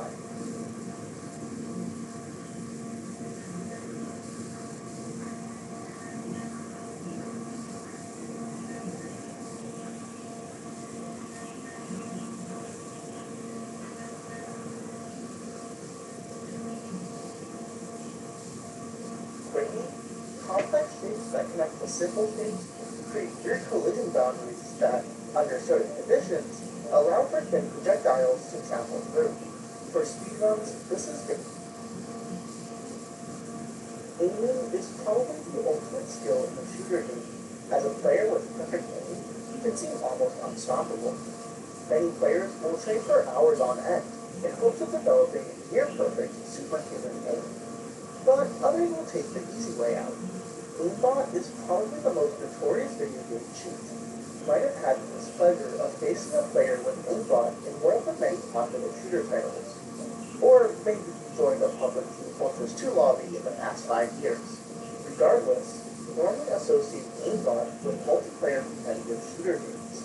But what about the single-player shooter games? In modern-day gaming, speedruns are some of the most impressive displays of skill, with aiming being one of those skills. However, you never really see a speedrunner cheat by using aimbot in their speedruns, and that's because single-player games are predictable. In multiplayer shooter games, you have no idea where your enemy players are, so you have to rely on good reactions and flicks to guide your aim to the right spot. But in single-player campaigns, with some rare exceptions, everything is always in the same place, so aiming can be quite trivial, with just some small micro adjustments needed. But there is one exception to that, and it comes from a speedrun that most people rarely consider a shooter game. Puzzle and platformer are usually the words used to describe Valve's Portal series, as instead of using a gun to fire bullets and eliminate bad guys, you're using it to open portals and solve puzzles. At first glance, the game is not very aim-intensive at all. The hardest parts are a few momentum puzzles that require you to shoot portals while airborne. However, when you're speedrunning, there are some glitches that require an absurd precision. Specifically, in the Source engine, there's something known as a scene shot. Due to some faulty collision calculations, sometimes there can be an unbelievably small gap between two walls. Visually, it looks like the walls are completely connected, but if a player stands in the right spot and a shot is lined up just right, there's enough space for a portal to pass through. The reason why this happens is quite complicated, and Cozy Now made a whole 9-minute video explaining the physics engine witchcraft that makes this possible. But to sum it up quickly, complex shapes that connect to simple shapes create weird collision boundaries that, under certain conditions, allow for thin projectiles to travel through. For speedruns, this is very exploitable, because when a seam is present, we can bypass walls that normally prevent us from progressing or that keep us in bounds.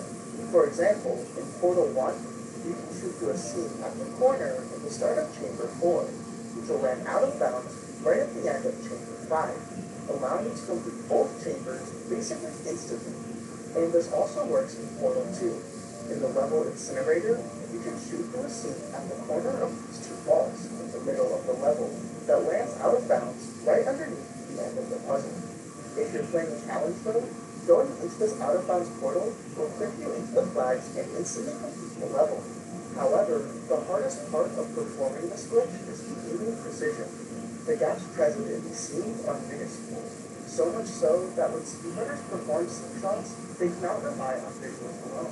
Speedrunners usually use the CL Show Pause debug menu to line up their exact position and angle, sometimes down to the third or fourth decimal, in order to consistently find a seam. Because of how precise these seam shots are, speedrunners can spend quite a couple of seconds standing still and adjusting their aim to get the shot just right. This is obviously not that big of a deal with how much time some of these seam shots save. But speedrunners would always fantasize about instantly getting seam shots and saving those meaningless seconds that were just spent adjusting their aim. And here's where the desire for an aimbot comes in. So how exactly do you aimbot in Portal? Well, let's answer that question with a question. What's the smallest distance you can move your mouse where your computer will actually detect movement? Well, it's pretty complicated, and I'm a video game speedrunner, not an engineer. But the point I'm trying to make is that at least when we play video games, we like to think of our mouse key as a spectrum, where your mouse can be at any possible position on the screen, when in reality, it's more like a grid, where your mouse can only be at certain points at a given time. That's a little confusing, but I have the perfect way to explain it, and that's by using the 8-page sensitivity. I'm sure you're familiar with the generic sensitivity slider, but if you want to get more precise, we can set our exact sensitivity value using the developer console. So for this example, let's say we set our sensitivity to a ludicrously high number, like 2000. Now at this value, you could possibly play the game normally, as your view completely spazzes out. But if you try to move your mouse in as small increments as possible, you'll notice something more interesting. It's now very clear that your view sort of snaps between certain points, completely skipping the area in between. To even better emphasize this, if we set our sensitivity to something like 10,000, moving the mouse up at all will result in the player looking straight up, and moving the mouse down will result in the player looking straight down. There are only two possible vertical points your mouse can be at with a sensitivity this large. This shows the idea that your mouse movement is on a grid, where your sensitivity shows the distance between the points. This is something that normally doesn't matter, because if you play on a normal sensitivity, the distance between these points is so small that it basically seems continuous. But this is where speedrunner's ingenuity comes in, because instead of lining up our aim between a ton of possible points with a normal sensitivity, we can manipulate our sensitivity so that our desired angle is one of our only possible points to aim at. This is the basis for the view-snap technique that basically gives the player angle. Using some math, we can calculate extremely large and precise sensitivity values that will have our desired angle as a point on its grid. And since the value will be large, there will not be many possible points on the grid, allowing us to access it easily. And with quick access to precise angles, we can perform scene shots instantly with ease. In practice, speedrunners perform view snap by turning down their mouse DPI as low as possible, in order to have some kind of control over the extremely high mouse sensitivity. To give an example, I'll show you the first viable view snap that was found in Portal 1 out of bounds. In Chamber 6, speedrunners actually do two scene shots. The first one is lined up in the Chamber 5 elevator, which lets you shoot through the ceiling in Chamber 6 to get right under the ending elevator in Chamber 7.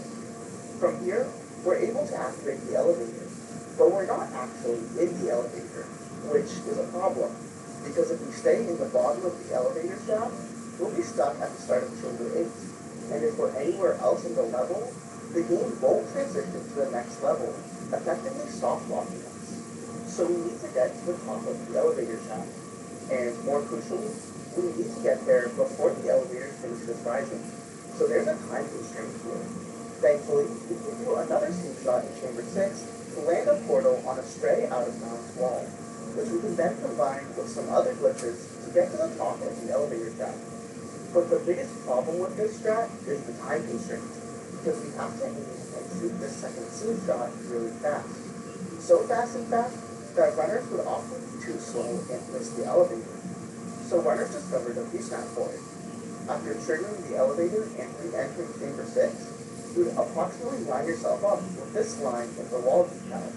Set your sensitivity to 2912.017, look down one notch, then change your sensitivity to 8117.954, and then look left one notch.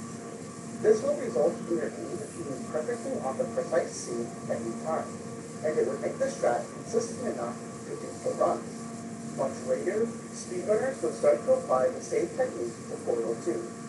I actually made a video about the awesome strat that runners used to use in the level Crazy Box. But of course, speedrunners have now found a drastically different, faster route, which is just a scene shot into the final portion of the level. Fairly quickly, runners were able to find a view snap for this level. You set your sensitivity to 1388.727, go 3 notches up, 1 notch down, then change your sensitivity to 4090.909, and then look 1 notch right. As long as you're aligned with the left side of the catwalk, you'll hit the scene every time. In fact, Portal 2 speedrunners started finding applications of view snap in a ton of places. In the level Incinerator, there was a view snap to shoot right to the end after getting the portal done. And in some levels, with these industrial doors, there's something known as a pancake shot, where you can shoot through a super small hole through the top of the door. It's technically a different exploit from scene shots, but in terms of execution, they're more or less identical. In the turret factory level, runners found a view snap setup with a pancake shot at the start of the level, which saved over a second. And around this time is when we take a step back, because this robotic-like mouse movement is really silly. Should this even be allowed? Well, many speedrunners thought that, and the Portal 2 Talent Mode moderators implemented a view snap ban, which didn't allow you to play with a sensitivity above 20, which was the highest value you could set if the sensitivity is higher. But of course, that wouldn't stop speedrunners, who started doing something called a view snap, where they would raise their sensitivity to a specific value that's as high as possible without going over 20, and then adjust their DPI so the mouse sensitivity feels normal. You still had to aim, but it made the scene shots a lot easier to get, kind of like an aim assist, since there were less possible points to aim at. For about a month, The Crazy Box world record is the sensitivity 19.97561, which I just find comical. After further consideration, the moderator teams reversed this soft ban, and now Usenaps are fully allowed again. As much as some people were against this decision, it was hard to arbitrarily police something as simple as mouse sensitivity, so it was a tough thing to properly ban. But Usenap has given us a lot of cool runs, like the first sub-26-minute run in co-op Omni Forces by Betsman and AJ, which was made possible by an 8-second time save in Industrial Fan, where a Usenap setup lets players shoot a scene to get into the office section without disabling the Giants van. That would have been used for me if it was possible on Switch. It also allowed me, yes me, the narrator, to get the Portal 2 world record, as my run is the first world record run to use the Usenap technique in Crazy Box, which saves a couple of seconds. And what's even more interesting is that Usenap could possibly affect more than just speedrunning, as scene drops are possible in the Source Engine multiplayer shooter games like Team Fortress 2 and Counter-Strike Global Offensive. And although these games cap mouse sensitivity at 1000, you can still technically perform Usenaps. In fact, professional CSGO player Ross actually independently discovered Usenap about a year and a half later than speedrunners, in order to consistently perform precise smoke grenade lineups. However, players do not actively use Usenap in matches. Regardless though, it's always amazing how you can give speedrunners something as simple as an option to change your mouse sensitivity, and they can fundamentally change the way gaming works. Who knows what speedrunners will break next? Thanks for watching.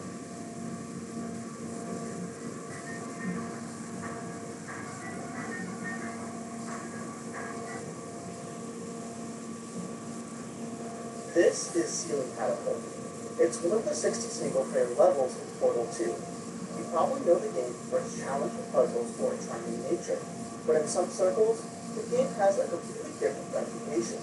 Since the game's release in 2011, speedrunners have completely dismantled the game's chambers, using insane techniques and glitches to squeeze every possible millisecond out of their world record speedruns. But of course, it doesn't happen overnight. Speedrunners spend years upon years discovering some of the fastest strategies, and nothing compares to the ingenuity of the Ceiling Catapult speedrun. This is the story of Ceiling Catapult. First, let's take a look at the actual chamber.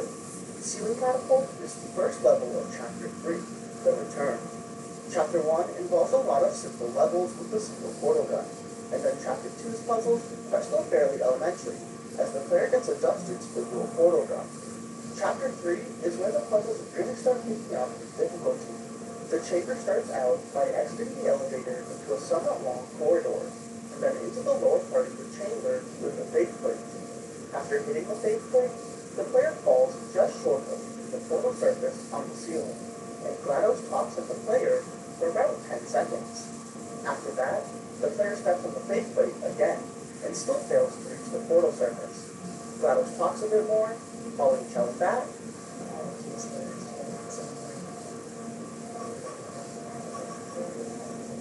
and then lets the player launch again.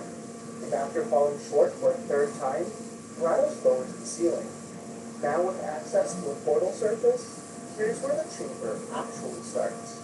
The level itself has 4 major components: a button on a raised surface that activates a cube dropper, a cube dropper opposite of the button that drops a laser cube when activated, the engine door, which is also raised much higher than the floor of the chamber, and a laser and laser receiver that are separated by this portable wall.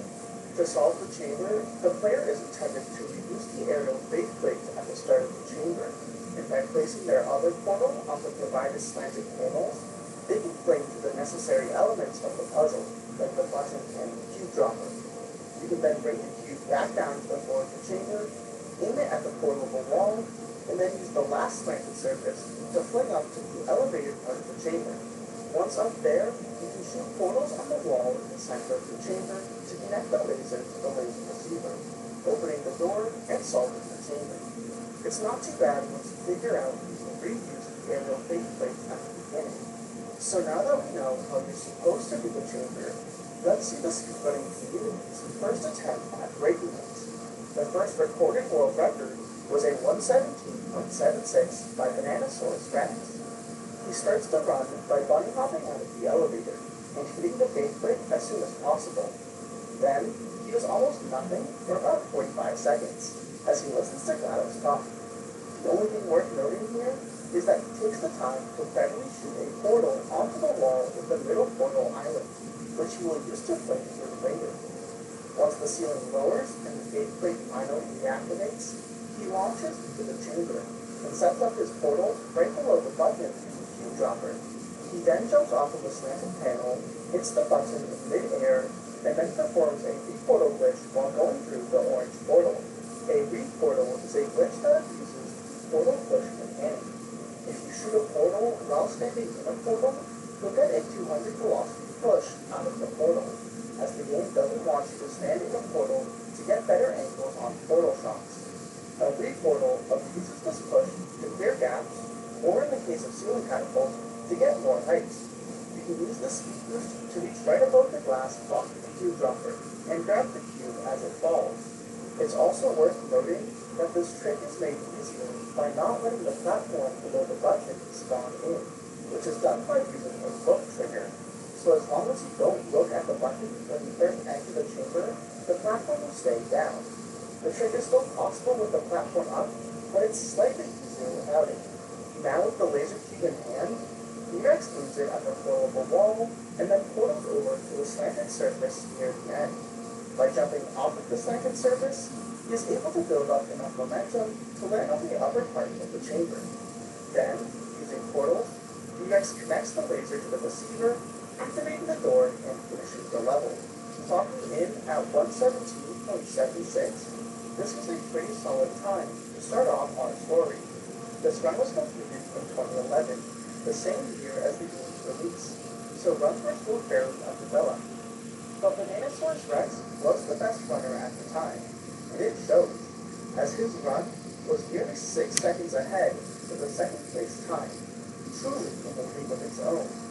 But through this first run, we can already see the problem with the chamber. The obscene amount of waiting at the start of the level makes it incredibly unfun to speedrun. The chamber itself is actually quite cool and flashy, but you have to wait for almost a minute before you actually get to play it. This made the level super tedious for runners to grind. So between speedrunners finding the chamber boring and Bananasaurus Rex's time being very strong, his record would remain uncontested for quite a bit. It wasn't until August of 2012 where Clocky would improve the time below the 117 mark, with a time of 116.98. Clocky shaved off a bit of time with less hesitation when performing the big three-portal trick and also the laser cube. But the run was still very clearly flawed, as he took 3 tries to shoot the laser portal and jumped right into the side of the staircase at the end. A runner named Jai-Jells would quickly improve the record by 1.5 seconds. This 1:15.53 time was very similar to the previous record, but actually nailed the ending. However, Jai-Jells was very displeased with this run, commenting, "All I can say is that you can F up everywhere here. 113 is possible, but I'm not skilled to get this time." Another runner commented on Jai-Jells' run, saying, "I am more impressed by the amount of patience it would have taken to do this than the run itself." While speedrunners saw room for improvement, almost no one wanted to grind out Ceiling Catapult due to the long wait at the start, which is why the community was shocked when Jai-Jells improved the record not to a 114, or even his goal of a 113, but all the way down to a 1:00.50. Just how exactly did Jai-Jells cut 15 seconds off of the record?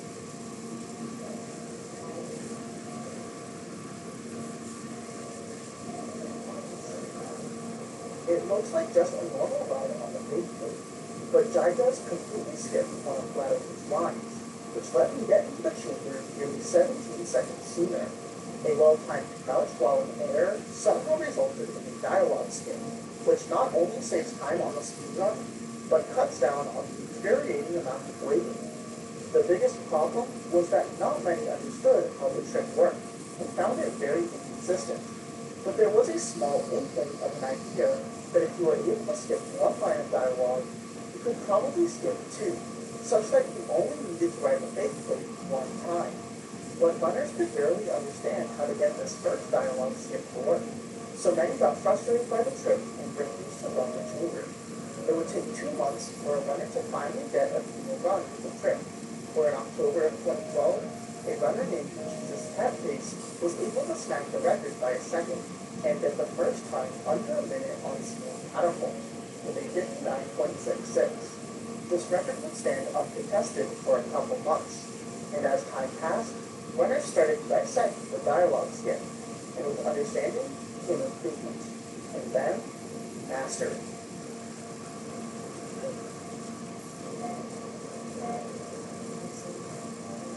The double dialogue skip bypasses both of GLaDOS' lines of dialogue, so GLaDOS instantly lowers the ceiling after one ride on the aerial faith plate.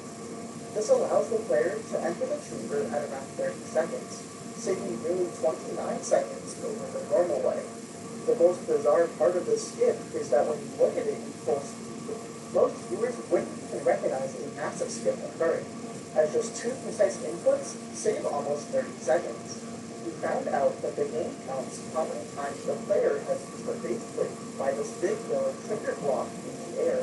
Every time the player enters the invisible trigger, it increases the internal count by 1, and when the count hits 3, GLaDOS will lower the ceiling. The skip simply uses a well-timed crouch and up crouch to hit the trigger multiple times. On the way up, the player crouches right after hitting the trigger, which will shrink the player's hitbox, allowing them to enter the invisible block a second time. And then on the way down, the same concept applies. Just instead of crouching, the player uncrouches after hitting the trigger, which expands their hitbox to barely tag it for a third time. This sets the internal count to 3, so GLaDOS instantly skips to a third line of dialogue and lowers the ceiling. This was a monumental discovery in ceiling output, as not only did this cut a ton of time off of the speedrun, but it saved runners from the most dreadful part of the level, the waiting after start. Following this discovery, a flurry of world records were set on the chamber, most of which have been lost to time.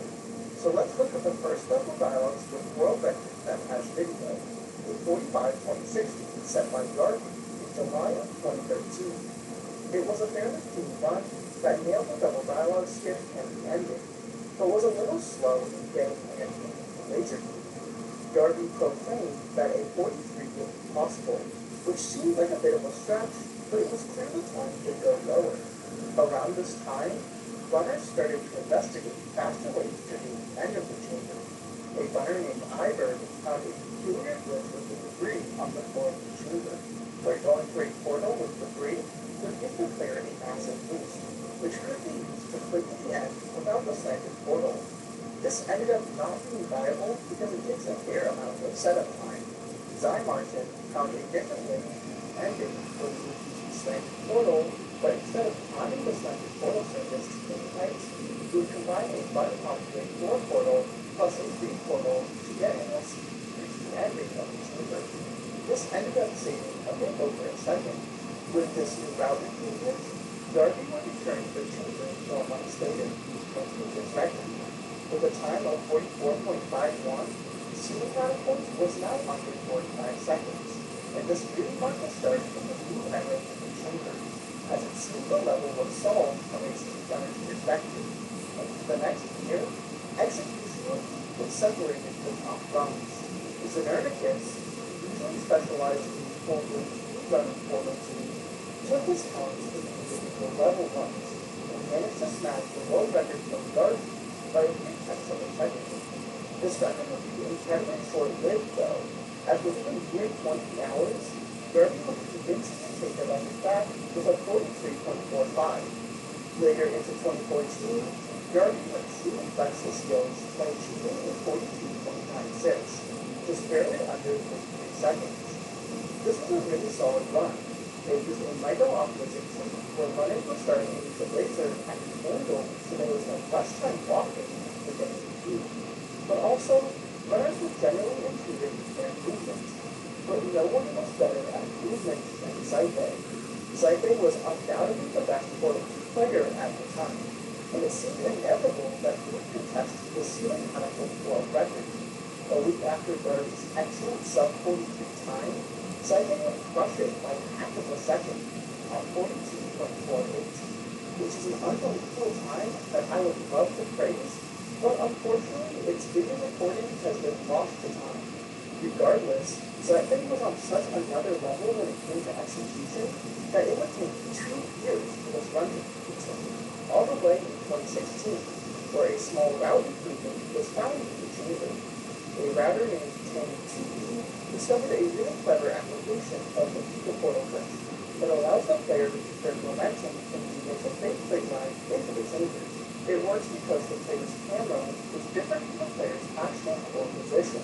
The player's camera, where portals are shot from, is located in the player's head, while the player's position is located towards their chest. Since they're going through a ceiling portal, our head will go through first.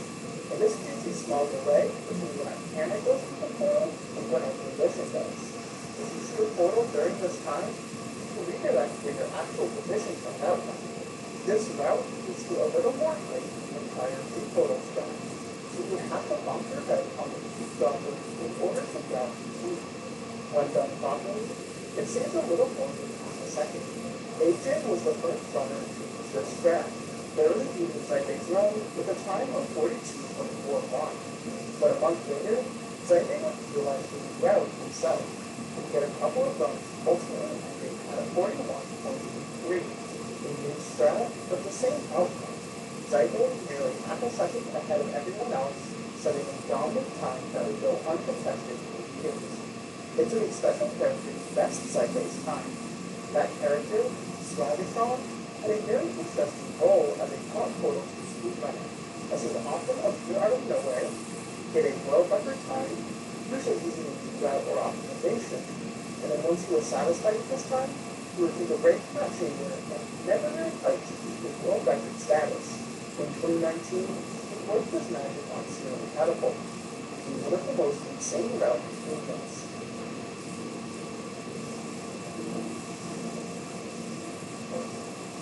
That was a button hop into a portal with the Pika slanted surface, and then barely leaving a portal shot to connect the laser. I mean, look at how tight this shot is. All of that would take a little under half a second. While one might expect this swing to be much faster, because we have to go slightly back towards the chamber to climb the stairs, it ends up saving much less time than this point directly to the door. Swagatron was just a strat with Saife's 3-year-old time, ultimately achieving a 41.5 weeks, a quarter of a second improvement. However, Saife did not care to be sitting down improvements, and 2 months later, seems that he was one of the best world speedrunners by beating Swagatron's time without the ending strat. In a near-perfect speedrun, Saife was able to place himself 300ths ahead of Swagatron, barely getting the world record with a time of 41.55. Route improvements seem to come and go, but Saife's status as the Ceiling Catapult world record holder seemed unavoidable. Swagatron did not show any interest in returning the Ceiling Catapult, and no other runners ever tried to pull off the season ended, as many deemed it too difficult or not worth it. This trick was right at the end of the run, and as much as we did put off a ton of movie time with the double dialogue spin, we still had to wait nearly 30 seconds to actually enter the chamber, so it was very annoying to find out. So even though Saife's run was equal with this strat, it seemed like it would settle on top for a long, long time.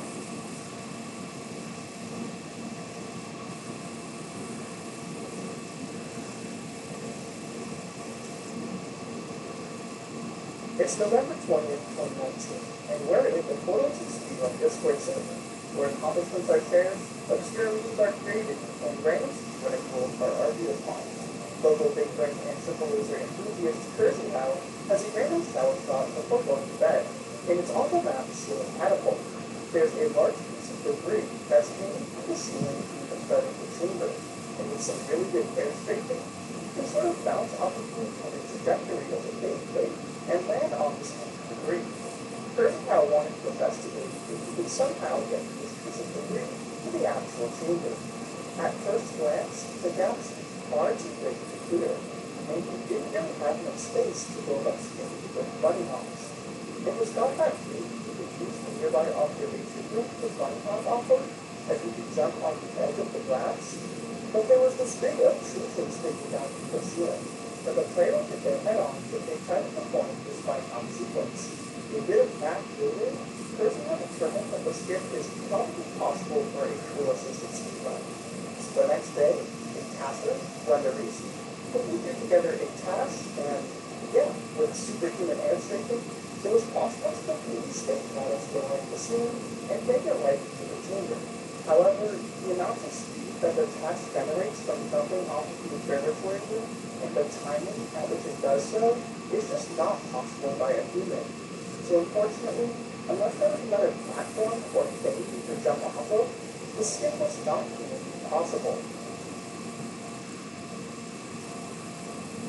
Ceiling skip.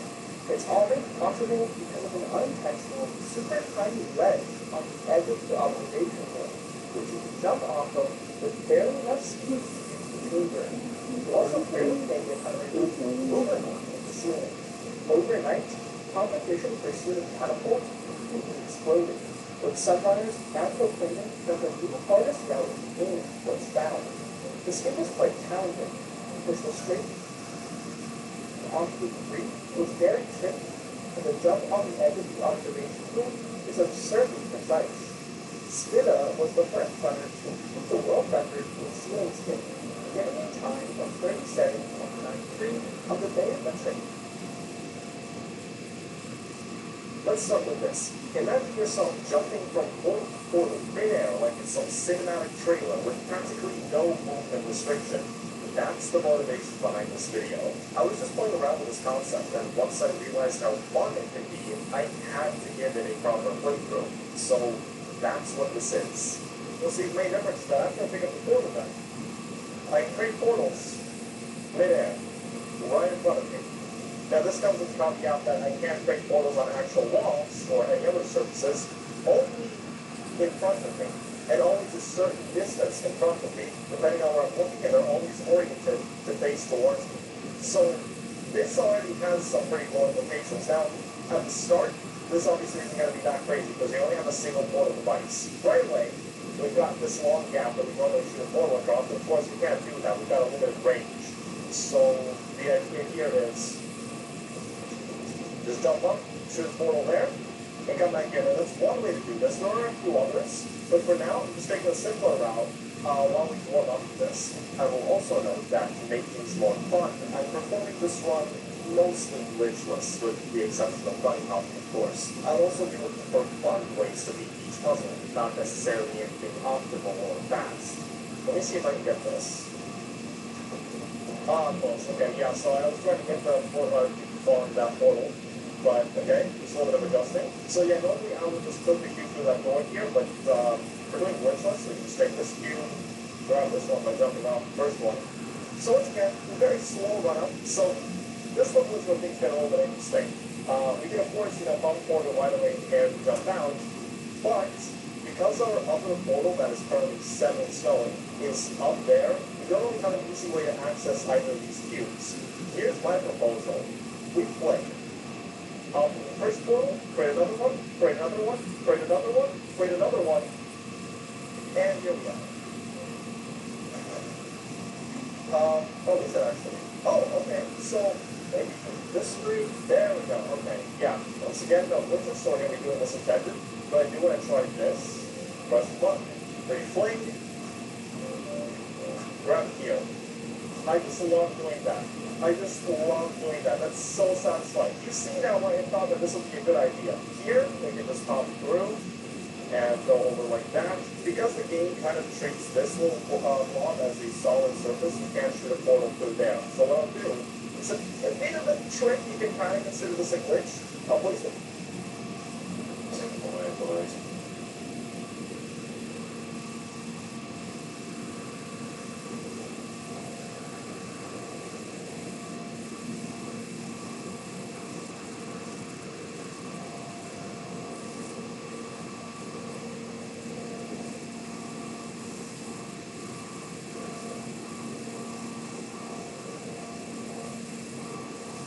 2020,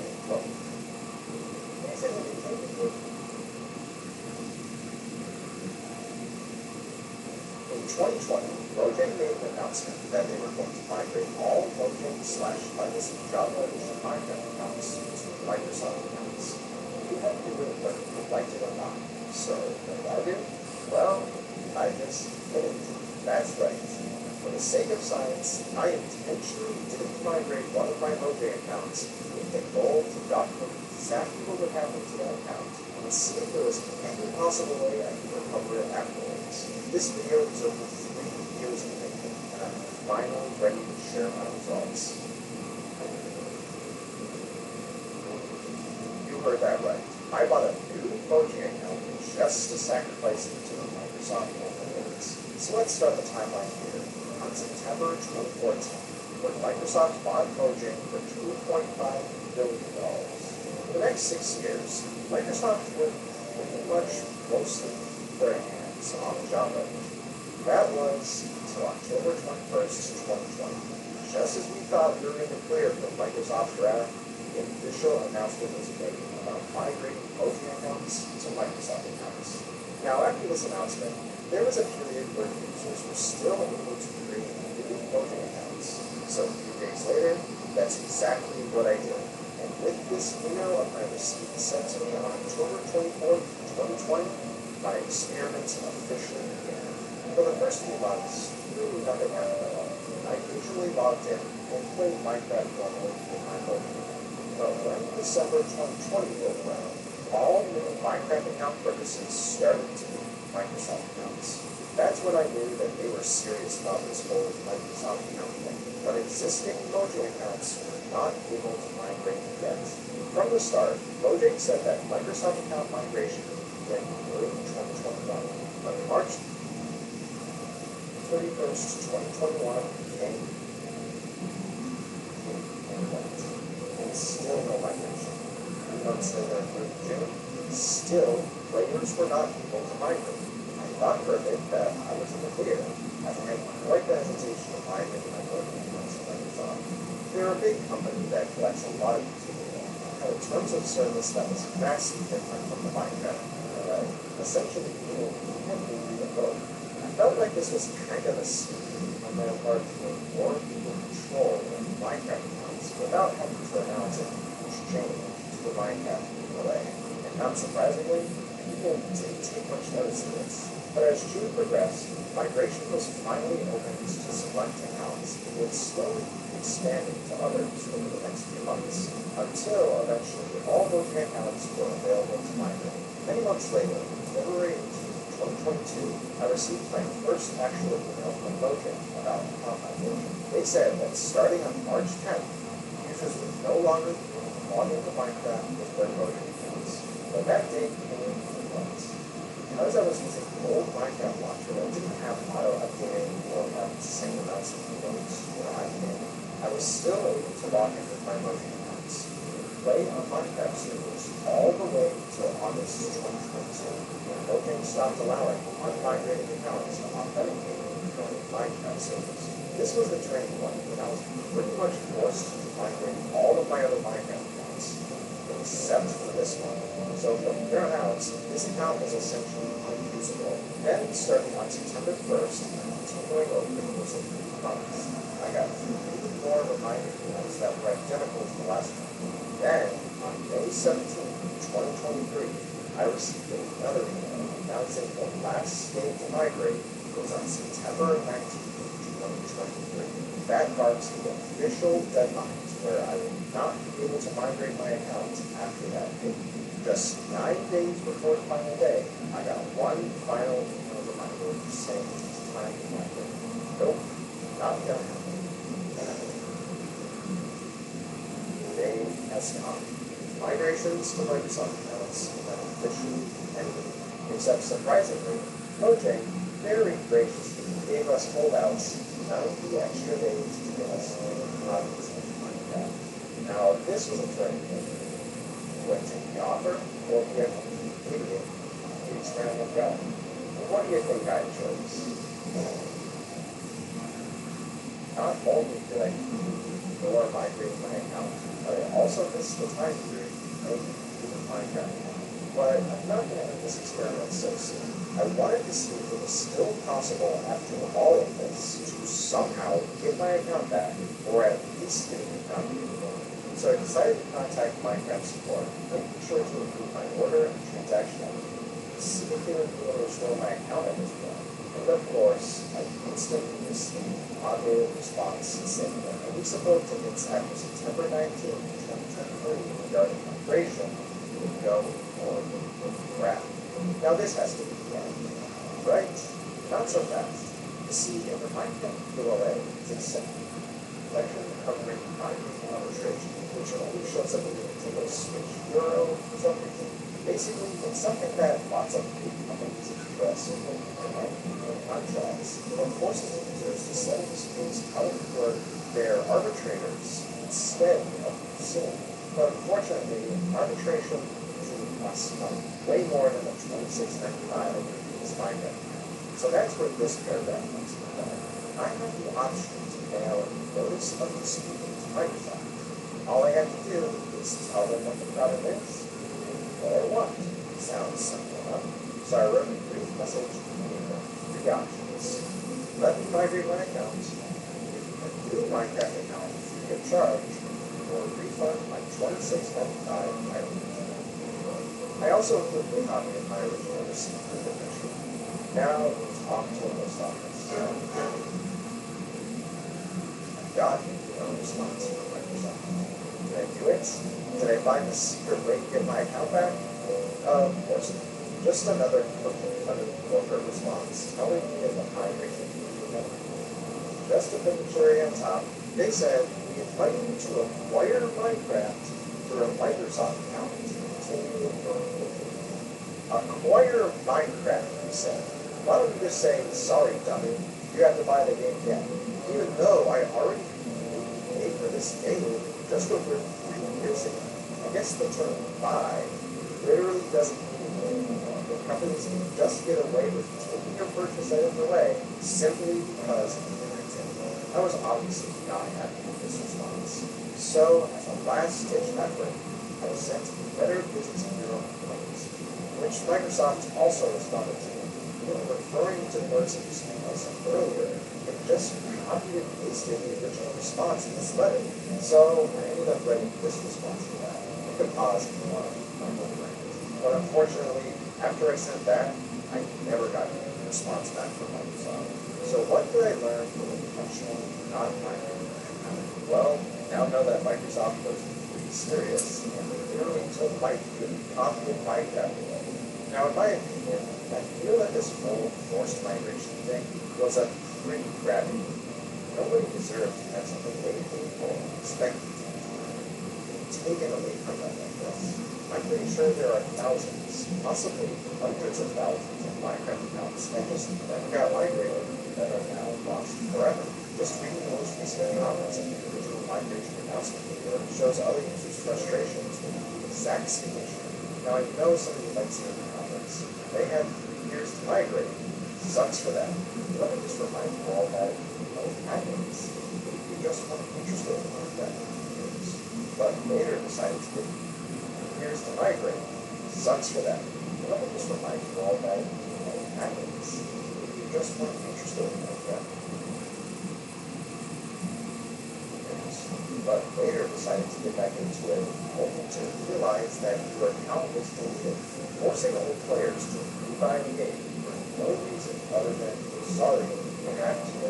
It's kind of an anti-consumer move. In comparison, look at Google. They're a big company that everyone loves to hear of. But let me tell you this. Google bought YouTube in 2006 for $1.65 billion. Shortly after, all YouTube accounts were migrated to Google accounts. Now, 17 years later, you for some reason still have a legacy YouTube account. Google, still to this day, allows you to migrate it to a Google account.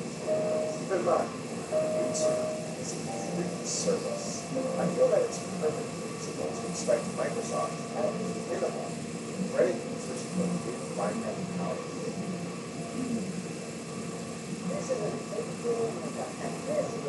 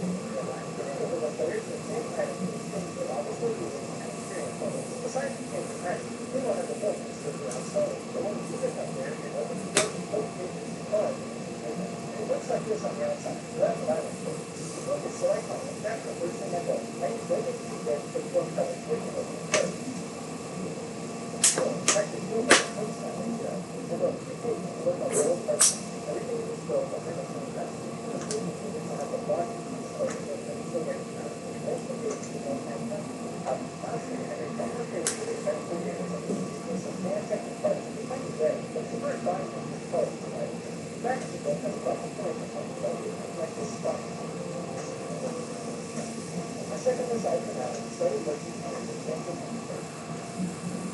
Here's what I came up with. I wanted to see what it's like with like island ladders and techniques where I can have people experience level 4. On the left here, we have the thing that's busted up with the experience level of 2 ladders. These ones go out and what they're using the thing. Let's have the whole population of the speed of the thing. Oh, like that will try to do this. I kind of just close some sort of rating of the one, so the thing that is kind of one of those right? So we can go to the qualified for those and color the lines. The next time we work on how to have everything to almost and our sensitive, our color, and our stickers. But so we try to not level 5 and then try to make it like that all day. After a little building, this is our goal.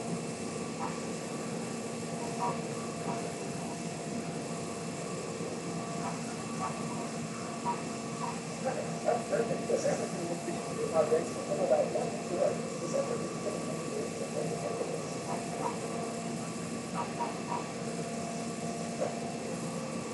I think the way to have a video stuck in the front circle, right up where the back is. This is a mechanism that really has the whole circular pattern.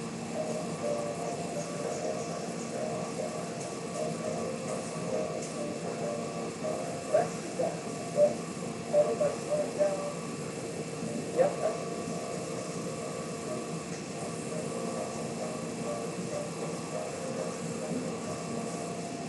Now guys, we'll go back to the boat house. Look around. So, my next one was going to be wide about the there are people who saw that, but I think this is like dirt. You can go in and all of those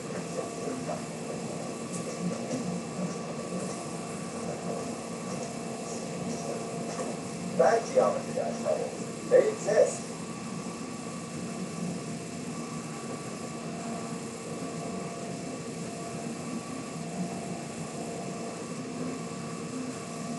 So, Geometry IQ 2 has been out for about a month now, and most people have already familiarized themselves with the universal level, Dash. Overall, it's an awesome level. Great song, fun gameplay, and it shows off almost everything this 7-year update has to offer. But what do I think of it? You know, the guy who makes all those videos about reviewing Geometry Dash levels with all sorts of fun stuff, like complain a bit more, and pick stupid ideas for the game that will never end up in. Oh wait, that's you can't see on stuff in the admin right now. Yeah, if you've watched my videos in the past few weeks, it's pretty clear that I complain a lot over things that really don't matter. And I know some people like that, but I can't help but feel guilty about it. Because at the end of the day, I love Geometry Dash, with this brilliantly designed game, with this super talented community. There's so much it does right, and I want to share my love for them, not my hatred for minor flaws. So from here on out, positive vibes only. Here's everything I love about the Sideways Spider playing Dash.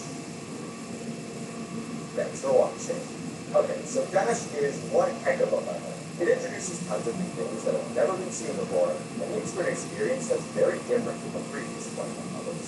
In this video, I'll be breaking down the whole level and discussing what it does right and what I think can improve.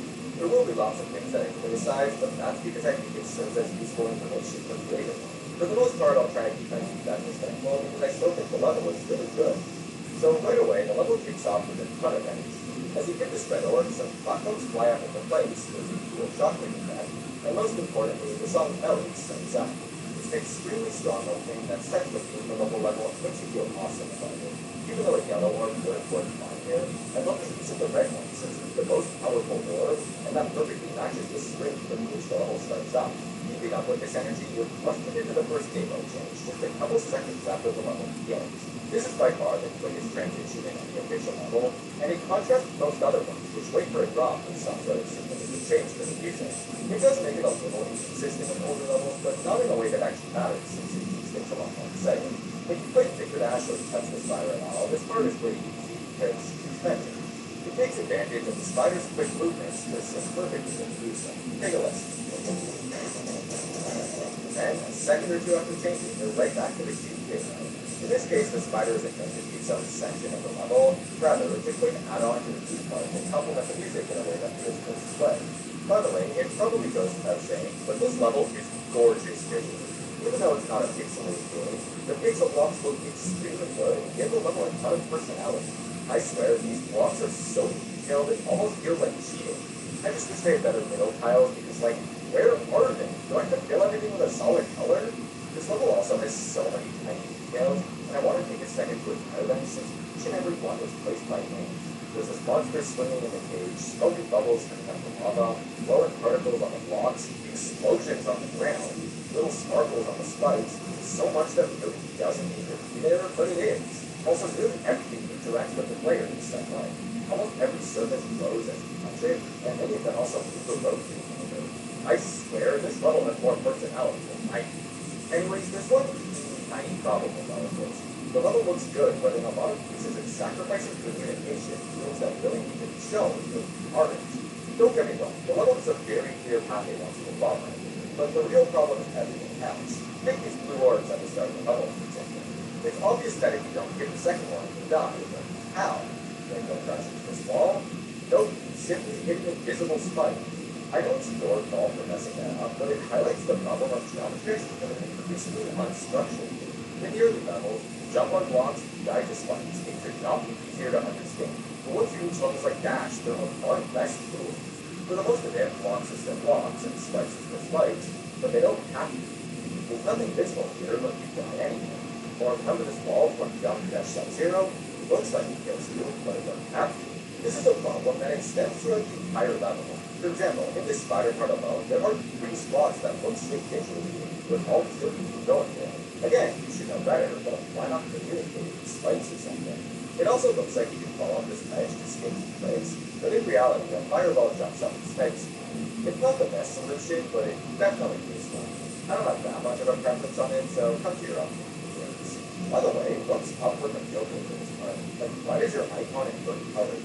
Literally, shaders are really good for adding spice to your levels. Like, look at that shockwave at the beginning. But here, it doesn't really do too much. They're just kind of there to show off that it exists. When I say that shaders spice up levels, I mean that you should literally treat them like spices. They should be used in moderation and in a way that actually adds something. Plus it's the chromatic shader, which is like this game's MST. Moving on to the next key part, there really isn't much to say here. The spikes on the ceiling, which is nice, and it quickly transitions into a second spider portal that keeps things moving. And gee, I sure hope nothing wacky happens in this spider part. Well, before we get to that, I want to talk about the portal itself, because it's covered by a blue gravity portal for some reason. At first I thought it was some kind of fail-safe, but there's no possible way to enter this portal upside down, so it makes no sense. In fact, even in the super old deep layout for this level, the portal is still there. Now, normally I wouldn't come across about a misplaced portal like this, but in this case, it also completely covers up the spider portal and makes it significantly more difficult to tell what you're actually changing into. You can still tell that it's at the very edge of the portal, as well as the color of the particles, but it's kind of ridiculous that you have to do that in the first place. Heck, even the portal's label is covered up. This doesn't ruin the level by any means, but in general, when it comes to readability, small mistakes like these can make or break someone's attempt. And it's never fun to die to things that don't feel like your fault. Anyways, this takes us to that spider part, the one where you go sideways and do whatever this is. I yapped about this part quite a bit in my cheating mechanics video, and it was because I was genuinely concerned by how much it goes against the way geometry actually introduces new things.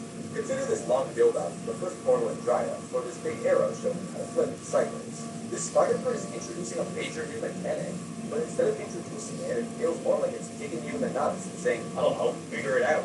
When I first saw the speed feed for this level, I gave this part the benefit of the doubt and assumed it would be a lot more straightforward than it looked. Now, was that the case? Well, I never will play first. Oh, what was I doing to go from it? Dang it! This is too complicated to practice. Oh, wait, what? What the frick? I'm saying that this is so trippy broken. You know, it's funny how bad of a game those guys are.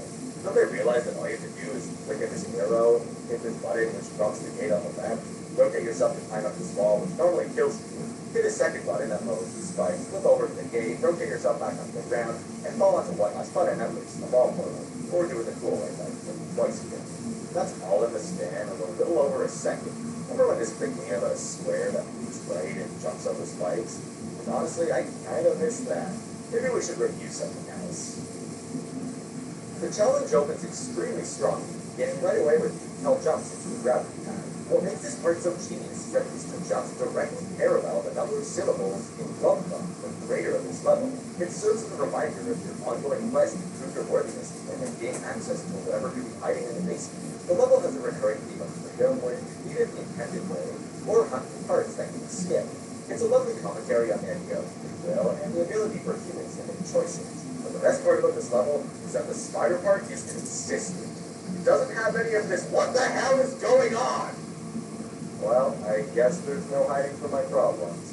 Look, I don't get this part. Why is it here? What does it accomplish? That first spider part makes a ton of sense. It's straightforward and sings well to the song. This section feels like it's only here to introduce going sideways, but if that's the case, why is it introduced this way? If we skip ahead in the level, there is an absolutely beautiful introduction to going sideways that's super understandable, works with the music, and feels awesome to play. Genuinely, what is this? Why is this? Why is it structured in the most confusing way possible with mysterious blue buttons and walls that look like they kill you? I'm not really upset, I just, for the life of me, don't understand why this part is here. I really don't. I thought a bit about how I would personally take this part, and I settled on keeping it nice and simple and using it as an opportunity to introduce the spider orb that shows up later in the level. I think it looks pretty nice. Anyways, it's only uphill from here, occasionally sideways. After whatever that was, you transition into a triple speed ball solely to hit a single dash orb, and then change back to normal speed Q. It's questionable, but it does sing, and it looks cool. I think for the sake of consistency, it would have been better to keep the dash in the spider, since I feel like throwing a big one change with zero to play steers a bit too much into floating custom level territory. That being said, it's still a cool little part that's almost impossible to mess up, so I'm not too bothered about it. I just felt it was worth pointing out. The next key part is probably the section I have the most to say about, just because of how much it throws at you. The gameplay isn't bad, but it becomes oddly confusing for an initial level. It starts off with the part where you hit the blocks, and I have a bit of a love-hate relationship with it, because it's an idea that works very well. It's straightforward once you know into it, and it has great music sync, which goes a long way. It feels a bit more suited for a custom level than something in the minigame, but sometimes it's nice to shake things up. In this case, I think the part works nicely with the music and the overall theme of the level, and even if it's a bit of a gimmick, it doesn't feel too out of place. That being said, I feel like there's a few issues with how this stuff is implemented. For one, you only have to hit 4 blocks, but you can hear 6 hits of the song. Take a listen. If you look at the original speed beat of the level, not only are there 6 yellow blocks, but there's also 2 more blocks in total since they're a bit more squished. I imagine this has changed to make the level a little easier for new players, and as much as I appreciate that, I feel like it's the wrong thing to do everything. Because once you do understand this part, the missing 2 hits make it feel a touch less satisfying. Technically, you can hit 1 extra time for a coin, but we'll get to that later. To me, the biggest problem here is once again the lack of communication, because it looks like you can slide across and skip this entire part, and there's nothing that explicitly tells you to hit these blocks. When I watched a couple less experienced YouTubers play through the level, this is something that they all fell victim to. So we're gonna move for a moment. What is going on? What else can I do? Okay, granted, they both figure it out shortly after, but it's still weird to see them having this moment of, I literally don't know what to do here. One potential fix for this would be to simply add some arrows telling you to jump, like in a lot of custom patterns. But then I remember, the best way to make the player jump is by placing a spike. So here's my personal idea. It's a bit more traditional, and you don't have to agree with it. I'm thinking, just place spikes under the yellow blocks, and also a couple of the red blocks to make it clear that they're bad. And maybe the spikes can be missing from the coin block. Actually, speaking of this point, D tier, the dash. In case you don't know, all you have to do is hit this last red block, put a 0 skill involved, and the coin is basically free. Funny enough, if you look back at the 2.2 trailer from October, this coin is completely absent, which means that it was probably added in the last month or 2 before release, and it really does show. Some people think that hitting the smash block is a reference to the trailer, but it doesn't make much sense to me. Gameplay-wise, this coin really doesn't work, but the main reason I'm giving it a D grade instead of an F is because all the last-ditch efforts make it look like it does. Rather than the coin appearing out of nowhere, you're actually given 4 hits for it. Firstly, you can see the coin is missing. It's a big step up from some other points I dare not bring up, so tell you what, D+. Secondly, there's a little counter above the point. It shows that you've done 4 out of 5 of something. Thirdly, a bit of mental gymnastics. Hitting a red block causes you to get crushed by spikes, but by the time you hit this block, the spikes won't be able to reach you anymore. And finally, the skull's eyes on the block pulse green for a quick second. I really do appreciate how thoughtful and even creative these hits are, but at the same time, it doesn't actually fix the point from a gameplay standpoint.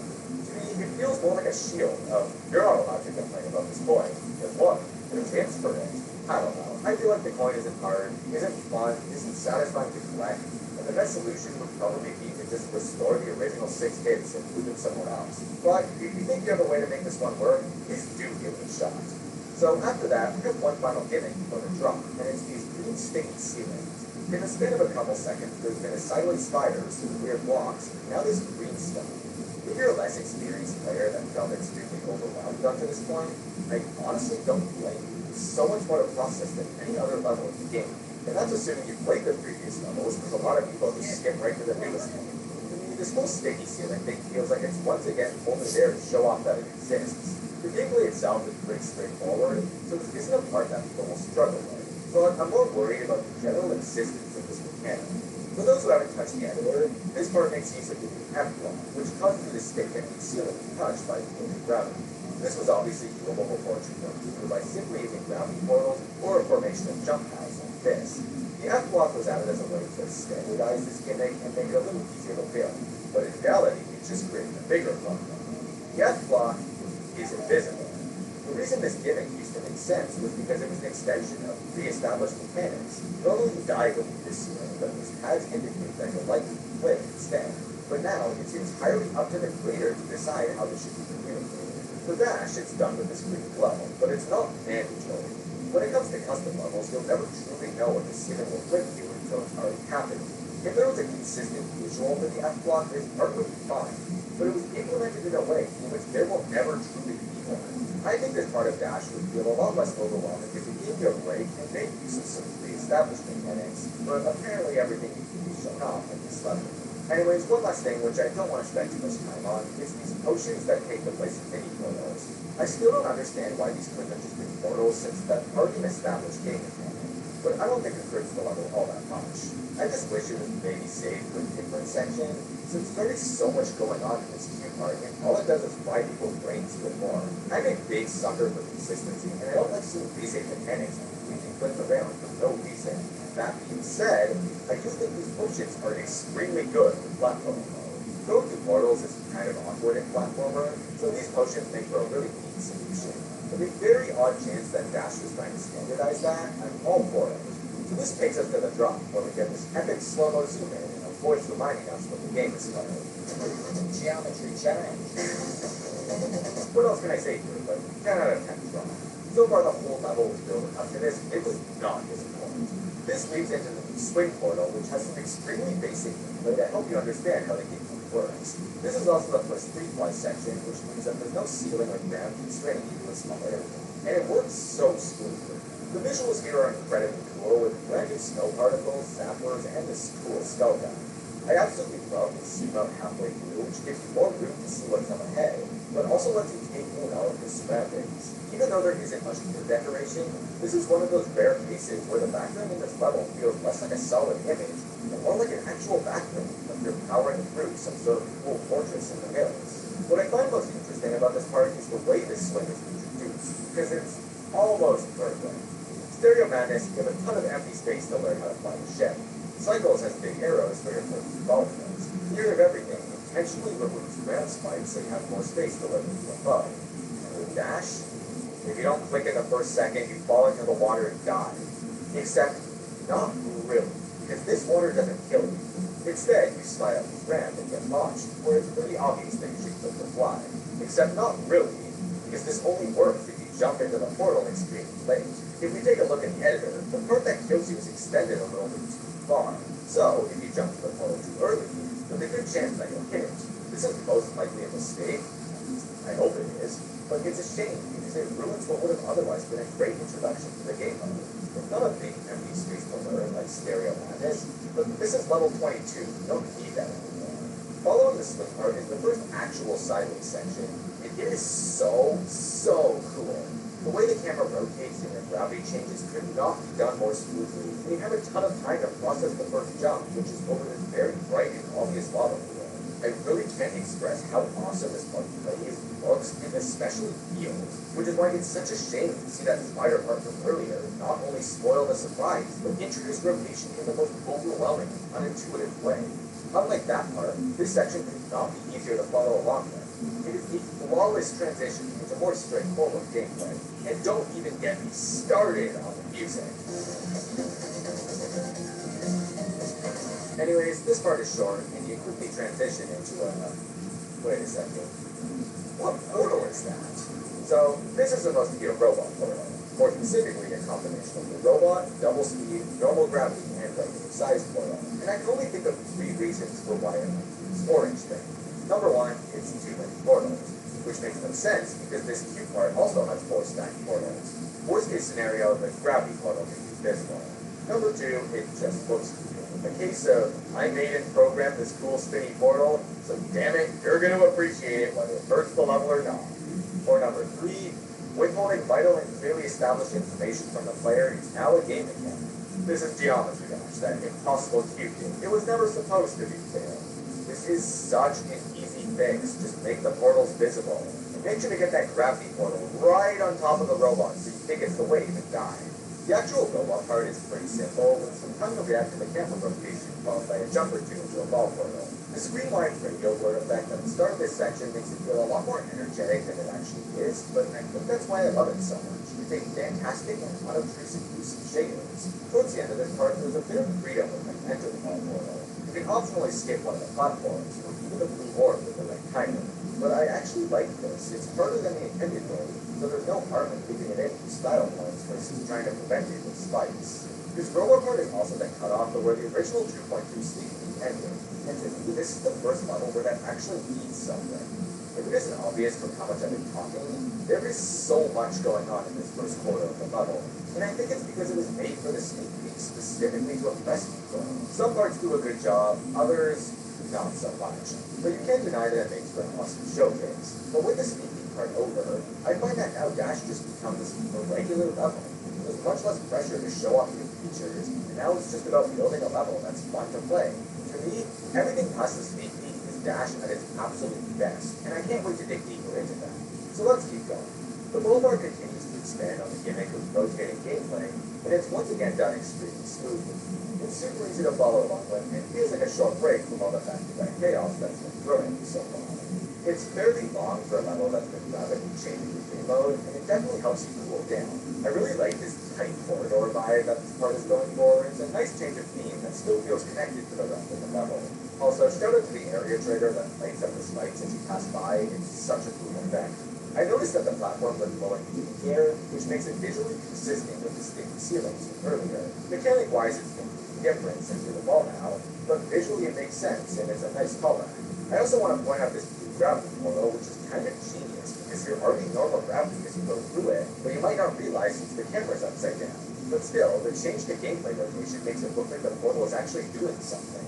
And it saves the need to introduce some sort of visual aid, since the rotation is so natural that it really does just feel like you're going through a gravity portal. I will point out that the sync weir falls apart after the first few clicks, but as someone who sees this part as a short quick section for the next burst of energy, I don't think it's a problem. It reminds me a little bit of the ball part in Hexagon Force, but probably because of that one slope. After the ball is the second swim section, which has very similar visuals to the first one, but now it's primarily orange instead of blue. As much as I enjoy when decoration changes throughout the level, I think this is okay since it ties the two swim parts together thematically, but differentiates them from smaller things like color and, surprisingly, temperature. The first swing section has snowflake particles and icy looking water, but now there's lava and everything is a lot more fiery. Not to mention, the orange fires in the blue part are now blue in the orange part. Everything here feels familiar, but not the same. And the same can be said about the gameplay. It would have been cool to see more down with the swing, but I also think that this back and forth pattern is where it shines the most given the way it's controlled. When I first played this level, I struggled to tell which way my gravity was starting off, but there's a good chance that it's a skill issue since you clearly go into the portal upside down. But other than that, everything's fine. It's just your average swing section with nothing too crazy. If you're colorblind, that is. Secret coin number 2. B tier, for best we're probably gonna get. See the zapper over here? It's a slightly different color. Flying through it reveals a secret upper area where you can snag a coin and then head back down. Personally, I think this coin would have been perfectly fine if it was visible from the get-go. It's a relatively tight gap to fly through. If you're able to handle that, it's a sign that you're pretty good at controlling the swing. It's not too far off from a precise flying and dry out of going through the wall in electronic conventions. If it's going to stay visible, I guess it could be bumped to be a little tighter, but it's not that much. I know it's called a secret coin, but seeing this one turn invisible hurts a lot because it's a sign that coin placements are changing. If you look back at the 21 levels before Dash, there are no other coins that start invisible until you do something. The closest thing we have is the key and deadlock, and a few coins that are simply not in the canvas. Some coins are skill-based, some require memorization, but what ties them together is that they're always somewhere. Then, along came the spin-off games, Geometry Dash Meltdown and Geometry Dash Sub-Zero. These levels were made from the ground up in a modern editor with tons of new features, like this cursed artifact, Alpha Trigger, a single object with the power to make anything vanish. At first, it was good. The second one might be really nice and completely invisible, but there's a clever visual hint that most players would be drawn to.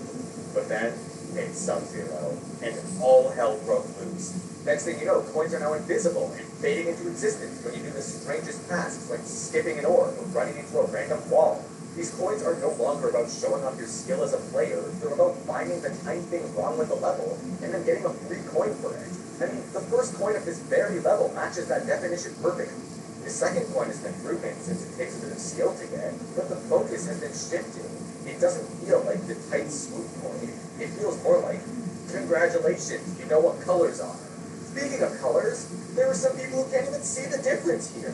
Now, I'm red-green colorblind, which means that shades of those colors look more similar. For example, in the game Terraria, I struggle to differentiate iron skin and swiftness potions, which is kind of funny since the vast majority of potions have their own shape, but not these ones. Anyways, in this case, I have no trouble making out the difference in color here, but some people do struggle. I still strongly believe that the coin path should be visible, but if we're going to do it this way, why not add some kind of shape-based hint here? Maybe it could be smoke particles or the lack of an animation, but just something. It's kind of sad that we went from colorblind-friendly mortals to this. Long story short, I like the coin for its gameplay, hate it for the decision to make it invisible, but I'll give it a pass solely because I'm actually able to brainstorm ways to fix it, unlike the last one. Next up is yet another spider part. Nothing too fancy here, it's just a quick music sync bit like every other spider section in this level. Gameplay could not be more straightforward, but at least it's kind of fun. That takes us to this cube section, which plays around with some dash orbs followed by 2 uses of the spider roll. Some people argue that this is where the level's visuals start to fall off, but I think it's just as good as every other part.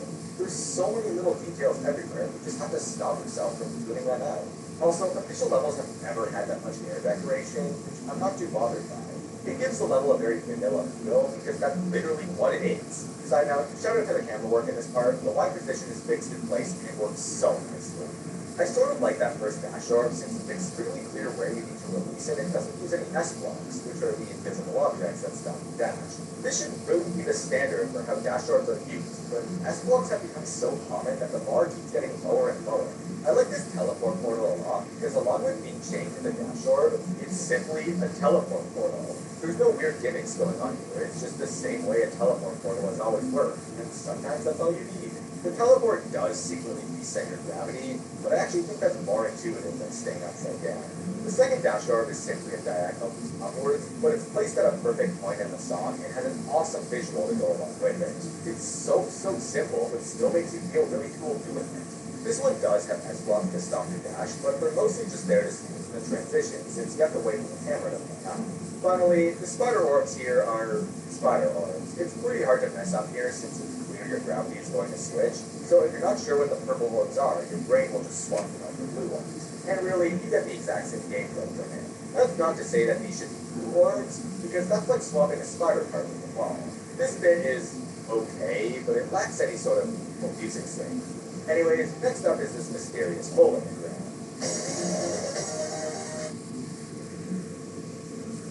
Okay, no, that's too predictable. It's actually this. Before I talk any further, let me start by playing back this whole section.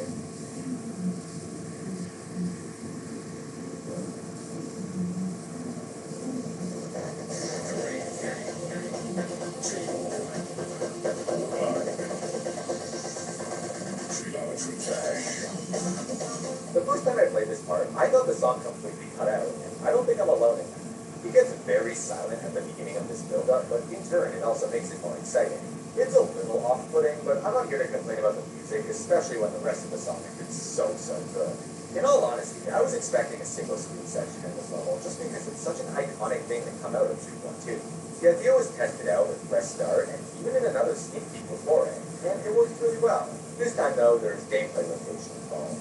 I think it's decently clear how this part of the level works, but I can identify two notable flaws that make it a touch more confusing than it needs to be.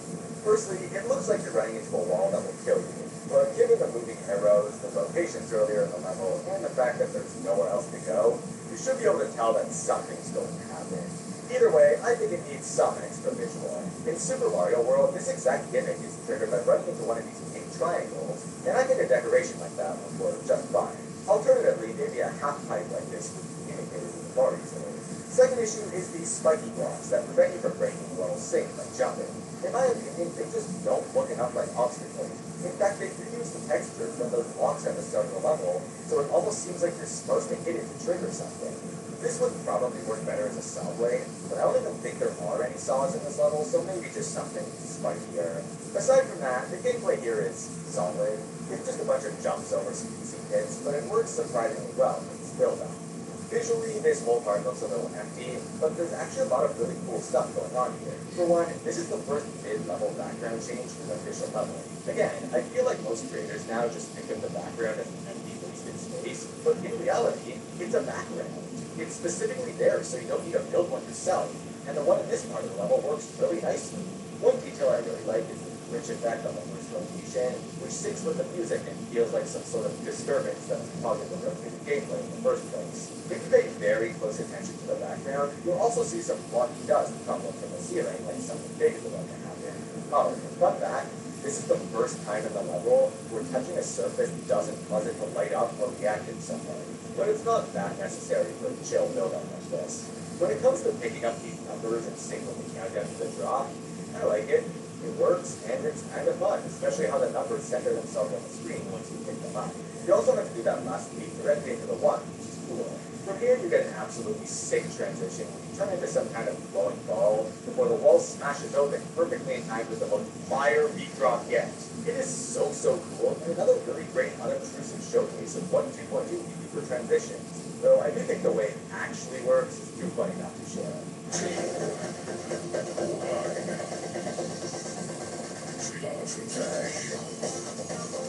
Oh yeah, there's a point in this part. And to get it, all you have to do is click 6 times during the transition. Not to a beat or anything, just whenever you feel like it.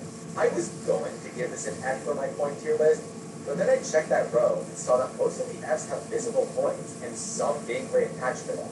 So this one is going down even lower, maybe next to that one you can't let go.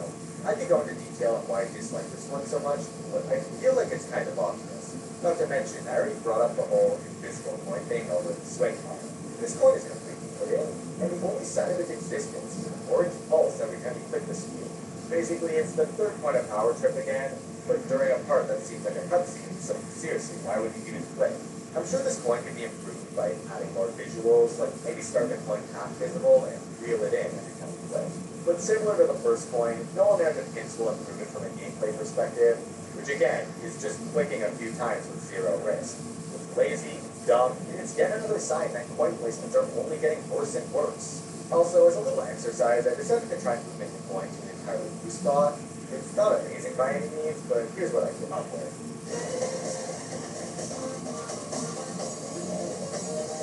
So next is this triple speech ship part with a super epic part of the song to go along with it. It also continues Broadcop's tradition of ship parts with wide moving walls that have an arrow between them. For some reason, this has been really common ever since the spin-off games, and I kinda love it. It's become iconic. This ship part is pretty easy compared to other parts of the level, unless you're playing on mobile, in which it suddenly becomes Microsoft PowerPoint. It's probably because of the sheer number of events going on during this part, which is ironic because people say this is where the level gets kind of empty. I think it looks about the same though. In fact, we even have these cool wing speed particles that perfectly complements this part's triple speed. For some reason, there's a huge effect that changes the color of everything, including the icon, and it's excessive. I think there would have been better effects that work here, or maybe none at all if it's coming back for some players. But but chances are the lag is coming from this area trigger part that moves a heck ton of pillars as you fly through them. It's a great effect, and it's one of the highlights of the level for me because it just feels so damn good. You see these two triggers? They actually control all the blocking during this part, and that's super impressive. But it likely requires more calculations than a line of two triggers, so it's probably a big helper for the lag. Either that or the giant industrial is the level. Side note, as easy as this part is, I often find myself overshooting on the height, only to watch my ship slowly drift down into the spike with nothing I can do to stop it. It could very well be played off as a skill issue, but I also noticed a lot of other players having the same problem. So maybe I would lower these top spikes or cheat a little bit by making the gravity slightly stronger to reset. Also, another thing, since the first coin in this level sucked, I tried sneaking a coin into this part as well. Before we move on to the robot, I want to quickly point out one last thing since I wasn't sure when to bring it up. All 22 levels in Geometry Dash have one thing in common, and it's that they have a ship part. And this level is no exception. But you know what this level doesn't have? A UFO part. In fact, it is the first level to not have one since it was introduced in Theory of Everything. Now, look, I get it. There's 8 game modes now, and it's hard to fit all of them in a single level. After all, Mega Dash had a similar situation with being the first level to not have the ball 6 cycles. But this time it's different, because if you factor in the 3 spin-off games, there's only one level with the UFO, Space Pirates. The one that solely exists as a tutorial for the game mode. And what makes this even funnier is that there are mirror portals in both Striker and Yaka, meaning that yes, lately the mirror portal has been getting more official usage than the UFO game mode. It doesn't bother me that much since I'm not too crazy about the UFO, but it's a sad day for all 7 people who think it's the game mode. Okay, coming up next is this robot section, unless you prefer the ship, in which you can fly under the portal and get stuck for an eternity. For some reason, a lot of faith was put into these force blocks, but they don't do anything. The robot here is somewhat uneventful. It's just a few simple hops with fans that rotate you sideways. It makes me happy seeing rotated gameplay get this much usage throughout the level, since it helps it feel like a core beat, which it is. It's executed well here, and the thing is a perfect visual to use. I'm sure a gravity portal would have also worked fine, but this is the fun thing. Even though this is where I think the music gets really good, there's practically no sync during this entire robot part. I kind of see this as another one of those less sync killer parts of the level, like the first robot in the cube before the build-up part. It's just there to have some gameplay at all, but that's fine, because it's literally how building a level works. Sometimes it's nice to have a part of the level that's just a part of the level. I won't deny that this bit does look a little rushed, but upon further investigation, it seems like it has the same level of decoration as most other parts. That being said, it doesn't go above and beyond in any way. Now it's just completely average. I guess there's these big chains now and more snow particles in the background. There's also a glitch effect here, which actually kind of works. It's less random than changing the icon color, and dare I say, it even looks good. Overall, this whole section is nothing too mind-blowing. I'll still take it though, considering levels in the game is going like this. Finally, we enter this mysterious glowing wall and get this nice circle transition to lead us into the epic tower part. The background changes once again to really set the theme, and the colors pop out more than ever. There's a big pool of lava at the bottom, which I kind of expected to rise, but I don't actually have much of a preference on that. This whole bit once again feels a lot like what Sub-Zero did, but in a good way, like it's expanding on everything it did right. It consists of 4 super quick back and forth sprints, each separated by a short pause as you move up to the next floor. The platforming here is pretty rapid fire, but that's a good thing, since it perfectly matches up with the song. In fact, just roll it.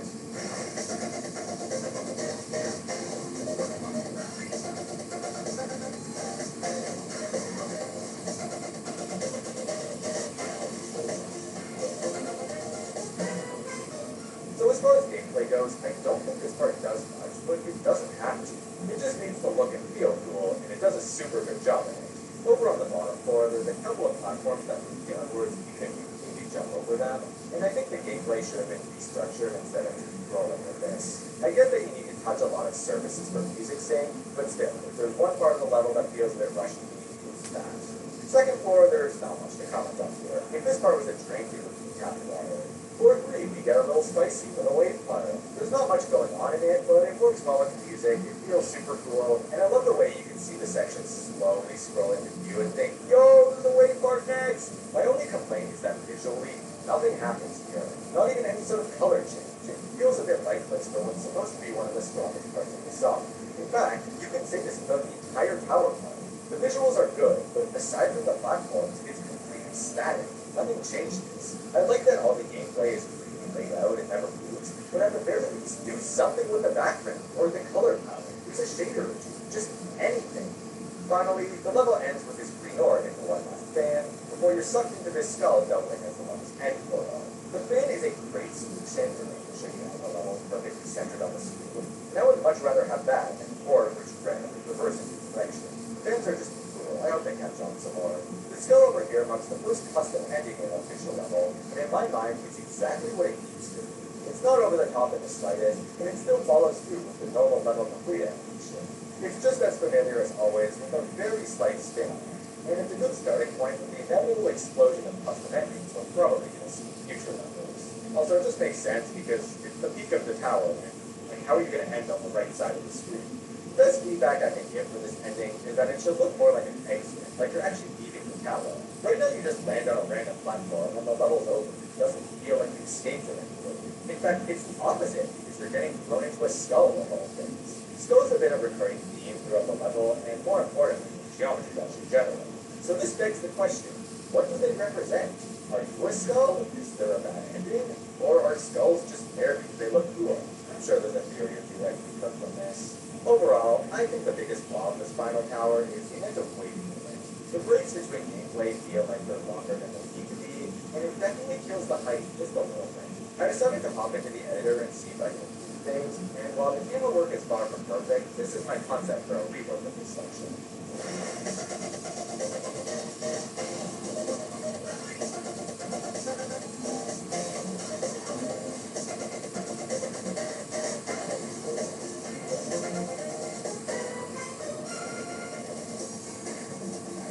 Oh yeah, and while making this, I discovered what the level actually does when you're off screen, and it's so silly, I love it. Even though there's teleport triggers and all this cool new editor stuff, you literally just slide up a ramp.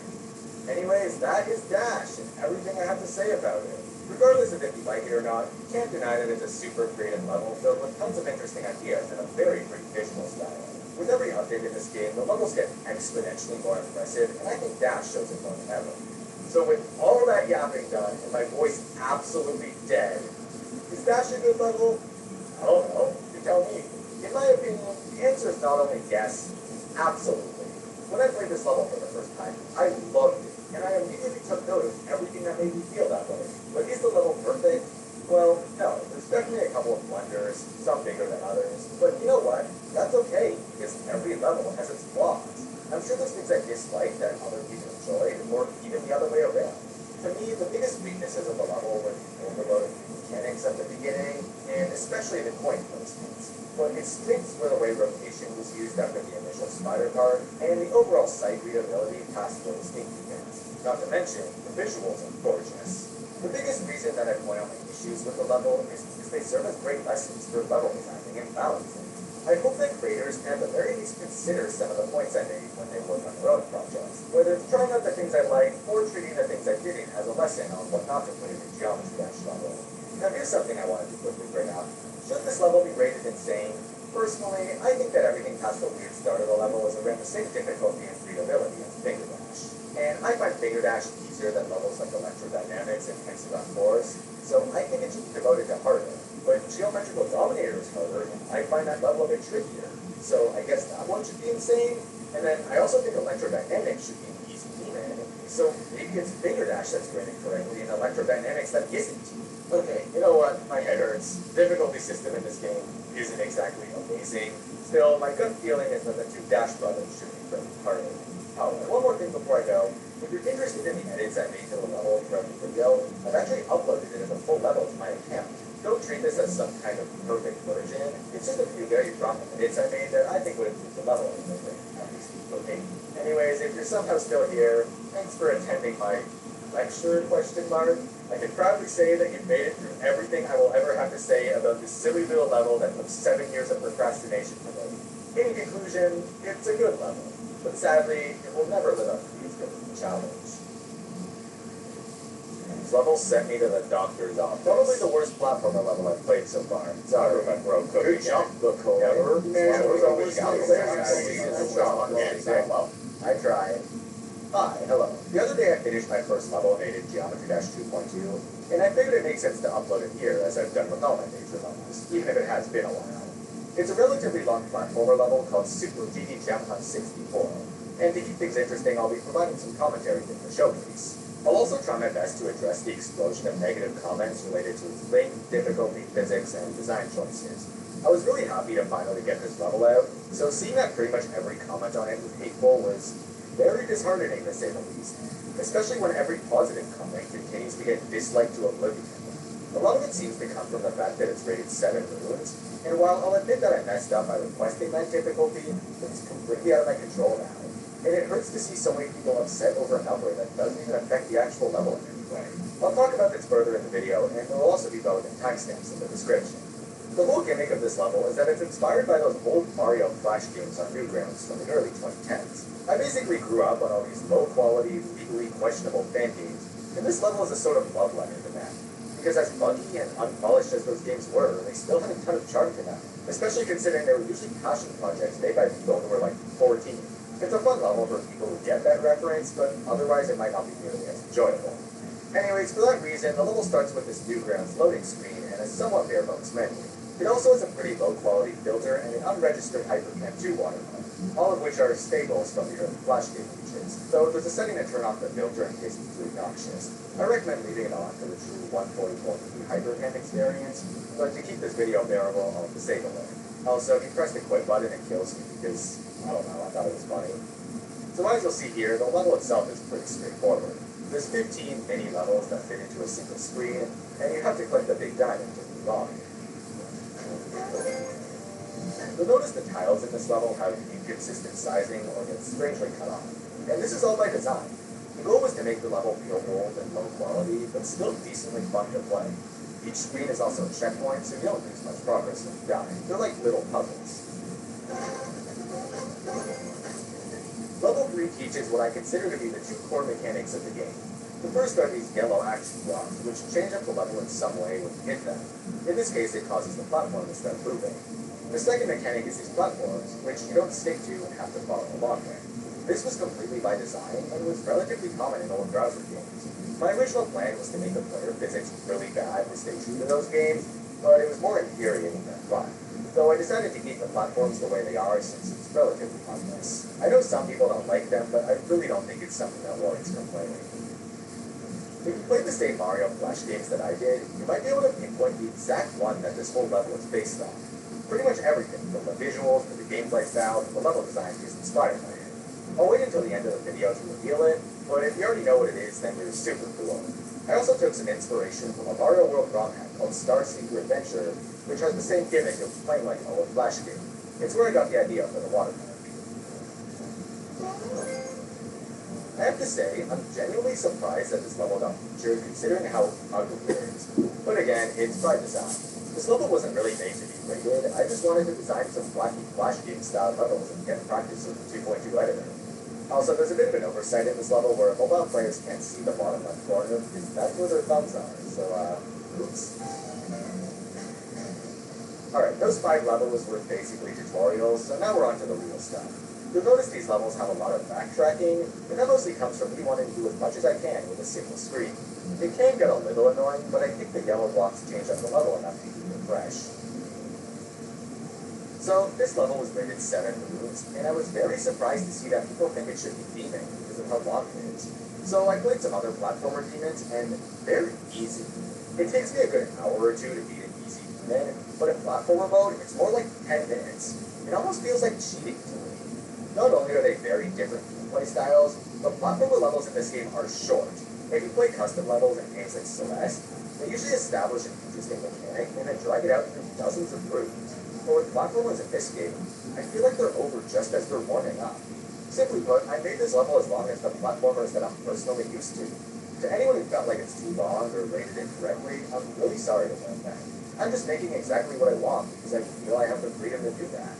My advice, enjoy the level for what it is. I promise it'll be way less fun if you're just in it for ruins. Hopefully platformer difficulties will balance out as time goes on, and genuinely, I'm sorry if the rating ruined the experience for you. This This level is probably one of my favorites. Being mini is a nice change of pace, and it also means that you can cram a lot more gameplay into a single screen. For this level, you have to hit all 3 yellow blocks to unlock the diamond, and the whole thing has a very Metroidvania feel to it. The blocks on the right require you to do a little loop and force you to go through the same set of spikes 3 times.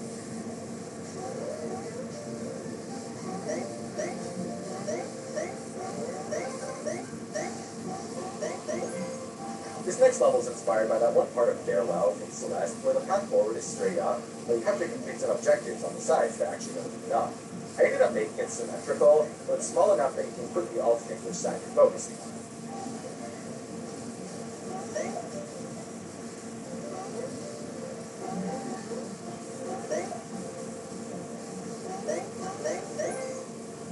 Okay, this is where things really start to pick up.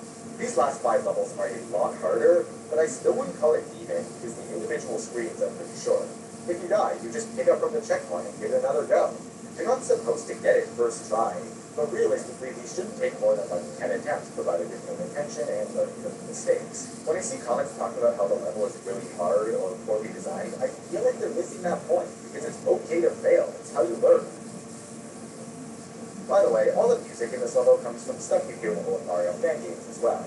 You might recognize this one from Super Mario 63, which I still consider to be the best Flash game ever created.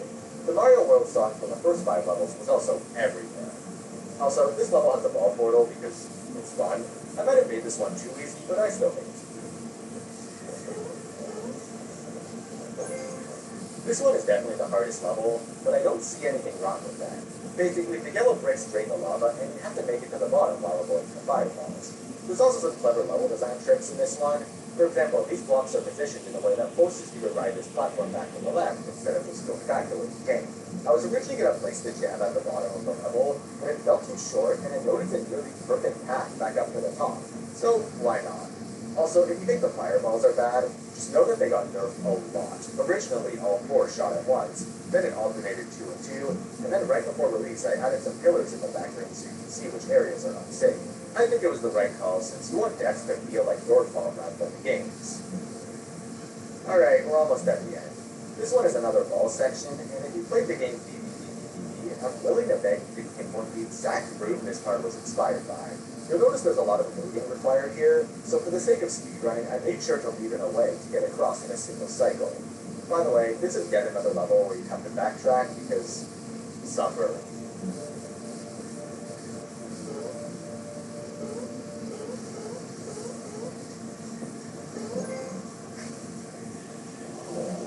Yep, the last level is a boss thing. In true Flash game fashion, it's just a giant stretched monster that shoots a death laser. It's a weird mix of the lasers from Deadlock, Brimstone from Isaac, and more fittingly, the Shoot the Wound theme. This moving platform here often required a lot of waiting for a good cycle, but I was kind of stubborn and wanted to keep it in order to tie all the mechanics together. I actually went back and adjusted its timing on many occasions, so what you're seeing here is more or less the fairest version. After that, it's just a sprint to the final block, and I'll let this ending game play out for itself.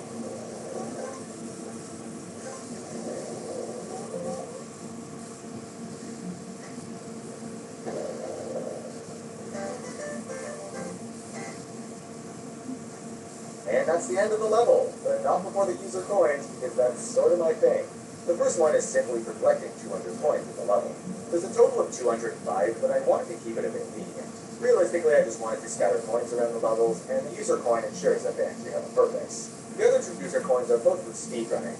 If you didn't get it first try, 10 minutes is actually very achievable for your second playthrough, considering each death only costs about 10 to 15 seconds. On the other hand, you have to be extremely quick for 5 minutes, but because of that, I think it warrants a 3rd user coin. So yeah, that's Super GD Gem Hunt 64. It took about a week to make, but that's because I was balancing other things, and I'm also just slow. If you look at the editor, it's pretty straightforward. All the levels are side by side, and each diamond just shifts over. There was a weird bug where the second song didn't move properly, so I spent a couple hours making a fix for it, only to discover that it crashes anyone playing on iOS. It should be fixed now, but if the song randomly cuts off, just know it's better than the game crashing. Oh yeah, and if you're wondering which Flash game inspired the majority of this level, it's Mario Starcatcher 2. This game is a mess. The physics are terrible, the levels are ugly, the platforms barely work, and I love it for that. It just has that perfect flash game energy, but also a really interesting gameplay style that I wanted to build on. There's a couple of levels in this game that directly inspired some of the ones at my level, but for the most of it, I just referenced them as starting points and expanded from there. I'm a big fan of how hitting blocks and switches can do literally anything in this game, and there's so much stuff that makes no sense from a game design perspective, and it's just coded in because it's fun. For example, in level 17, you shoot a bullet into this switch, which spawns a giant block that rockets you upwards so you can hit another switch to drain the lava. It's crazy, I love it, and I wanted an excuse to make weird stuff like that. This one inspired the draining lava on level 15, by the way. And that's about it. Hope you found the level interesting. If you didn't like it, sure, that's cool too. There's plenty of other levels to try. Okay, bye. Well, somehow happened. Jump Dash 2.2 is finally out. After 7 years in development, hopefully this was the way. I need some more time to gather my thoughts before I can start working on scripted videos like reviewing the coins. But in the meantime, here's some highlights from my two somewhat chaotic live streams where I played the update for the first time. Enjoy. What is happening? Oh my god! Grayed out the lock icons! Dude, he grayed out the, oh! Credit? Oh, he never fixed the moves bug. You can view the icons! Right off the bat, that is insane. The icons take a lot of load though. Okay, so some cubes are in 2.21. Wait, they're called cubes now. Math got delayed, wow. Watch this, guys. Wait, that didn't say claim before. No shop here, it's sad. Okay, how do we get the Generation Retro UFO? 2.21, no! Alright, let's do it, dash.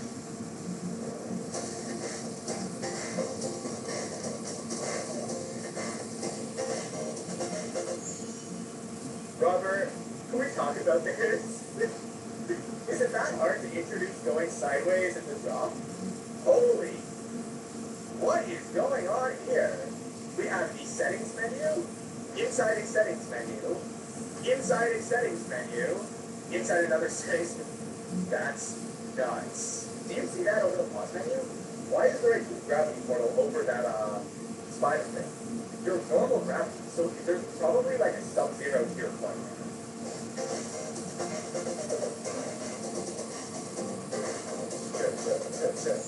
Oh, that's what happens if you hit the wrong one. Sorry, I wanted to guess what happens. Oh, there's a coin down there. Alright.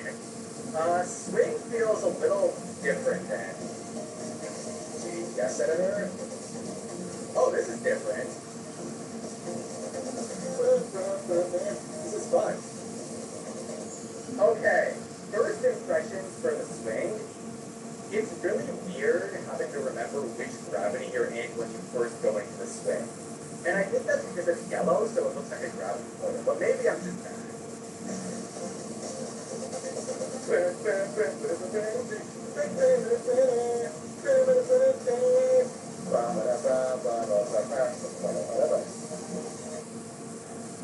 Oh, wow. It's like a build-up. I was not expecting that. Oh, you're gonna say geometry dash. What? Oh, hello. Yay, it's the Falcon part!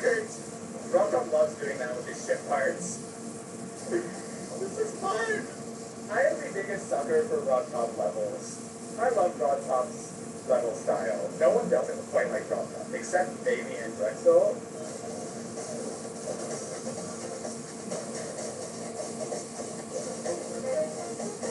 Oh, that part's good! Man, Rotom really just picked every art style for this level. I love it. Wave feels so good. Maybe it's just my 144 hertz.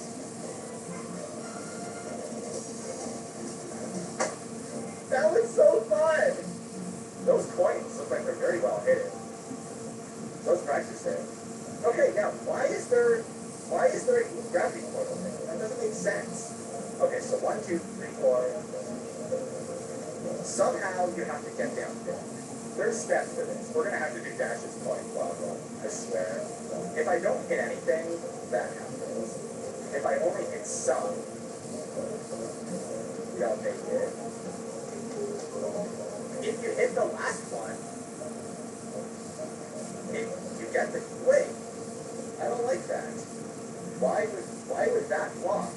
Because the eyes flash green. That's like a C- or a D+. I'll go into more detail when I make a proper scripted video. Okay, what else can we play? What else is there? So like this part, can't fall there. I don't get why that robot part is invisible. That feels, it's so weird having to like find coins myself. Never get to do that. Where else could they possibly be? Rob Doctor could. Okay, my I'll save it for a random thing. Okay, I gotta go way back. So definitely nothing there, unless is one of these balls like a different color? I'm colorblind today for sure. Oh, I bet one of these don't have spikes on them. Chat, we're gonna have to just run into every ball. Oh, I see. That one's purple. That one's purple. Purple. Purple. Purple. Oh, I got magenta. That's tight. That is a tight coin. But I like it. Gameplay-wise, it's good. Visually, it could have some improvement. And then someone said spam click here. Yeah, I never would have picked that. Oh, yeah, there it is. Alright, from the top. Why do I keep jumping there? Oh, I got it. 1, 2, 3, 4, 5, 6, 7. Okay, it's like 5, 6, 7. Ooh, you actually have to get it still. The little icon filters are kind of weird. It feels a little forced, but whatever. Overall, the VFX in this level is nice. I like that ending too. We got coins! Good stuff. Well, that's Dash. Okay, I want to see what the achievement for Big Dash is called. It's called Eat, Sleep, Dash, Repeat! Oh, Rob. So arrow keys, easy. Oh, WASD as well. I have to check every corner of this update. I feel like this is too much of a scroller, like you would just hold right here. But I guess a lot of platformer games are like that at the end of the day. My guess is 1 coin for yellow coins, 1 coin for blue coins, and 1 coin for speedrunning. But we'll see. Because there was a blue coin in this time, at least in the trailer. Yeah, there still is. It still feels like GD to me. It feels good. That's a tricky one. Oh, I have to jump on the other platform first. No, that's weird. Because you can't always make this cycle. Oh wait, it's this cycle. Am I just bad? There we go. You do that. Okay, what happened with this? That was a fun sound. Is that the whole level? That can't possibly be it. I called it! I freaking called it! Oh my god! All 3 of them! That's wild. See? I have a huge brain. I want to explore everything. Like, I wanted to stop at the end of the, do you mind if I quickly pull out my bingo card? What do we know is in and what do we know is not in? Good coin placement, bad coin placement. I think we got both. Official level shader reviews, I would say yes. There's 5 jetpacks, and my bingo card says 5 or more jetpacks. What am I going to spend my orbs on? Oh no. Run! Run, Tom! Whoa! I am sad right now. Take 1 jump and all of a sudden your butt fixing up. Wait, 6 settings was legal? Gameplay. Wait! It was organized. Incorrectly though. Look. He messed up the tabs. Don't spend orbs. Check tabs. Oh no, am I going to have to? Is this a battle pass? You can't just put a battle pass in your game. Oh, this one is Hollow Knight Wave. Path of Blood it is. Ooh. That looks cool. counts are abbreviated. You can't use the real number. Oh, that's not good. Wait, what's up with...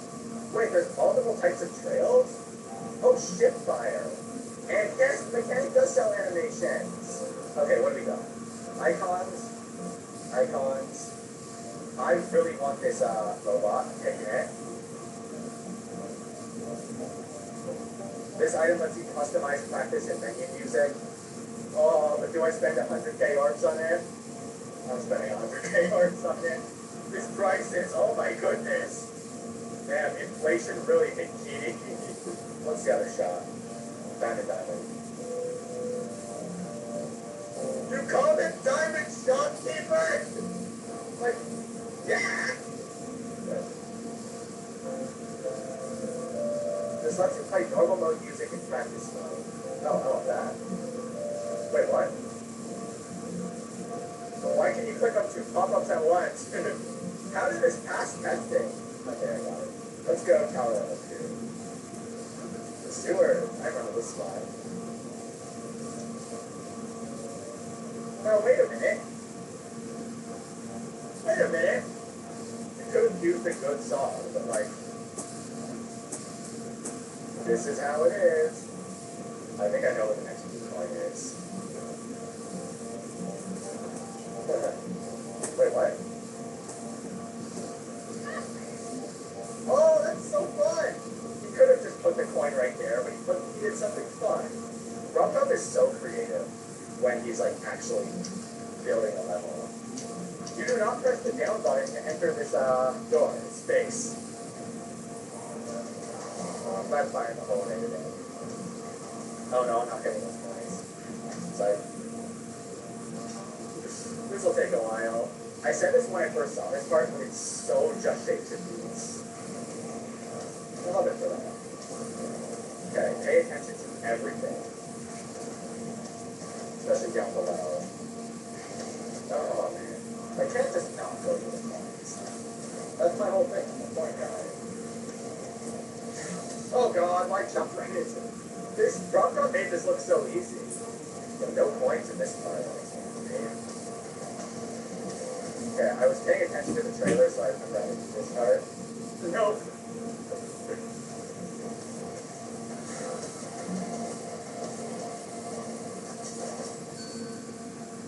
Where's the release date? I missed the blue coin somewhere. So that's the whole level. These are short levels. But they're fun. They're bite-sized. Well, there is new check. Do you want to open one, by the way? Do you want to open 100 key? Hey, spoiler! Oh my god. 4 icons. I think the chests are worth it. Well, they're worth it for the price of them. This feels like a Mr. Beast video. 1 key chest versus 100 key chest. This is a 100 key chest. But before we get to that, we're gonna open the 1 key chest. Okay. I like the street shake. 25. A lot of icons.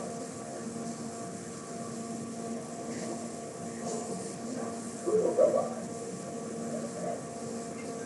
Rattle Dash! My boy! And Rattle Dash talks to you, so he's an actual character.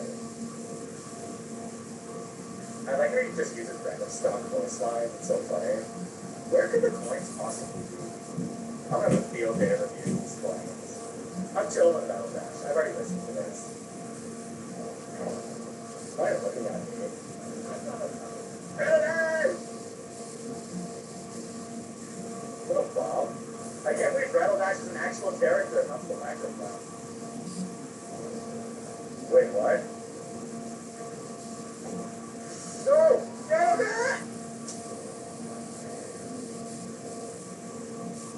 We lost the real one tonight, folks. That's like that.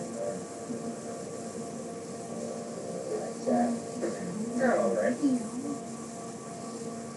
I'm surprised the blue coins are this hidden. They're like star points, basically. I see the definitely one there, but oh, yeah,